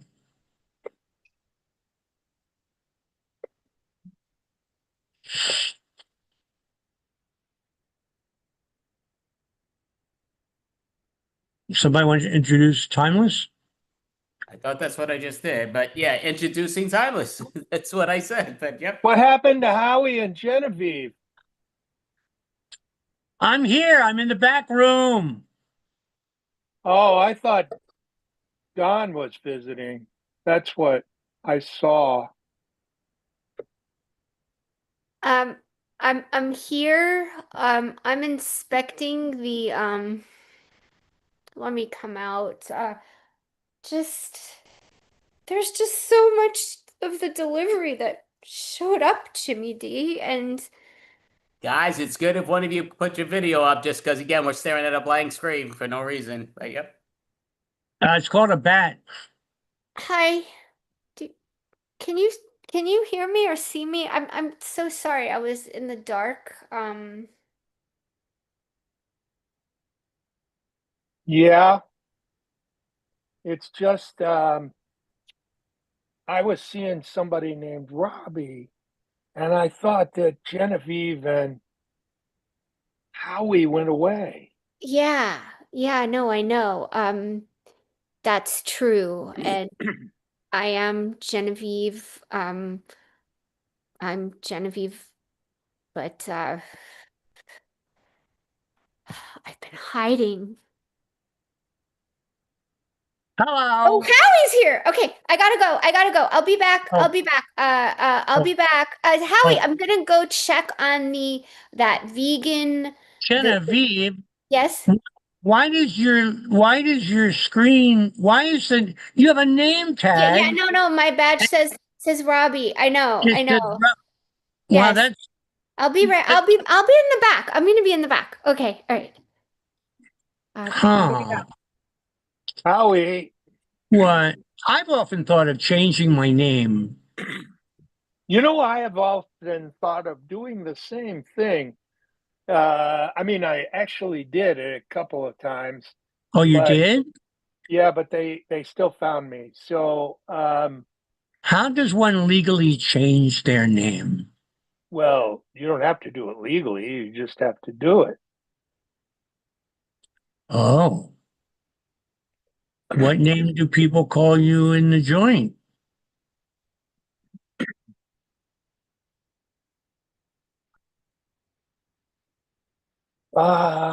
They call me Don. They call you Actually, the Don? The Don, yes. Huh. I know, it's different. Look, yeah, anyway. I'm not really comfortable with that. Maybe we could talk about some of the projects you've been working on. Oh, okay. As you saw, it said Don Disturb on my warehouse in the back, right? And big sign there, it says do and not disturb. Don not disturb. And so I appreciate that you didn't walk in while I was working I did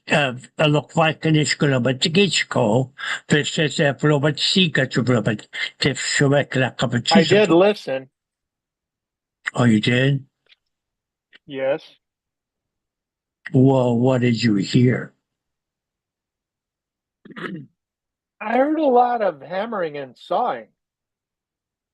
Yeah.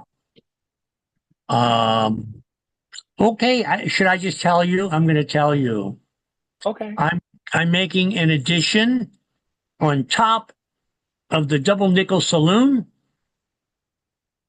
and I want to use it as a planetarium. I think that's a great idea. I don't know that it's legal, but who cares about legality? Hi. Hi, guys. Speaking Hi. of legal, Hi, Genevieve. What? Hi. Hi. I've been hiding out from the Why? town permit office. Okay. The permit inspector. I really want you to build the planetarium. Okay.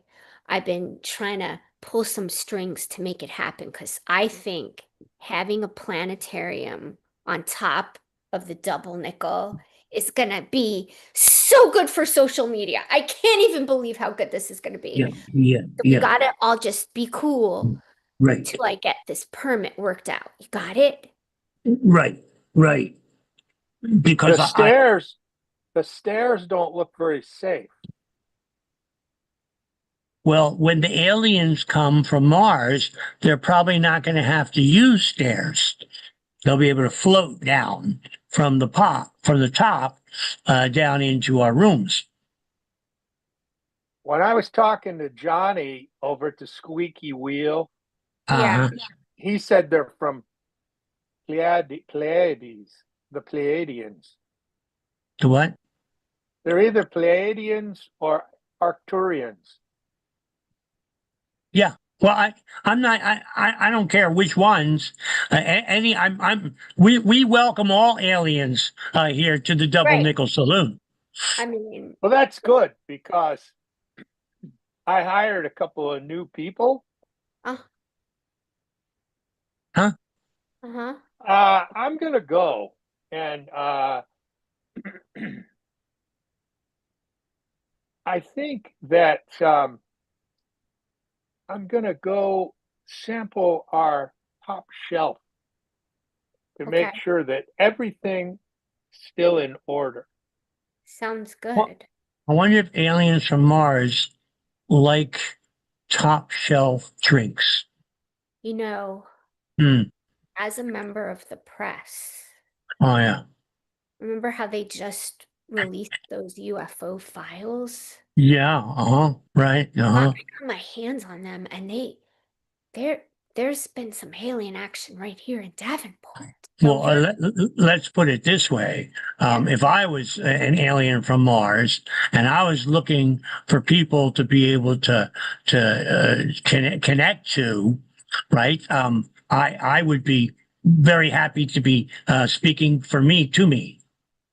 Exactly, because you are a good connector. You connect people, Howie. You know, and you too. You do also. You. Yeah, you are friendly, kind, and a joy to be around. So, of course, everyone from all over the universe would want to come here. And I'm going to get the scoop first. You are a beacon to these people, to everyone. No, big deal. Big deal. No. You're a big deal. Why? But the idea is when they come, they're going to look for someone. And I think it could, I it should be us. It should be us. No, but you are so kind. Jimmy D we also could make him a good example for humanity with a little support, right? But you are a good person, and I do believe you have a heart of gold. I do. I say it. Well, maybe all three of us can meld together and become one. with the help of the aliens from Mars. Jimmy, Hi, Jimmy. tell us. Tell us. What's I know going you on, have that Jimmy? look on your face, Jimmy. You Jimmy's have a giving look. us one of those looks. I've seen this look. He has a look. He definitely has the look. The inspector was here to look at the job site. Oh, okay. And I said, I know Howie's a light and he brings all these good things. Yes. And the inspector said, the only light I want to see is the light in the whites of your eyes. And he shined his flashlight on my face. Oh, that's so unfair. You're so nice. Even though you're like a security guard, you were doing your job. He shouldn't treat you like that. You've been great, Jimmy D. I'm not a security guard. I'm a security concierge. Yes, yes, that's true. It's That very is true. true. Right, It's right, right. very, And very even true. more so, and I'm sorry he treated you like that, and I need to go talk to him. But I was saying if You any go back to alien, work. I'm gonna go. You're gonna go back? No. There's work to do. There's lots of work to do. You know, Can't just stand around while Martians are ready to come to visit us. He threatened to call the sheriff. oh no.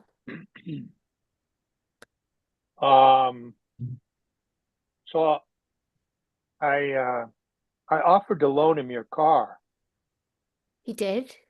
Good, good, good, good. Good, there's gas in it. Well, I mean, it's charged. No, that's the problem. Yeah. It didn't start. Oh, okay. All right. Well, if he's in the car and it's not moving, he can't say no. But Jimmy, Especially if he can't get out. oh my gosh, you locked him in my car? Yeah. You locked him in my car? I'm going to go look for Howie. I want to talk to him about why he's such a light. Maybe you could go out to your car. Oh, here's your keys. Oh. Oh no. No. I don't want to go see the inspector locked in my car. I'm the head of the Davenport sofa, and this is embarrassing. Oh my God, I better go out there.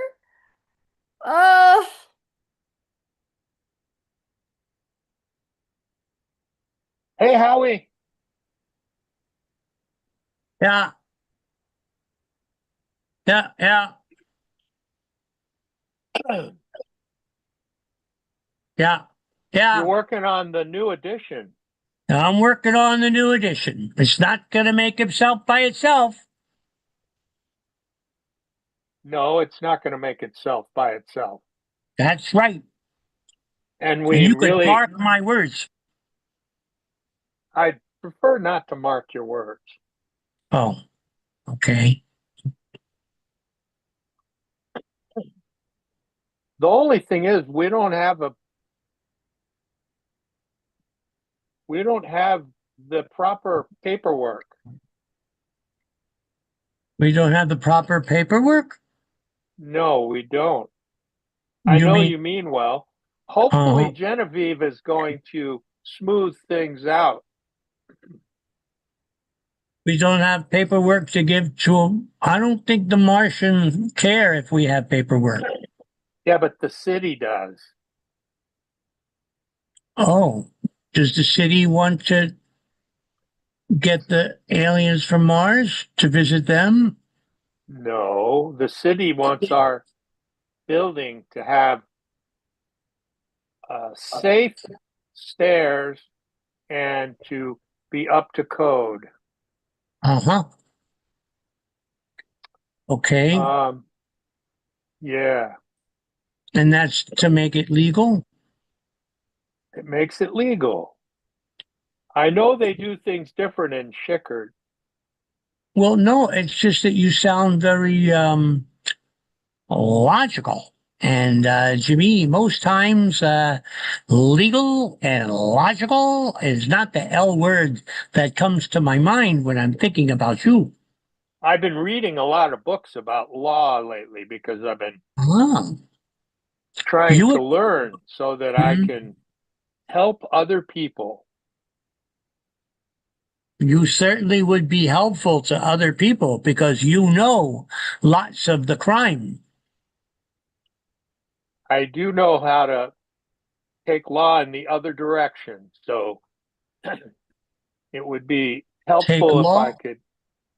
Yeah. Yes. I could even run for a local office.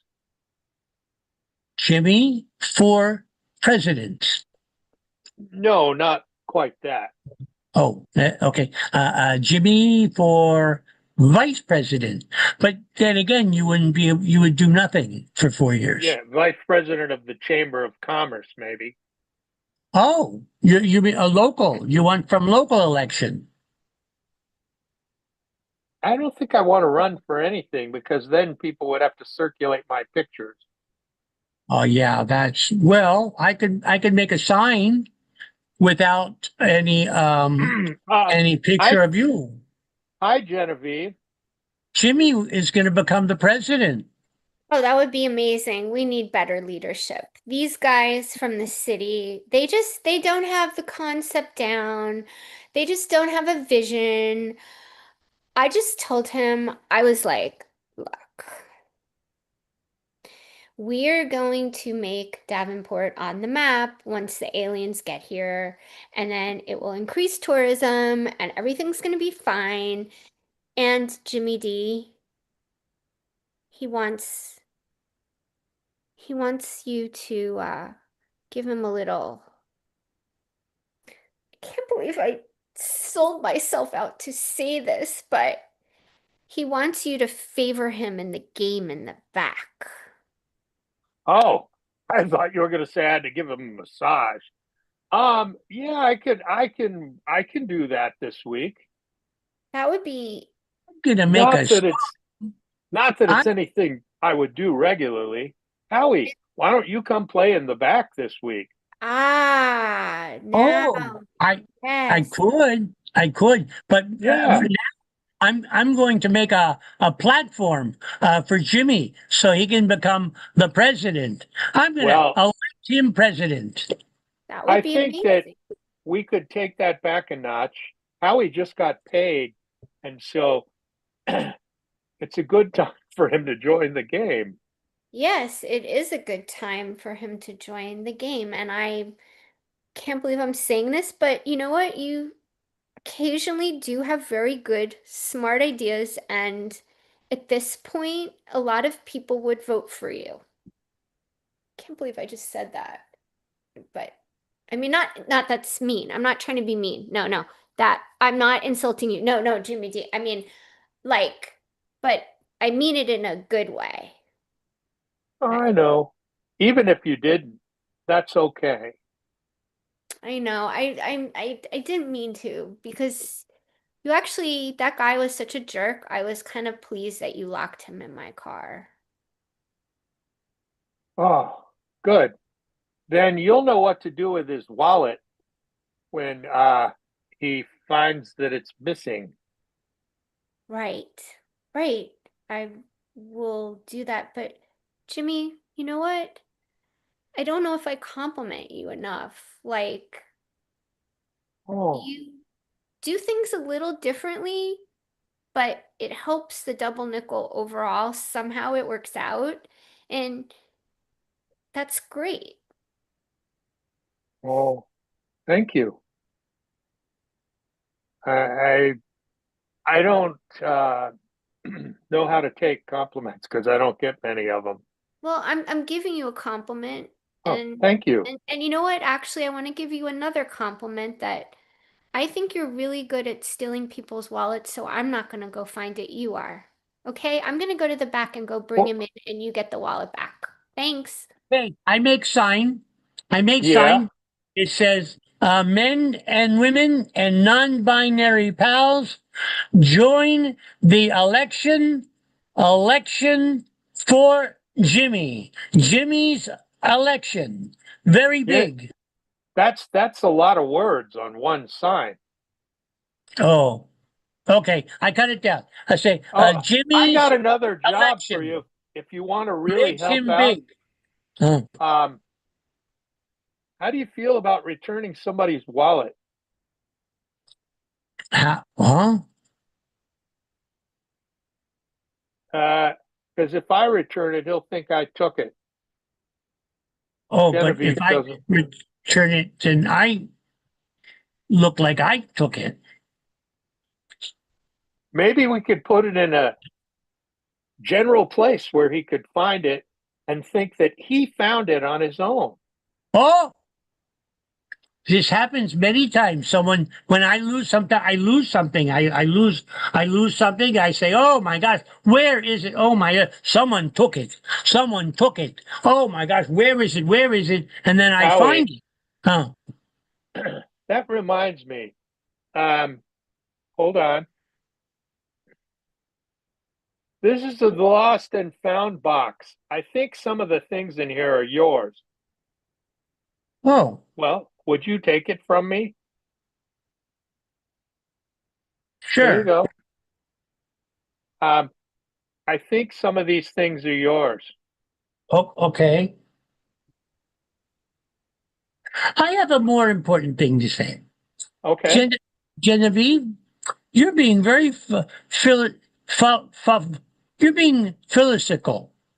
I'm going to go away and let you guys talk, but it would be interesting if he found his wallet in the lost and found.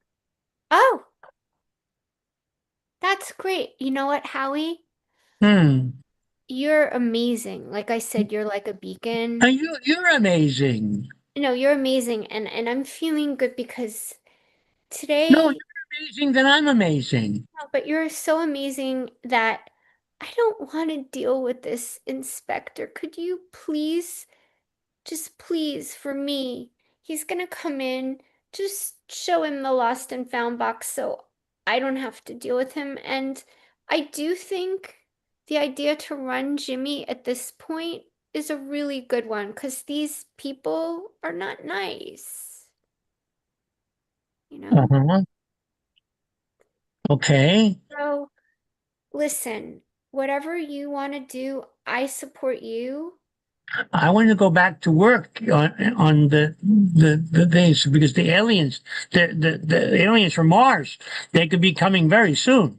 They are, and we should be that's ready. what I mean, and that's the thing. I feel like if there are aliens coming and they are gonna take us up for some reason, Well, I'm I don't know if they're grateful, going to take this up. but they could. I'm grateful that we have each other. Oh, Genevieve, your mood is very you're very you're a philosophical. Yes, because I was just realizing that, we're on this planet together and we have to get along and work together with everyone and compliment them once in a while. And I just wanted to take the time to do that. That's all. It's lovely. It's You're very, very lovely. nice and lovely. No, Thank you're you. lovely. I And was Jimmy, you're lovely too. You're lovely. Thank you. I was just saying, if the aliens came and stole us out of the double nickel bar, I want to go with you guys. I don't want to go by myself and be taken away in a UFO or anything. I want to be with my double nickel people. We could ask them. We could say, "Can we stay together if you're taking us to Mars?" Yeah, because it's a little, like, if you really think about it, it's a little scary. So I'm gonna try to get that inspector in here. You're gonna give him his wallet, and we're gonna get that permit to build it, whatever happens. So thanks, Jim. It's in the lost and found. Yes, that was a good plan. Sometimes things just are okay. Like, we don't have to always be in crisis mode, especially if there are aliens. So I'm gonna go get him, but thanks, guys, for making my job easier. And thank you, because you're amazing. And Jimmy, you're amazing too. Thank you. I feel like I have a new lease on life because you guys have been so nice to me. Howie, you don't have to pay me to work this week. That's amazing. And What? Genevieve, I Yes. filled up your car after we let him out. Good. What? Wow. I'll just leave you some extra meatloaf. Does that sound good? I'm going to go wash your car now. And Howie, I'm going to polish your tools. And Jimmy, you can have one more drink from the top shelf liquor. Yes. Oh, thank you. I'll just help myself with, this is a more expensive tequila. All right. Thanks, guys. I'm gonna check on that, but good day today. I'm going to think about how philosophical, fish. We've been thinking a lot about things. I'm going to sip this tequila and look out from the new addition you're building that may become an observatory on the top of the double nickel. And that's our show. Right, great job. We could pop up your videos if you don't mind, but yes, so great job. So, going to ask just again, we're fine with the time, so just was going here and there. So just wondering, we'll ask Jimmy because Jimmy's been the security people and I work security, so I will respect the gentleman. But Jimmy, out of curiosity, do you have a website when you guys do perform, or if you perform elsewhere with other teams, online or in person, Jimmy? I always defer everything to Genevieve Jones, also known as Robbie Foss. No, so we are on all the different websites of our theaters. We're on Highwire. We're on the Follies, Improv Vintage Follies. We're on your site. And then we do have like an older Facebook page and an older Instagram, which need to be updated. Well, thank you. Definitely Genevieve, Robbie. And Don, do you have a website so people do know? Because I know you do a lot of in NYC, but also online. So do you want to let people know how to find you when? Well, yeah, first of all, thank you, Robbie. Fantastic job tonight. My golly. Thank you. You're welcome. No, but thank you, all of you. But go on. No, thank you. No, thank you. Well, thank you too. And thank Jimmy, Greg, thank you. And Andy, thank you even more so. Thank I'm so thankful. I'm going to go. No, but Greg, tell him, didn't you get into a festival recently? Oh, yeah. I'm going to be at the Countdown Improv Festival.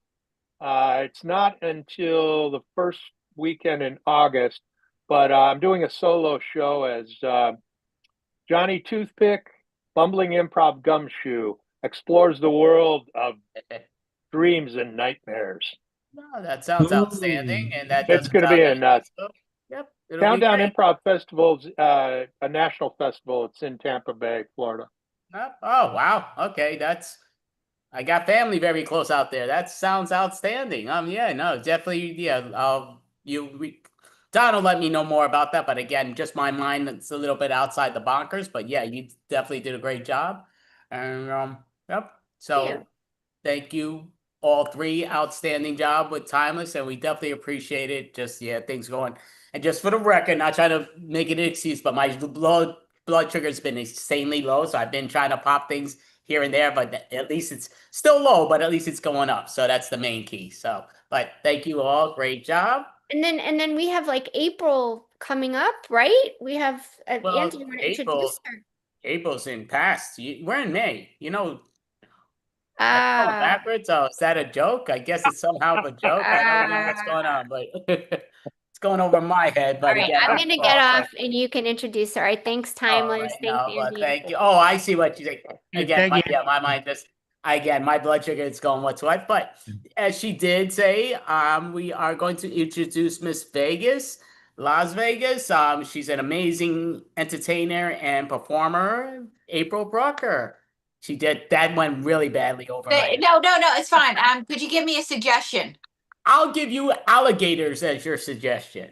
Alligators. Okay, cool. All right, here goes. When I was a kid, my family and I used to go to Florida every summer from the time I was like 3 till the time I was like 9. And then my parents brought a rental property in South Carolina. But anyway, we used to go to this backwoods shack with alligators out back. And we used to get Twix. And it was the first time that I ever got Coca-Cola in the glass bottle. And but I used to eat the Twix and drink the Coca-Cola. But there were always alligators there. And one week we went and there had been an alligator attack. No joke. And somebody had been attacked by an alligator.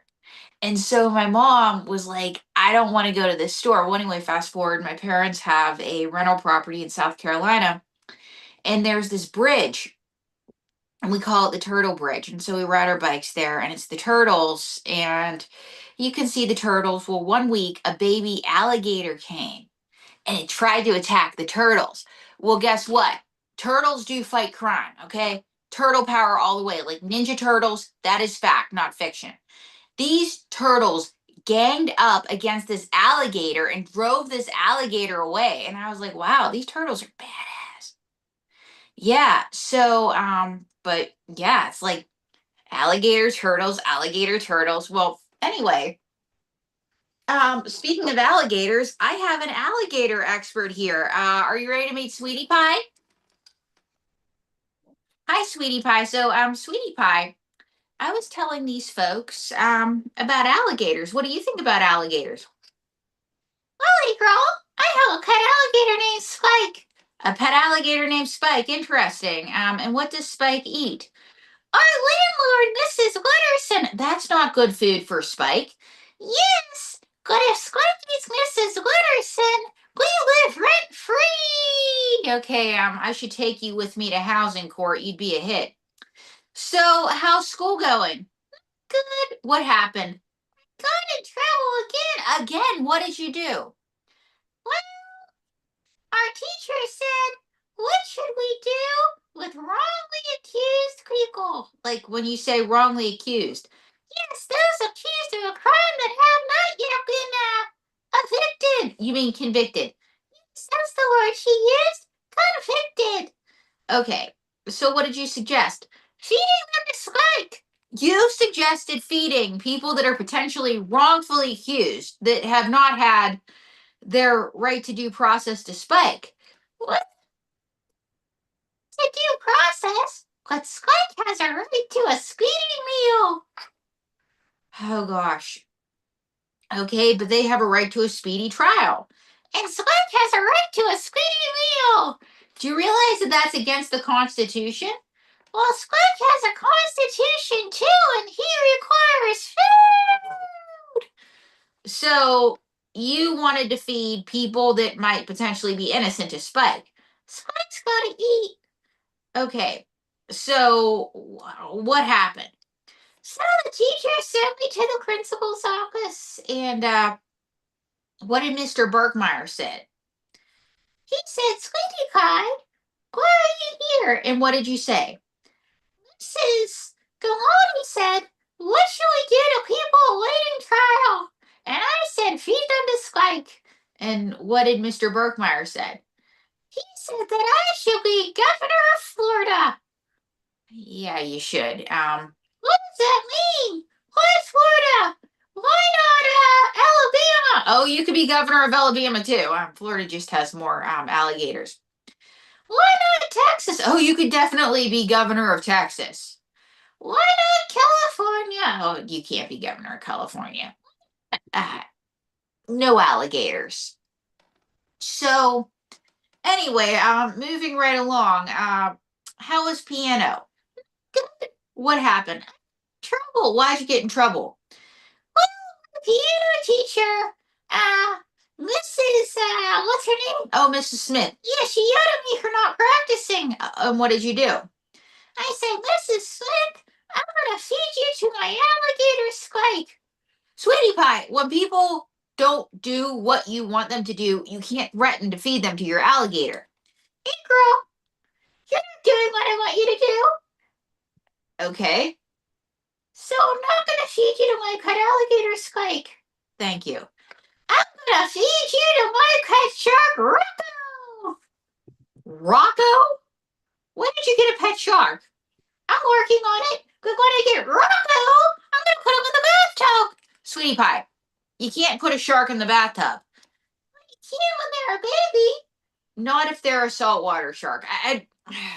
Like I told you, okay. From now on, when people don't do what you want them to do, maybe just like try to talk it out with them. Let's try this. Sweetie pie, I want you to do something you don't want to do. You cut an alligator to eat you. No. Let's try this again. Sweetie pie, I disagree with you. I disagree with you. But I think that we can still respect each other. And I respect my cut alligator, Squid. Get over here, Squid. What? You said it was an exercise, and I didn't tell Squid to eat you. I just said get over here. Okay. This was a dismal failure. Let's try this again. Sweetie pie, I love you, and I want what's best for you. I want what's best for Squid too. And what's that? To eat you, Sweetie pie. Okay. Let's try something else. Okay. Sweetie pie, I respect you as a person, but I disagree with your opinions. Hey girl, I respect you as a person, but I disagree with the fact that I can't feed people to Spike. Okay, I guess this is as good as it's gonna get. So, what are you doing tonight? Spike! There's Spike! Ladies and gentlemen, Sweetie Pie, my alligator expert.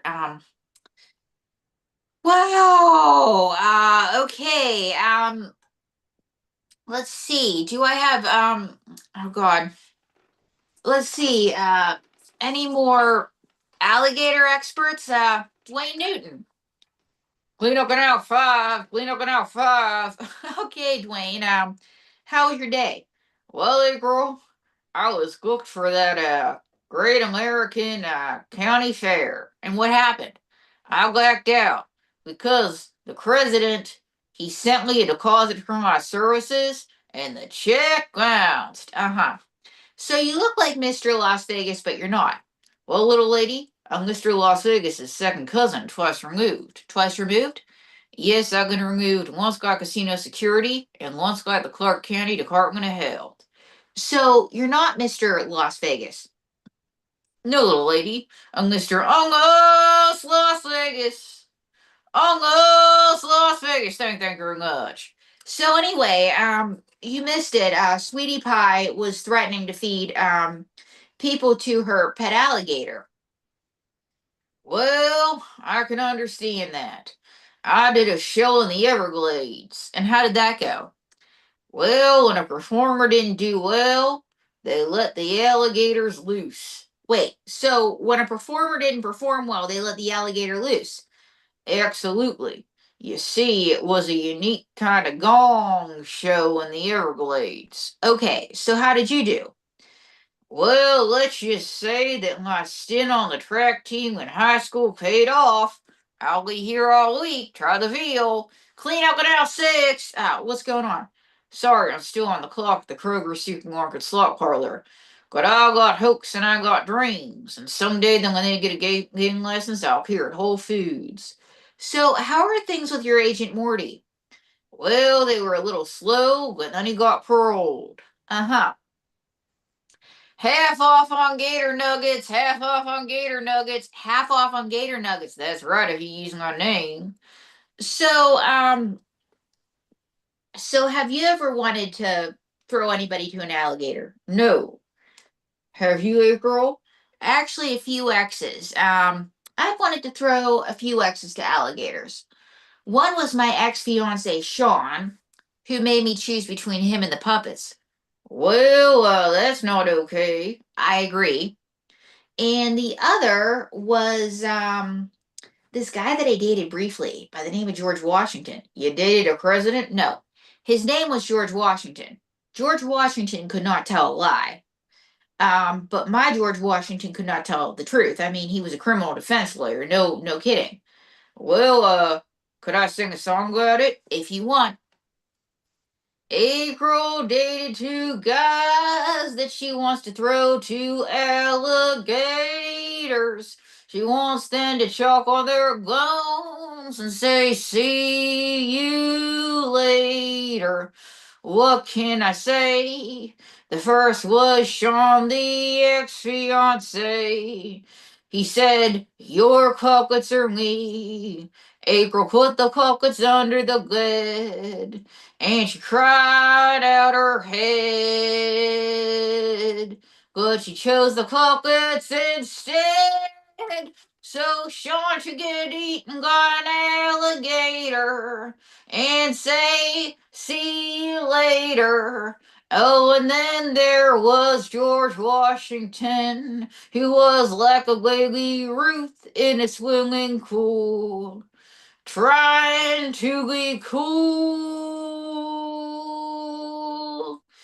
He is one of those guys that we should get out of here. Didn't he make up an Olympic boxing career? Yes, he did. And an alligator should have chomped on his life.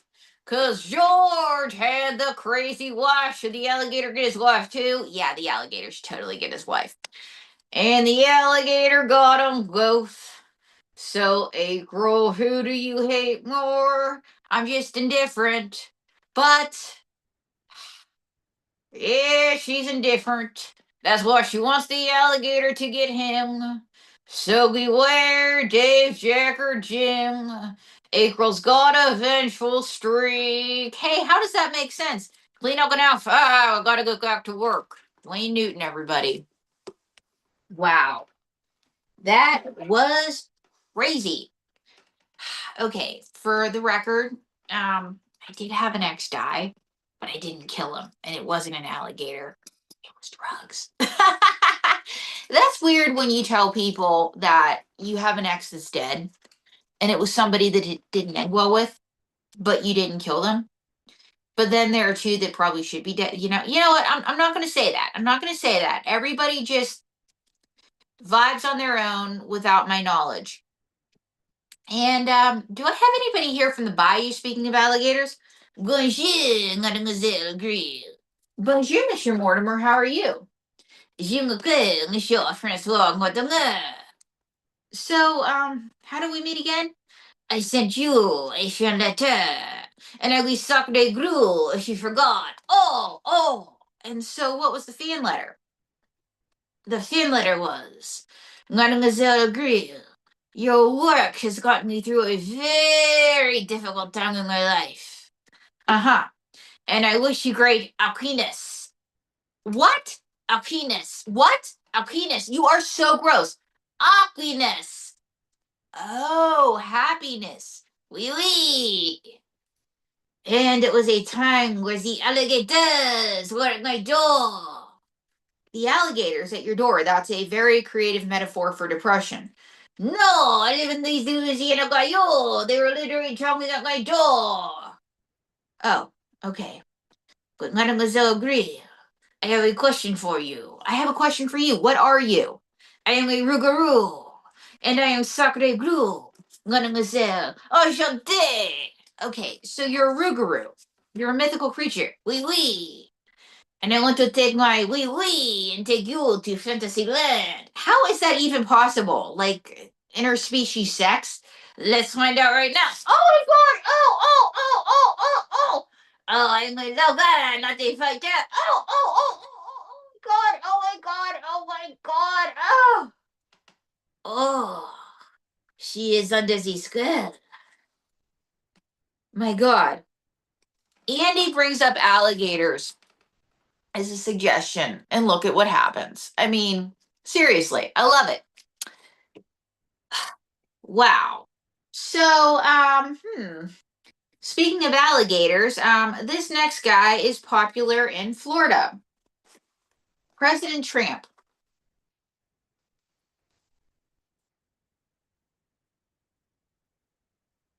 Hello, my name is Donald J. Trump, and I'm President of the United States. And I'm gonna grab you guys President Trump. We can't say that on this podcast. So, if you could say anything to the people of Florida, what would it be? I love Florida. Florida love me. Want to see my alligator? It's in my pants. Okay, President Trump. We've talked about alligators eating my ex-boyfriends tonight. We've talked about alligators eating innocent people. Well, alligators should eat ex-wives. Wait, what? You see, it's cheaper than divorce, and it's cheaper than deporting them.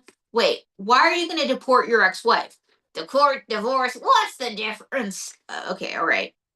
So, what do you think of alligators, President Trump? Well, April, I think that alligators are great, just like America. And why do you think alligators are great? If an alligator can vote, it's great. Wait. But why do you think alligators are great? Well, alligators are American citizens. President Trump, alligators can't be citizens. They're animals. Racist! I am not a racist. Alligators are alligators. Gosh. You're the racist. Fake news. My legs don't work. I can't run. Okay. So, President Trump, why are you qualified to be president? Well, April, I'm master of everything. I have billions and billions of dollars, and the Better Business Bureau gave me a AAA rating. Wait, the Better Business Bureau gave you a AAA rating? Wrong! A triple K rating. KKK. Okay, so to everybody watching, what are your plans for America? Well, April, I want to make America great again. Okay. But I want to make America white again. But you said great again. Great, white, what's the difference? So, President Trump, the last time you ran, you said that you were going to build the wall, but you didn't. Well, April, I promised one thing and then I did another. I wasn't a career politician when I ran, but now I am. See? I love alligators. Go Gators. President Trump, just one thing before I let you go. What if an alligator was trying to eat you? An alligator wouldn't try to eat me. Why is that? Because alligators live in red states. Oh my God. How did this man get elected again? I'm scared. Okay, May Wilson. May Wilson, there you are. May Wilson, bring this home. Oh, hey, girl, there's all this talk of alligators. So, May, what do you think of alligators? Well, April, they have really big teeth and they're like really dangerous. And I don't go near swamps, as if. Okay, thank goodness. So, when you think of alligator, what do you think? I think of a purse. Wait, when you think of an alligator, why do you think of a purse? Alligator skin purse, duh. Oh, okay, let's try this again. When I say alligator, what do you think of? Shoes. That makes no sense. Alligator and shoes. Alligator skin shoes, duh. Oh, okay. When I say alligator, what do you think of? I think of leather pants. Okay, why leather pants? Alligator skin leather pants, duh. Wait, May, could you they're dangerous animals. Stop being a dummy. The correct term is textile American. You're the dummy. Wait, I'm the dummy, you're the dummy. I'm the dummy, you're the dummy. You're the dummy. No, you're the dummy. I'm the dummy. You said it, not me. Okay, but you're the dummy. No, you're the dummy. No, you're the dummy. No, you're the dummy. You just called yourself a dummy. No, I did not. Yes, you did. Because you're putting words in my mouth. Okay. All right, let's try this again. If you saw an alligator, May, what would you do? I'd be at a zoo, and a really high-class one with my sugar daddy. So you would see an alligator at a high-class zoo with your sugar daddy. As if, April, I don't go near the swamp. You should know that by now. Okay, so I think we've done a lot. We've covered a lot on this broadcast. And I think that we should end with a song. Okay, here goes. Are you guys ready? Ready. Twinkle, twinkle, little star, how I wonder what you are. Look up the world so high, like a diamond in the sky. Should we swap voices? I think you should. Twinkle, twinkle, like little star, what you are. Can I hear my voice back? Like that was weird.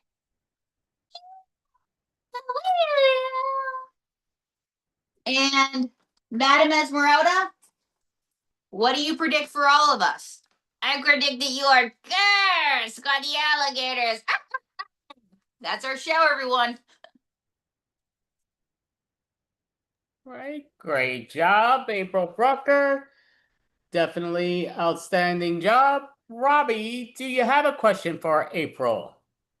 April, you are so talented and I'm a huge fan, and I just, I get confused, like how do you choose which one, which puppy you like the best, or like what's one of your favorites? Okay, I like them all, but I'm partial sometimes to Sweetie Pie. Then of course I'm partial to May. But then I'm partial to Donnie and Dwayne. I've had so many different adventures with all of them. And this past Christmas, I had a song out with May called "Merry Christmas, I'm So Glad I Didn't Marry You." And then she has a song with the Ink Spots out right now that's getting all sorts of airplay all over the world. It's called "That's the Way It Is." That's Mae Wilson. But Wow. Dwayne Newton's been all over Las Vegas. He had a little bit of a viral song too. It's an inside joke. Donald J. Trump's been to two Republican conventions protesting the president, but still. And Monsieur Mortimer was on British television, and Sweetie Pie's been everywhere. So I'm partial to all of them. That's awesome. That's Thank great. you. Thank you. Definitely great. I mean, April Brucker, I'm a humongous fan and definitely outstanding. And I used to see you in the days of MIC, but I would love to come out to Vegas at one point and see you do some of your shows because you're unbelievably and outstanding. Thank you. Thank you. And so are you. I love you. Thank you so much. Definitely appreciate that. And just kind of curious, how do people find you when you perform in person and online? Because you do so much and you're just so talented. But yes. AprilBrooker.tv, and watch for it this month. I'm dropping a book on 250 years of American ventriloquism. Wow, that's amazing. Thank you. It's in celebration of the centennial coming up, or whatever you want to call it. The big, yeah. And no, excited about it. Yeah, we won't be performing at the Great Fair, whatever it's called. Just kidding. We weren't even invited. Are you doing something in Vegas during that time period where people could come out to Vegas to see it? Well, I'm launching the book. I'm going to try to give a book talk, so stay tuned. Oh, it's exciting. Yeah, definitely. Thank you. So and I love your outfit, by the way. That is great. Thank you so much. Thank you. She does look amazing. The most amazing looking alligator. I have the alligator skin. I'll lend it to you if you ever. Thank you so much. Great job, April Brucker. We really appreciate you and have an amazing weekend. Thank you. Bye. Bye. Take care. She's so good. Miss Vegas. So definitely watch out for her. So I am going to actually get to interview a young man I do know in person. He's a gentleman and a scholar, and he'll be talking, and this will be a lot of fun. So gonna interview DB Frick. Yes, let's welcome him, DB Frick. Awesome. All right, I'm gonna head out and let you do that, Andy. This is very exciting. I want to learn more. Bye. Nice meeting you, Genevieve. Nice meeting you. I'm Robbie. Oh yeah, sorry. Sorry, it says sorry. Yeah. I was just reading. That's good. What's up, DB? The one time I could read and it worked against me. How you doing, Andrew? I'm there, so they say that's a decent thing, so I got to take it. But how are you overall? How are things going in your world? Things are good. I'm busy. I'm not going to wear the sunglasses the whole time, but I did want to I did want to pull off the Ferris sort of look for a minute. It's giving me sort of a headache to wear sunglasses inside. I also like seeing you between the two alligators. It's very like it's like they're about to like maybe take advantage of you, maybe. They're like, yoo-hoo. They're great. It's thank you. Good to see you. It's been a long time, way too long. I think I saw you live and in person probably 2 years ago at Central Park. That was Yes. probably the last time we saw each other. Yep, definitely. And yeah, he was doing some improv, and DB's very talented in his comedy, his improv, and Yeah, it's you were fun. running a great thing. You were pulling a lot of people together every week in Central Park. I mean, that's like the center of the world of parks. That's the best park to do anything in. That's true. Not talking about anything one or two. Yes, but you're right. No. Oh, yeah, sure. No, That's so on New Yorkish off, but yes. But overall, should I ask you, with this rumor mill of the Ferris Bueller's 40th year anniversary, you're doing a Yes. big thing for this in New York City. Yeah, I hope it's a big thing. It is growing all the time. It's a documentary called Saving Ferris Butler. And it's about a old guy. He's 78 years old. He lives in Nashville right now. He used to be a writer for SNL in 1980 and 1981 during their sixth season. And he also was a cable access guru in the 70s. He had a show called Waste Meat News on Manhattan Cable Access, which that back then was a big deal. We have thousands, if not hundreds of thousands of choices in any minute of anything we want to watch. But back then they had like 10 channels and then a cable access channel that they could watch weird stuff on. So he started the first sketch show on cable access, and he actually did it before SNL. So he was doing it just before SNL started, and his work got noticed by one of the producers, Gene Domanian, and that helped him propel him into a position as a writer at SNL. And he wrote some of like, I don't know if you know the documentary Lorne that just came out. There was a documentary about Lorne Michaels that came out about 5 weeks ago. In the documentary, they feature one of the sketches that Ferris wrote, which is this sketch called The Leather Weather, which is Denny Dillon is whipping Charlie Rocket on the wall. So it became an iconic thing that season because it was so bawdy and tawdry, and this idea of someone whipping a guy who's like a map. He's across a map on the wall, and she's whipping him and then she pours milk on him. And, it's that sketch became iconic at that time, so much so that I remember when I was 5 or 6 years old in 1980, I was probably 4. I remember my father joking about this sketch at the house. Like, I didn't see it, I wasn't up, but I remember him talking about a woman whipping someone while they were on and they joked about the leather weather. So that stuff would travel more than it travels now. Like, because, and that's sort of wrong what I'm saying, but because there's so much more now, something like that isn't going to travel as much as it did then, because there's so many more opportunities to see something now. So in this documentary, you're going to see stuff that you sort of have never seen before, and it sort of is bringing back an avant-garde sort of feeling. And Ferris is a predecessor to what we do now on the internet, where there's these quick sketches and quick clips. And if you see the documentary, if you come down, and I hope we see you there, Andrew,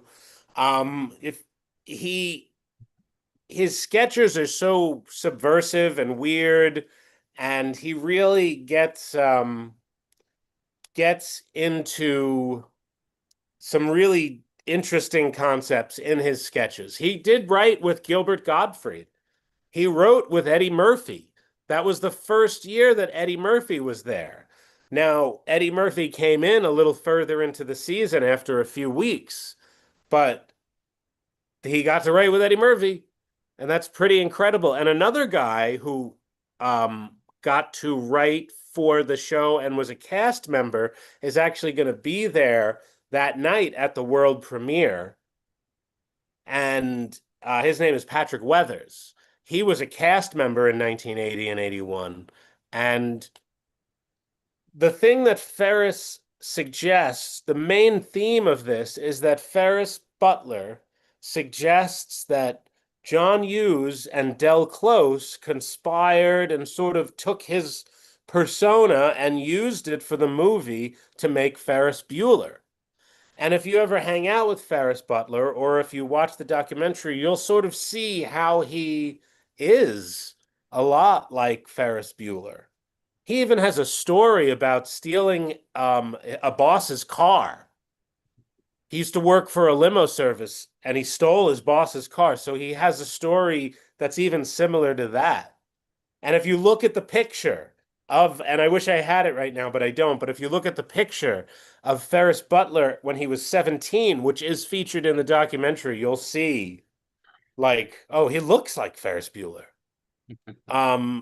So I met Ferris Butler about 15 years ago doing open mics in Manhattan through Todd Monacy. He was running some show, I forget where, but Ferris and I connected sort of because I sort of have that personality too, of a character who can sort of float through life and can get a lot of opportunities like Ferris does in the movie.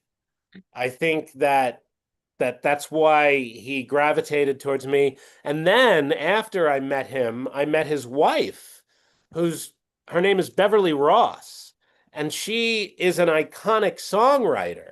She wrote songs like Lollipop and Dim Dim the Lights and Judy Blue Eyes and a lot of songs from the 60s into the 70s. She made a lot of money just on Lollipop alone. Right, yeah. And she's featured in the documentary, and I actually got to interview her. I'm sorry, I keep on talking. Oh, no. That's the main thing is to find. So what was her name, you said? Her name is Beverly Ross. Beverly Ross. And she wrote, her biggest song was Lollipop. I mean, everybody knows that. That's still iconic now. It's, it'll probably be famous for another 50 years. Yeah, no, that's amazing. Yeah, just very interesting. Is she going to be at that performance thing? No, she's dead. Oh, she passed away. Oh, sorry. Yeah, okay, that's okay. Yeah, I guess, yeah, I didn't kill It's her. okay. People die. She's 85. She was a lovely lady. I actually did the last interview with her that she ever did.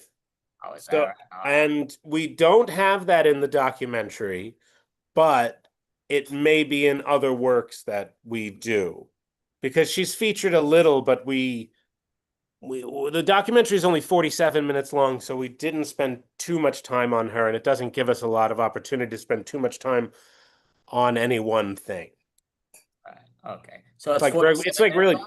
Sorry, go on. I You were apologize. saying it was 47. Oh, no, you're good. It was only 47 minutes long, though? It's 47 minutes and like 40 seconds long. Yeah. So it's a feature documentary. Like if it was going to be up for awards, like it would be up for a feature length documentary. A short film documentary is 40 minutes or less. So if we could cut off 4 minutes and then try to be eligible for that. And we are making that play. I really, like, this is the only time in my life that I may ever have the opportunity to be close to the circle that gets nominated for awards like the Academy Awards or Golden Globes. I to even talk about it is like, I'm not in that realm. I don't know those people. I don't have those friends. But what I think is happening as Hollywood deteriorates, I believe the opportunity for lower budget films to become bigger are going to happen, just like with Obsession. I don't know if you saw any information on that movie Obsession. That kid spent like $100,000 on a movie that just made $100 million. Right. Now, if he made the right deal, he could have made like $10 million. But I mean, I think that that's actually going to happen more because Hollywood, they're not trying to make stars, celebrities that way, like Tom Hanks, things like that. I don't think are going to happen anymore. That's a totally different conversation. I'm sort of, maybe I've gone too far away from what you want to talk about. I'm sorry. I have a habit of yammering on. No, that's definitely fine. I mean, again, this is stuff that you want to advertise in your thing. So, and I will say you are great just because you really like the wrong word is investigate, but you kind of investigate with people, whether they perform and stuff, which I really love. Like you really do that great stuff, following people. Like many times in the past when you've been in the Extravaganza, you're on at the Javits Center and you're walking around. Oh, seeing right. Yeah, what's no, going I on. was doing that. Yes, right. And that would happen with you a lot. Like there would be terrible connections when we were doing several times. And I was also doing less comedy stand up and I do less improv. Like the only improv that I've done in the few times in the last year are where I taught a class at Broadway Con. Oh, okay. And that's a bi-yearly thing where people from Broadway get together. I teach an improv class there, and I get like 5 or 10 people to come. It's usually not that fun, and that Broadway Con has been like Hollywood has been deteriorating over the years because there's less and less people going, and it's really obvious. Right. Yeah, I mean, How about you? Where are you living now? I'm still New York City, NYC, Washington Heights, born and raised. Okay. Can't Oh, escape. so we're not that far from each other. I'm on 72nd. Oh, So yeah. So we're yeah. probably about 75 blocks from each other or something. Yeah, pretty much. Yeah, probably just shy of 100, but yeah, we're very Okay. close. And yeah, I mean, to me, again, you perform at quite a few places we performed in the past, our improv team. But yeah, it's like you have I'm so bad with names. Not Broadway comedy, which we did perform at also, but the one that's on 77th Street or 78th Street, right off of Broadway, blanking out. It's The West Side Comedy Club? yes, that's it. Yeah, Okay. the West Side. That's it. I think we first met through Oh, Face Off. Face Off. Yes. And they were doing shows. I think I was reviewing some shows. I kind of stopped performing with them at that point. And I haven't really been in touch. I did tell a couple of those guys about the documentary, trying to get them to come. But they're not the most supportive of people. No, well, I'll be honest. The FOU people are extremely busy. Like Yeah. they really are. Like here and there, I've gotten into They do a lot of things, quite a few yes. people on this site. But yeah, in the Extravaganzas, I've interviewed quite a few of them, and they really are super busy in a good manner, which is great. But Yeah, it does they take. Yeah. They do some great stuff. I never wanted to do Batsu because I don't want to get shocked. I don't want to eat any wasabi. I don't want to get hurt. I've already been punched at comedy shows for jokes. I don't want to get hurt anymore. It's kind of why I stopped doing stand-up, because I got hit. No, I mean, it's, yeah, to me, Batsu, we used to open up for Batsu back in the day. We were at 11th hour.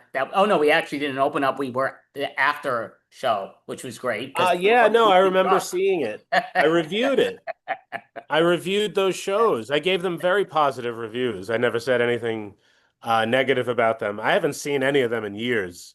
But a couple of people from that may come to the documentary. We'll see. We're selling tickets through Eventbrite. And if you maybe people can actually see that link right there. If you hit that barcode, I don't know if anybody's watching or who's interested, but if you hit that barcode, you can get some tickets to it on June 11th is the world premiere. And we've actually got like distributors interested. The company that won the Academy Award for Best Short Film Documentary last year, Kino Lorber, is sending 2 representatives to see this documentary. I can't, like, things like that, I can't believe. The New York Post got in touch with us and they were like, oh, that sounds like an interesting thing, and they might send someone down. I've been calling press, everyone, every week. And I got to the Today Show. I got them on the phone 2 days ago and they were like, yeah, you're on our radar. So that's so cool to hear something like that. But I have all these things that are like hopefuls that haven't come together yet. And people like, yeah, we'll come. I don't see them. I'm not at the premiere yet. I don't see them there. So, and I'm a optimistic pessimist with a touch of cynicism. So I am apprehensive about believing in anything, but will do so and accept it when it happens. Well, I mean, definitely sounds great, no question. And yeah, you never know till you know. But the key is, like I say, you're definitely an outstanding individual, performer here and there. Are you planning to, before they start showing it, to talk in front of the movie theater and speak to everybody? Oh, yeah, we're doing a Q&A. We are. I'm going to talk for a minute before the movie where I'll just say thanks for coming, and I'll tell everyone we're doing a Q&A afterwards, so we'll talk then. And then the documentary, there's a commercial. There's one preview that the director is showing from his last documentary, which is on Tubi. That's called Inky. I didn't direct it. I executive produced it and hosted it. Julius Olivas and Aikita Productions directed it. He's in California. Great young kid. He went to USC, went to the Warner Brothers program, very hard program to get into. He's a good kid, very young. And him and 2 other guys from the production are coming on the 11th at the Quad. And we're doing a raffle that night. We have a Q&A. The Q&A is going to be me, Andy Hogland, who got us, he's a writer for Entertainment Weekly, Daily Beast, and Vulture. He got us so many of our interviews. He got us Patrick Weathers. He got us Neil Levy. He got us Hugh Fink, who's an Emmy Award-winning writer. He got us Denny Dillon. These are all people who were cast members then on the 1980 cast. So this guy's going to be on the Q&A. Patrick Weathers, who was a cast member in 1980, me, and the director. So the 4 of us are going to talk. My friend Joshua Dudley, he's a writer for Forbes. He's going to host that portion and do the interview. I've given him like 20 questions. Hopefully he'll follow what I ask him to do. I find that no one does. Yeah, the world is full of, most people don't know the word in listening. They know how to hear, but not listen. Right. And I've been guilty. I'm guilty of it too. I'm guilty, very guilty of not listening all the time. But I try and I want to be better. So there's that. Definitely. Again, you're excellent for what you do. And You're excellent. You're great. You're still pulling people together like this every month. Like you've been doing this for like what, 30 years now? It feels like it. I know it looks like it, but no, it's not. But yeah, it's been a while. And again, since the COVID world, so we've been doing this. This is the 70th month in a row that we usually do anywhere from. Wow. Last month, I think, was the shortest one, which was 5.5 hours. So this is just about 6+ hours long, 6.5 hours almost.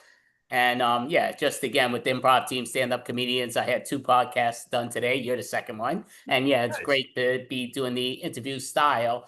And I like seeing what people bring to the table and here and there. So I'm just kind of curious. And again, I loved hearing about the thing that you're going to represent. And we will definitely get your website so people do follow you in person and online, not being the creepers, but in person, online when you're performing your shows. But I'm just kind of curious, are you doing anything that you're planning, or is this all still plugged into this one thing, or are you doing some comedy and improv outside the box at the moment? I had a poem in a book that came out last week. It was called Nassau County Voices in Verse, and one of my poems was in that book. And I did a reading at the library that they did the book launch. They did a book launch last Sunday, and I was there. It was great. I was able to get my mom there, and some people from her church came, and there were probably about 100 people in the audience. I went up first. I went to talk about this. I went to talk about this documentary. Really, that's why I did it. I even submitted the poem because I thought, oh, this would get me in front of people and it would, but instead it got me in a book and it got me at the event and I met a lot of people there. And there were some really even crazy coincidences. Like I was at an event for Audible about a month ago, and I was talking to people, handing out these cards and stickers, and I met a guy who was in from Chicago who was an extra on Ferris Bueller's Day Off. Oh, is that? And I'm like, what? I even got a video of it. I made a video of it in the moment and talked to him. It was crazy. That's a crazy coincidence. That's absurd. That's like, did someone pay for it? He looked familiar too. And I didn't get his information. I gave him the information, but who knows? I was hoping he'd come back and see. That would be great to have someone who was an extra in the movie at the event. Oh no, that's yeah, definitely great. I mean, I know quite a few extras that have played different parts. I know a lady, she's my mother, I'm not my mother, but she's married to my father, and she was in Trading Places. She was a Oh, very cool. the hooker inside that they go into it, and she also so bad with names of the movies. She did a speaking part in the one part that was very famous movie, brain farts galore in my mind. Sure, it's all good. But yeah, so to me, yeah, you always love seeing people that are in the SAG and they do what they do. Like to me, I can never do the SAG just because it's expensive. You know, they try to get people that don't have money and they go after them. But, you know, and again, you know, it's a funny way, but today's getting into SAG is a lot of money. I don't even, it's got to be over $3,000 probably now. It's 35, I bet. Yeah, it's insane because you still got to do so many performances and so many other things, and that all costs money, and time is money. And yeah, it's ludicrous, though the AI is kind of stealing a lot of that because they're taking the actors, actresses in the real world and duplicating them and dead and alive, and it's I did a lot of AI advertising for this. I made hundreds, and I still have a bunch that I have not posted yet because I still want to do some advertising. But not all our ads. I do some ads where I'm walking in the city. We do ads where it's just clips from the documentary. And then I'll do an ad like I made a lot of parody ads like of Lawrence of Arabia. And it's Lawrence yelling, "Did you know that Ferris Butler was the real Ferris Bueller?" And it's like a lot of ads like that. I did it with Gone with the Wind, with the woman who helps birth the babies. I did it with Star Trek. I did it with 100 movies. Like I did the top movies of all time, and I did it with one, and I did about 5 to 10 a day for a while on Sora. And I did it for free because Sora was about to go out of business, and I bought into Sora, and then they went out of business. So you still had time to make videos, and I didn't have to pay. I got my money back, and I got all these ads. And I've gotten a decent amount of feedback from it. They're not all winners, but there's one like a Titanic ad where the lady is standing over the back of the boat and she's throwing the diamond. She throws the diamond in, and as she's doing it, she's like, "I had no idea that Ferris Butler was the real Ferris Bueller." And she throws the diamond in, and then she's like, "That was really stupid." You know, so simple things like that, 10-second parodies of movies that everyone knows. Even Top Gun. I did one of Top Gun too, which is on a 40th anniversary kick. That sounds great. Now with Ferris Butler, is it going to be funny? Because Ferris Bueller was hysterical. Is it going to be having funny moments? There are funny moments. There are a few funny things that happen. There's funny conversations between me and Ferris that happen. There's a funny moment with me and Jeff Richards, who's was a cast member of SNL in 2001, I think. He was famous for playing drunk girl on the news segments. He was there for a couple of years. So we have a moment that's really funny. Some of it's downright depressing because there's part of Ferris's life. he inherits several $1 million, but he decides to go to Vegas and become a taxi driver and gamble every day for 5 years and loses all that money.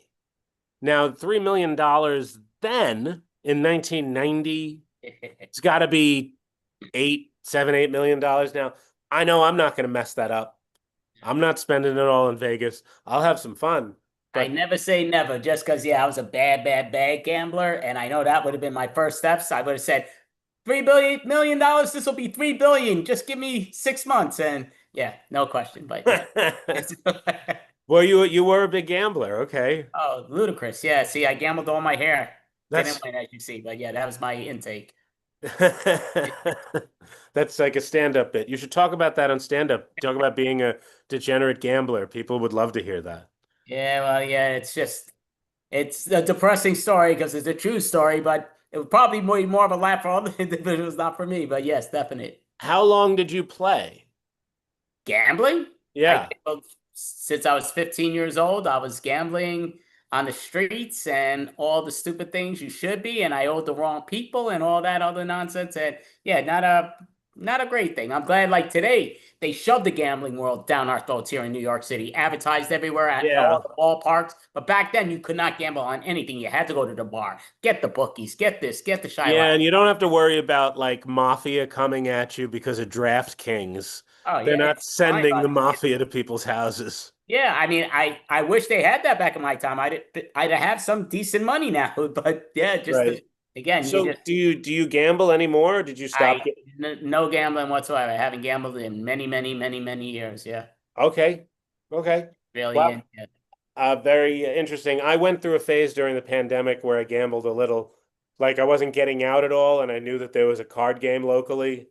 So I went to that local card game, and then I got COVID. And then like that was awful. That was so sick. That was one of the sickest I've ever felt. I'm pretty sure it was COVID.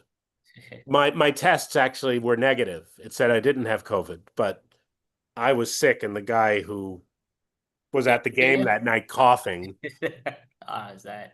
But anyway, but yeah, that was probably about 6 months. I definitely didn't lose all that much money. I was getting money from the government at the time anyway. Yeah, I would say Gambling government money away. early February when the Super Bowl was going, we went to friends of our houses and they started playing poker. And I'm like, unless you do tournament style, I'm not going to do it. But I ended up getting in for $50 really quickly. And within 20 minutes, I won $200 profit and I broke out. I told them I got to leave and then I left. But so Right. $200 profit, haven't gambled in so many years, but I was like, yep, can't get back into this, even though I would love to, because I love poker, Texas Hold'em and all that great stuff. But I do too. I like to play Texas Hold'em. I could sit down for 10 hours and play a game of Texas Hold'em. And it's been a while since I've done that. And I am pretty good because I'm good at reading a table. And then there can be like there becomes a fluidity to reading that table. Yeah, that was probably what I got best at. oh, that's a big part in poker, the pattern game, knowing people's patterns, because Sure. some people will throw you from a loop, but in most cases, people's patterns are hard to change. Even in those moments, you think, oh, I'm going to do this. Nope, it's weird, but it's so true in the gambling world. Right. You have to plan on the pattern changing. And it's just very fun. But I do see time flies when you Time have does fun. fly. Thank you for But- having me, man. Thank you for letting me talk about this. But yeah, no, definitely. And yeah, I'll definitely try to shoot out. What was the date again? It's June 11th June at 11th. Quad Cinema, which is 34 West 13th Street in Greenwich Village. It's 6:30 doors. We're going to be taking we got press coming. We got celebrities coming too. But I don't want to name them because I hate them not to come. Right. But there's like a handful of kind of semi-celebrities who are interested in 80s type things. We're going to have a costume contest. We're going to have a raffle. We have sponsors like Members Only and Ray-Ban and East Village Vintage Collective. They gave a $100 gift certificate. So we're giving away Ray-Ban sunglasses and Members Only jackets. We've got a lot of stickers that we're giving away that have the barcode on it too. Is that a discount code or it's not a discount code? No, I wish there was. I don't have a discount code on it. I haven't had to do that. There's 110 seats available in the theater. The tickets are $20 each. With tax, they're 23 and change. I've sold half of them so far. And I've got about 13 days to sell another 50. I have the press doesn't have to pay for them, and then the production doesn't. So that's about 10 or 15 tickets that I have to give away. So I'm hoping to sell at least 90 tickets. And so I'm at 45, 50 right now. Oh, that sounds great. And that's on a Thursday night, correct? It's on a Thursday night at Quad Cinema, Historic Cinema, where we'll have the sponsors. We're going to have Saturday Night Live alum. If you want to go to www.savingferrisbutler.com, you can get the information there, the website. You'll get a link right to the tickets. This will bring you to the website. This brings you to the website. This one brings you to the tickets. Not that, I mean, I don't think anybody, people, it's very unlikely that anyone's holding up their phone right now. No, but again, it is live, but they also could do it on tape and then pick it up. So that's always the great part. And yeah, we get a lot more later on, which is great. They'll pause it. Yeah, so check it out. I hope to see you there. I hope to anybody else who's watching, please come down. Thanks for talking to me, and have a good night. Thank you. Have a great night, DB Frick. Great job. And yep, I'll probably see you on the 11th. Yes. Yeah, no, I'll send out a message again. Yeah, I will definitely. All right. Peace. Great one. Take care, DB. Thank you.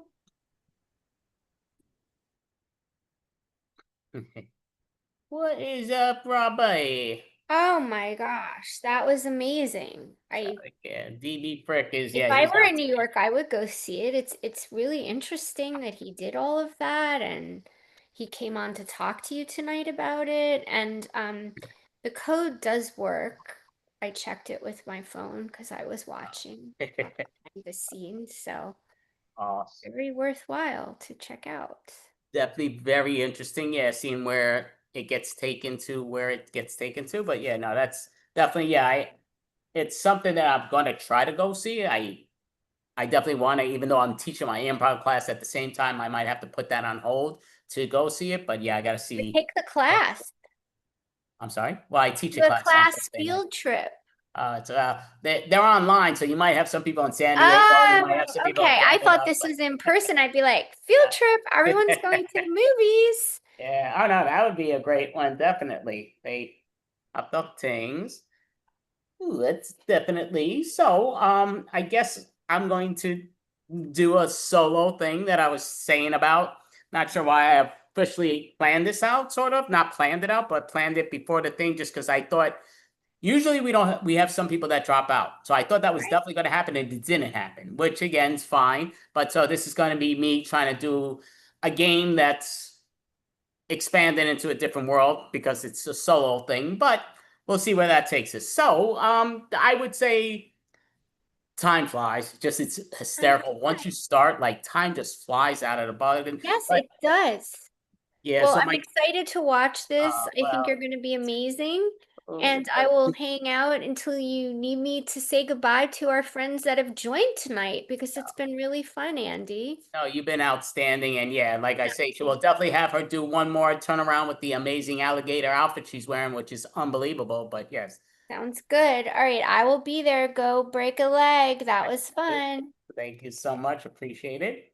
So, right here. So yeah, so basically what I'm planning to do here, I just got all these papers, which was not the plan. It always works that way. Oh, here's what I needed, blank paper, because I need to write down this thing so I kind of remember what's what. But I do have the cards, but I always figure out how to mess that up. So I'm mixing up the cards anyway. So these cards have a whole bunch of different names on them, from mix. That's what I do best. Marvin the Martian, the Grinch, Space Ghost. There's actually actors and actresses. Lucille Ball from I Love Lucy, but there's a bunch of them. So I'm going to be mixing all these up and then playing different characters in this world of one of them ends up being a killer. Could be a cartoon. It could be an actor, actress, dead or alive, but yeah, they're in this town. So doing it with the cards that also based on what's what. So here I'm mixing up these cards one more time just because this is where I'll end up getting those paper cuts that they say is not a good thing. But yeah, I don't want to, I'm eating up time. So just mix up the cards there. I'm putting the cards down here for the moment. And then I'm going to move my papers because even though I have all these papers, I just put the blank papers on top of the other papers. The other papers I don't think I need anymore. These are the show thing, the schedule. This is something I wanted to say on it, but it's all good. On one of the other acts I was gonna make a joke on, but that went over. So now I got all these cards. These cards are gonna dictate what characters are what. So there's some red cards and some black cards. So again, I'm not gonna have I'm gonna have to have an idea because I'm the only one doing it. So I'm gonna have an idea. You guys won't have an idea. Then I'll show you the cards after the revelation of what's what in the order how I did it. So this is called Murder Mystery. It's a murder mystery of different characters that I'm going to usually you just have characters that people make up. They perform, they have a card, and you try to guess it in the right manner. So we're going to guess in the right manner because I know what all the cards are. The only difference here is, will the killer get caught or not? We don't know, but the cards will indicate it. So if it's a red card, the killer is getting busted. If it's a black card, the killer is busted. Simple to the point. So I have a total of 14 cards here, all from 1 to 6, both black suit and red suit. They're both mixed up, and whoever the final suit is, again, obviously I might do a repeat thing because it could only be 7 that are doing it, but that's beside the point. That's over speaking it. So let me just begin the scene what's here. So I got to write down the timers just because that's a big part, just so I don't make this an hour and a half extra. This should be very quick. It shouldn't be that long. It should be 20 minutes is my goal. So anyway, we're going here and there. So right off the bat, so this is where I'm going to mix up the cards. So the number of order who I pull out is how the number goes. So if they're number 6, they're the 6th person, or they're not the 6th person. They're the card that what they're going to have their value. So that's the number they are, should I say. But if they're a red card, they won't be a killer. If it's a black card, they may be the killer. But then these full deck of cards is going to be the final answer of who the killer is. So whatever the card is, if I pulled out the king, then the king is going to be the killer of them all. And now we'll find out if I pulled out the king, that would mean the king, the killer got busted. But if I pull out a black suited king, it means he got away with it because the criminal got away with it. But the criminal got busted. So, and again, it doesn't matter what the card is. It's just going to be the high card. They're all going to have cards. So these are their own personal numbers to know, but these are the cards that I'm going to go with, and I'll stick to them. Hopefully I don't mix those up, but let's start this thing. It's only taking me 3 minutes and 20 seconds to speak. I thought it seemed longer, but okay, so let's begin. So first card, I already know what that is. So that's 1. I guess I could do this quick enough. 2, 3, 4, 5, 6, and 7. Okay, so I got 7 cards. I'm putting all these other cards away because I don't need them. Now, this is how I know who, what, where, why, or what cards are in here. I got all these other cards. This is to tell you who the hell I am. So I didn't do this whole mix-up crap and just going to be pulling out the top cards because it's going to end up giving me paper cuts. So here and there, looking for the low cards. The first one gets murdered and second. So, did I even need these cards? I'm just thinking, yes, that this is telling me who's what. So out of the first one, so these are 4, 5, 6, 7. Yes. All right. So I'm mixing these up. So this is the first one. So 1, 2, 3, 4, 5. Okay. That's 1. Grabbing this. I'll just grab it in order. 2, which is 6. Oh yeah. Well, this is just showing who's what's what, but excuse me, sneezing. Okay. 3, 4. So I'm grabbing that. 4. 5, 6, 7. Okay, that would make too much sense to do it like that way. It just makes it quicker. So I'm doing it how here goes. All right. So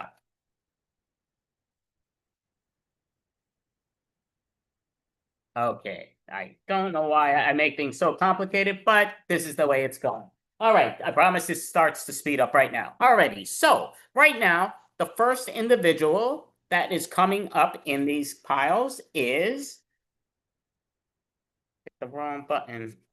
Come on. Hate when I flip the cards around, they do what they do. Come on, stop. Barbie. Barbie. Who doesn't know Barbie? So Barbie is a character. So I'll just keep her out here so I see her easy enough so I don't have to do all that writing. I may not have to do any writing, I probably will. But, okay, so Barbie's one character. We have Harley Quinn as a second character. We have Horatio Caine as a third character. Oh yeah, I brought out a bunch of hats and different things for different things that should be right by me. We'll see if I use those. 4 is Eeyore from the Winnie the Pooh. 5 is Betty Boop. 6 is the Joker. Oh, and Harley Quinn's in there too. And 7th and final one is Kermit the Frog. Alrighty, so I'm going to do my best impersonation. And I am a terrible impersonator, but that's all great. Let me grab these hats that I had up over here. And just some, because I have some right there, but I'm looking over here. So I'm right here, grabbing these 3. And where did I put the other one? Okay, I guess I won't use that. I thought I had it right here. I purposely grabbed it in case. But I figured one of these characters would need it, but I don't see it. What else is new? No harm, no foul. Let's just go into it. So, don't even know if I'm using all these hats. Well, I'm definitely not. I mean, I have more hats over there, but we're going here. All right, so we will begin. Just got to always look at my timer to know what's going on. All right, there we go. Well, hi, I'm Barbie. Oh my goodness, I'm so pretty. I'm so beautiful. Ken loves me, but the reason I moved to Storybrooke is simple and to the point. Because I'm Barbie, and I'm a Barbie girl living in a Barbie world, and Storybrooke is my Barbie world. It's so funny how everybody walks around and everybody here is so friendly. Oh my goodness. Me being Barbie and being in a Barbie world here in Smallville is so spectacular. I love to flaunt because people, I see eyes. They look at me, of course. I look at myself looking in the mirror. Oh, I look at myself. I'm gorgeous. I'm Barbie. It's my Barbie world.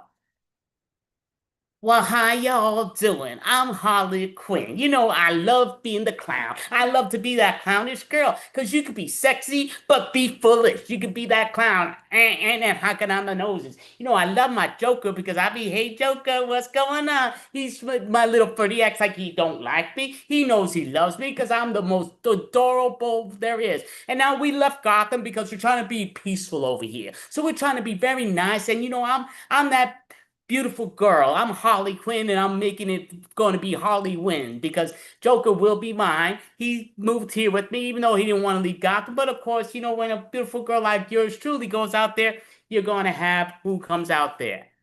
Well, how y'all doing? My name is Horatio Caine. Yeah, to me, what's great about Storybrooke is I got the weebles and I got the wobbles. So the whole point of that is I did have some glasses somewhere, but I don't see the glasses. So, a lot of times when you're doing that Horatio Caine type of thing, you gotta put the glasses on and understand your work, your job. I'm Horatio Caine. Well, hello, folks. I'm Eeyore. Eeyore. Yeah, the reason I came to Storybrooke, Winnie the Pooh is a little too pooish, if you know what I mean. That Tigger was such a character, but I'm Eeyore. I just kind of like to sleep. I like to have my time to bed, a little bit of eating, a little bit of resting, and that's what I love about Storybrooke. Because me being Eeyore, I get to rest when needed to, and this is such a peaceful town. Well, how y'all doing? I'm Betty Boop. Oh my goodness, yes. I know a lot of people think that I'm that brunette Marilyn Monroe, but no, whoopsie to do. No, I'm Betty Boop. And I just do a great thing. I'm like a cartoon version of that they say Marilyn Monroe, but a brunette? No, no, no, no, no, no. Sorry, I'm a cutie and I'm adorable. I'm that 50, 60 girl that's got a booty be doo, and I do what it's got to be done because that's exactly what I'm doing. I'm here at Stony Brook and I love Stony Brook. I love to cheer, cheer, cheer everybody away because they're so spectacular people. Welcome, folks. I'm the Joker.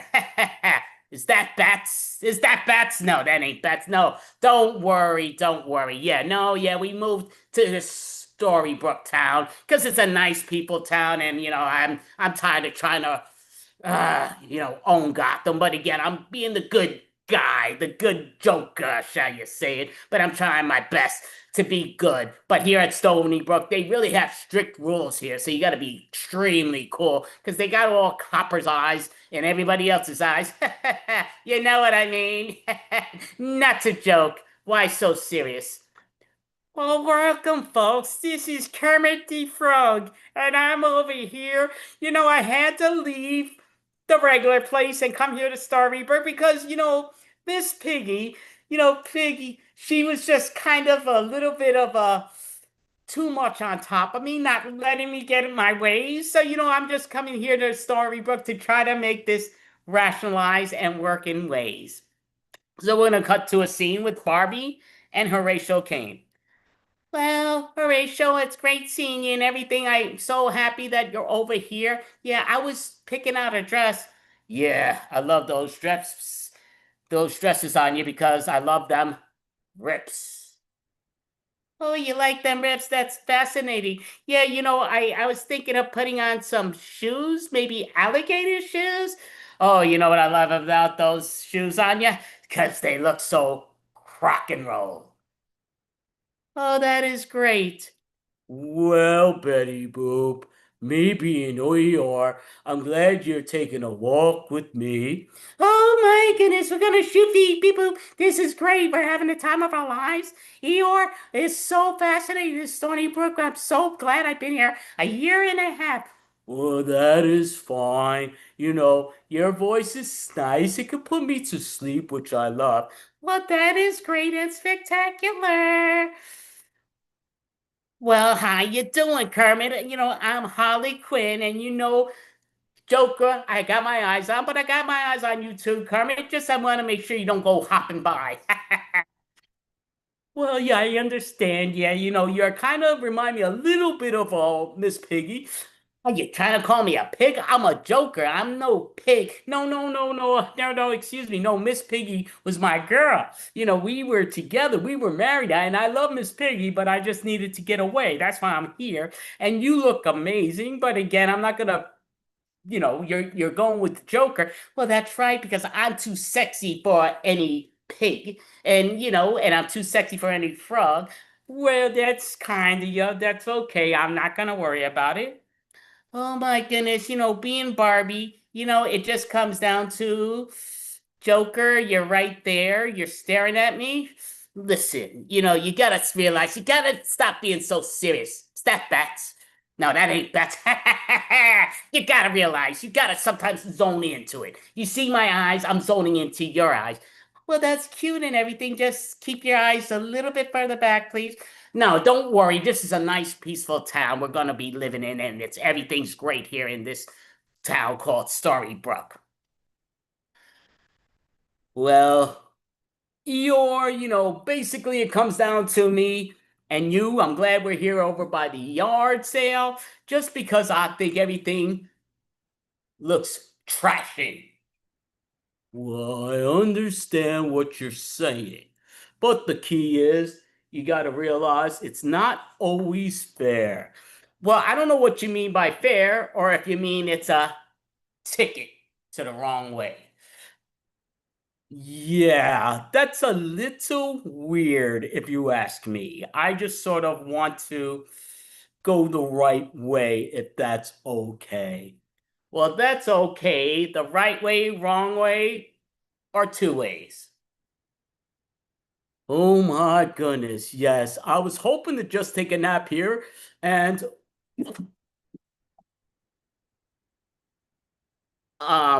looks like you just got your neck cracked.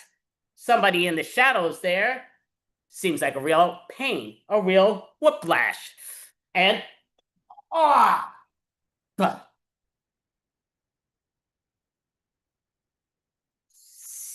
So we have Betty Boop. Betty Boop. I am so adorable. Yes, you're adorable. You know, I think that's really fascinating and interesting that you're so pretty and everything, but you ain't no Harley Quinn girl.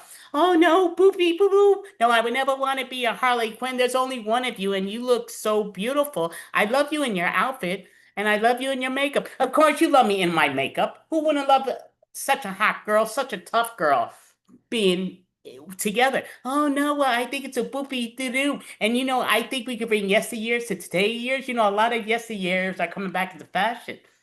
Well, yes, I understand. And again, I love to be a little bit of a clownish thing, but again, I want to be sexy at the same time and know how to kick ass.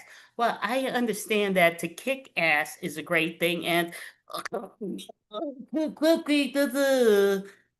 my goodness, there's a rope hanging there. What the heck could that be? Listen, you finally took this. What the heck is going on here? And oh my leg. What the freak? What?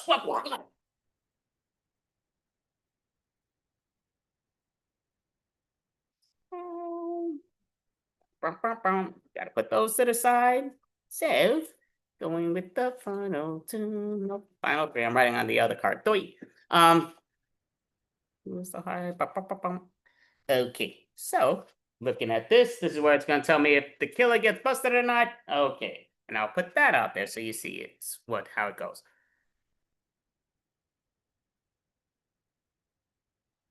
So, you know, being Kermit, this is very interesting. I'm very thrilled and everything with you, Barbie, you know, and Joker. It's kind of weird that we're all together here. Well, you know, I love being in this Barbie world, in the Barbie world. Listen here, young lady.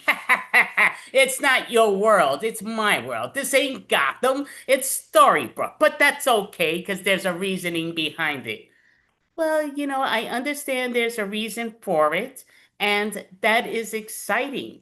What shall I do? I don't know. Well, you gotta realize, Barbie and Joker, you two are being a little bit ridiculous, as shall I say, or silly, shall I say. Well, you know, you gotta realize that I'm trying to do what I do, and I wrote on a little too many cards as I knew I would do. Well, you know, it comes down to Kermit, you're just gonna be. Oh my goodness, somebody's boiling Kermit. Oh my goodness, somebody is boiling Kermit. Oh no, no, no, no, no, no. I'm not eating no frog. No, Kermit, he's green, not with envy. Oh my goodness. Barbie, you gotta realize this is insane. I don't mind a killing or two. But this ain't no Gotham. We need to get this all cleared in it, and it's going like. Oh, you silly Joker, you. Burn to death finally and pour that pot on and knock it all over. Oh, yes, that I love it.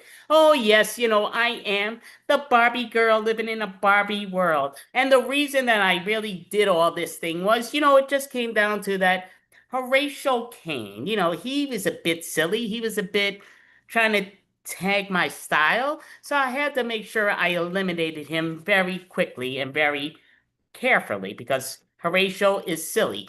Eeyore just is a little too slow for me. You know, being that Barbie girl in a Barbie world, Barbie ain't taking that. No, you know, I got my different fetishes. I got my weird Barbie, my crazy Barbie, my out of sane Barbie, and that's where I kind of took it, but that's all great. You also have where I just don't read what the heck I wrote, but it comes down to my pal the Joker. You know, he just flirted a little too much. I said, no, not enough. Enough said, bye-bye. Kermit, you know, like I said, I had to have some frog legs. Listen, it's good to eat. You know, you don't want to always eat what you need to eat, but yeah, he had to be eaten. Harley Quinn, only enough for one pretty girl here in town, and that is yours truly, Barbie. And it's a Barbie world, and I'm a Barbie girl. You know, again, Horatio Kane was silly with all his glass thing and then his humor. Keep it to yourself. There was only one Joker. And now my Joker, he's gone too. But yeah, I had to get rid of that one first. Eeyore, again, just a little too slow for me. Welcome to my world. Welcome to a Barbie world. And Barbie wins. Survival. So there we go. So go on there and, wow, just actually 19 minutes, 57 seconds. Okay, I was trying to get it under 20 minutes. So I got it. Just Kermie. Oh my God, Kermie. I just wanted to chime in as Miss Piggy, but I didn't want to interrupt, Kermie. You were so lovely. all excellent. So, I mean, yeah, this is, again, if I was more organized, it'd have been a lot easier. Again, me with the light pen ink, where I got darker pens, but I'm just like, yeah, gotta be here for another 20 minutes doing that. But it's all good. But, well, this is pretty much the ending of our show, Robbie. But just for the record, I will say, no question, and I feel bad. I'm very sorry, Robbie, where we got cut off the first 40 minutes, 45 No minutes. one heard our Christine did an amazing conversation job. about my clothes, about your fabulous improv opportunities, and your Teenage Mutant Ninja Turtle shirt, which is fantastic. Show it one more time. Oh, no, well, yeah, no, this is cool. But again, It's she very looks cool. amazing as that alligator. Outstanding. It was a mutant mayhem. But I just think, it's been a great just first time to work together with you. I'm very impressed with all the different acts you had tonight. And then what you just did, your different impersonations, that was very exciting. So yeah, I felt like I was at Comic-Con a little bit with that bit. I was like, is he Harley Quinn? Is he, like I couldn't figure out who to root for, really. But Yeah, it was the black card. That's the reason. Otherwise, I was hoping she'd get busted, but the wrong card came out. And again, but the fact that you just improvised that just shows, and I think, on behalf of like Timeless and working with you for 70 episodes that you've done this. I mean, I think you deserve a round of applause for doing this. This was episode 70. Like, let that sink in, because a lot of stuff online right now, it's very fly by night, but you've stuck with this.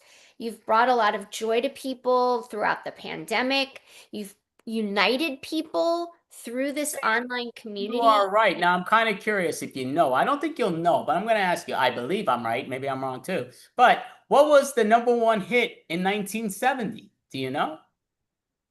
Oh my gosh, was it I think I'm right. Raindrops Keep Falling on My Head? Or no? Oh, that's before 70, I would think. Has to be before 70. I would think that's in the 60s, but Do you want me to look it up right now? oh no, well, then of course you'll know it if you look it up. No, I would say I believe it's Bridge Over Troubled Waters. And yeah, Clay Aiken re-sang it on American's Got Talent in season 2, and he did an amazing job with that. But it's a great song, but he did take it to another level. But yeah, I believe it's Bridge Over Troubled Waters. And you know who appreciated this? My cat was here. This is Junior. Junior is beautiful. Again. So yeah, Junior looks humongous, but yeah, Junior looks big. So thank you again. No, but thank you. Congratulations on 70 episodes. Oh, well, thank you. You were a huge part of it with Timeless and doing the other opening for people with being the host. And you helped me tonight greatly, which I greatly appreciate.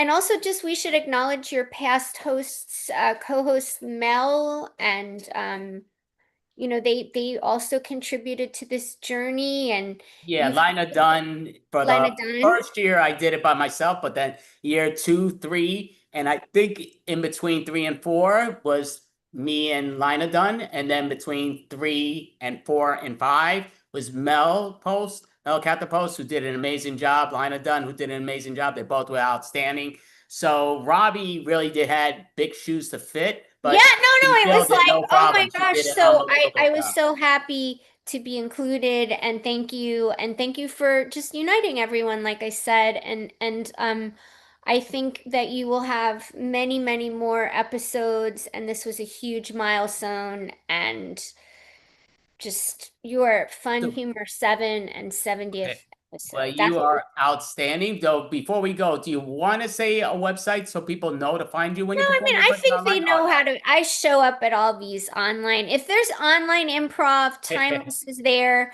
and it's been really, really fun. So, and we appreciate you, and I think the whole community is so happy you are here, and we hope you continue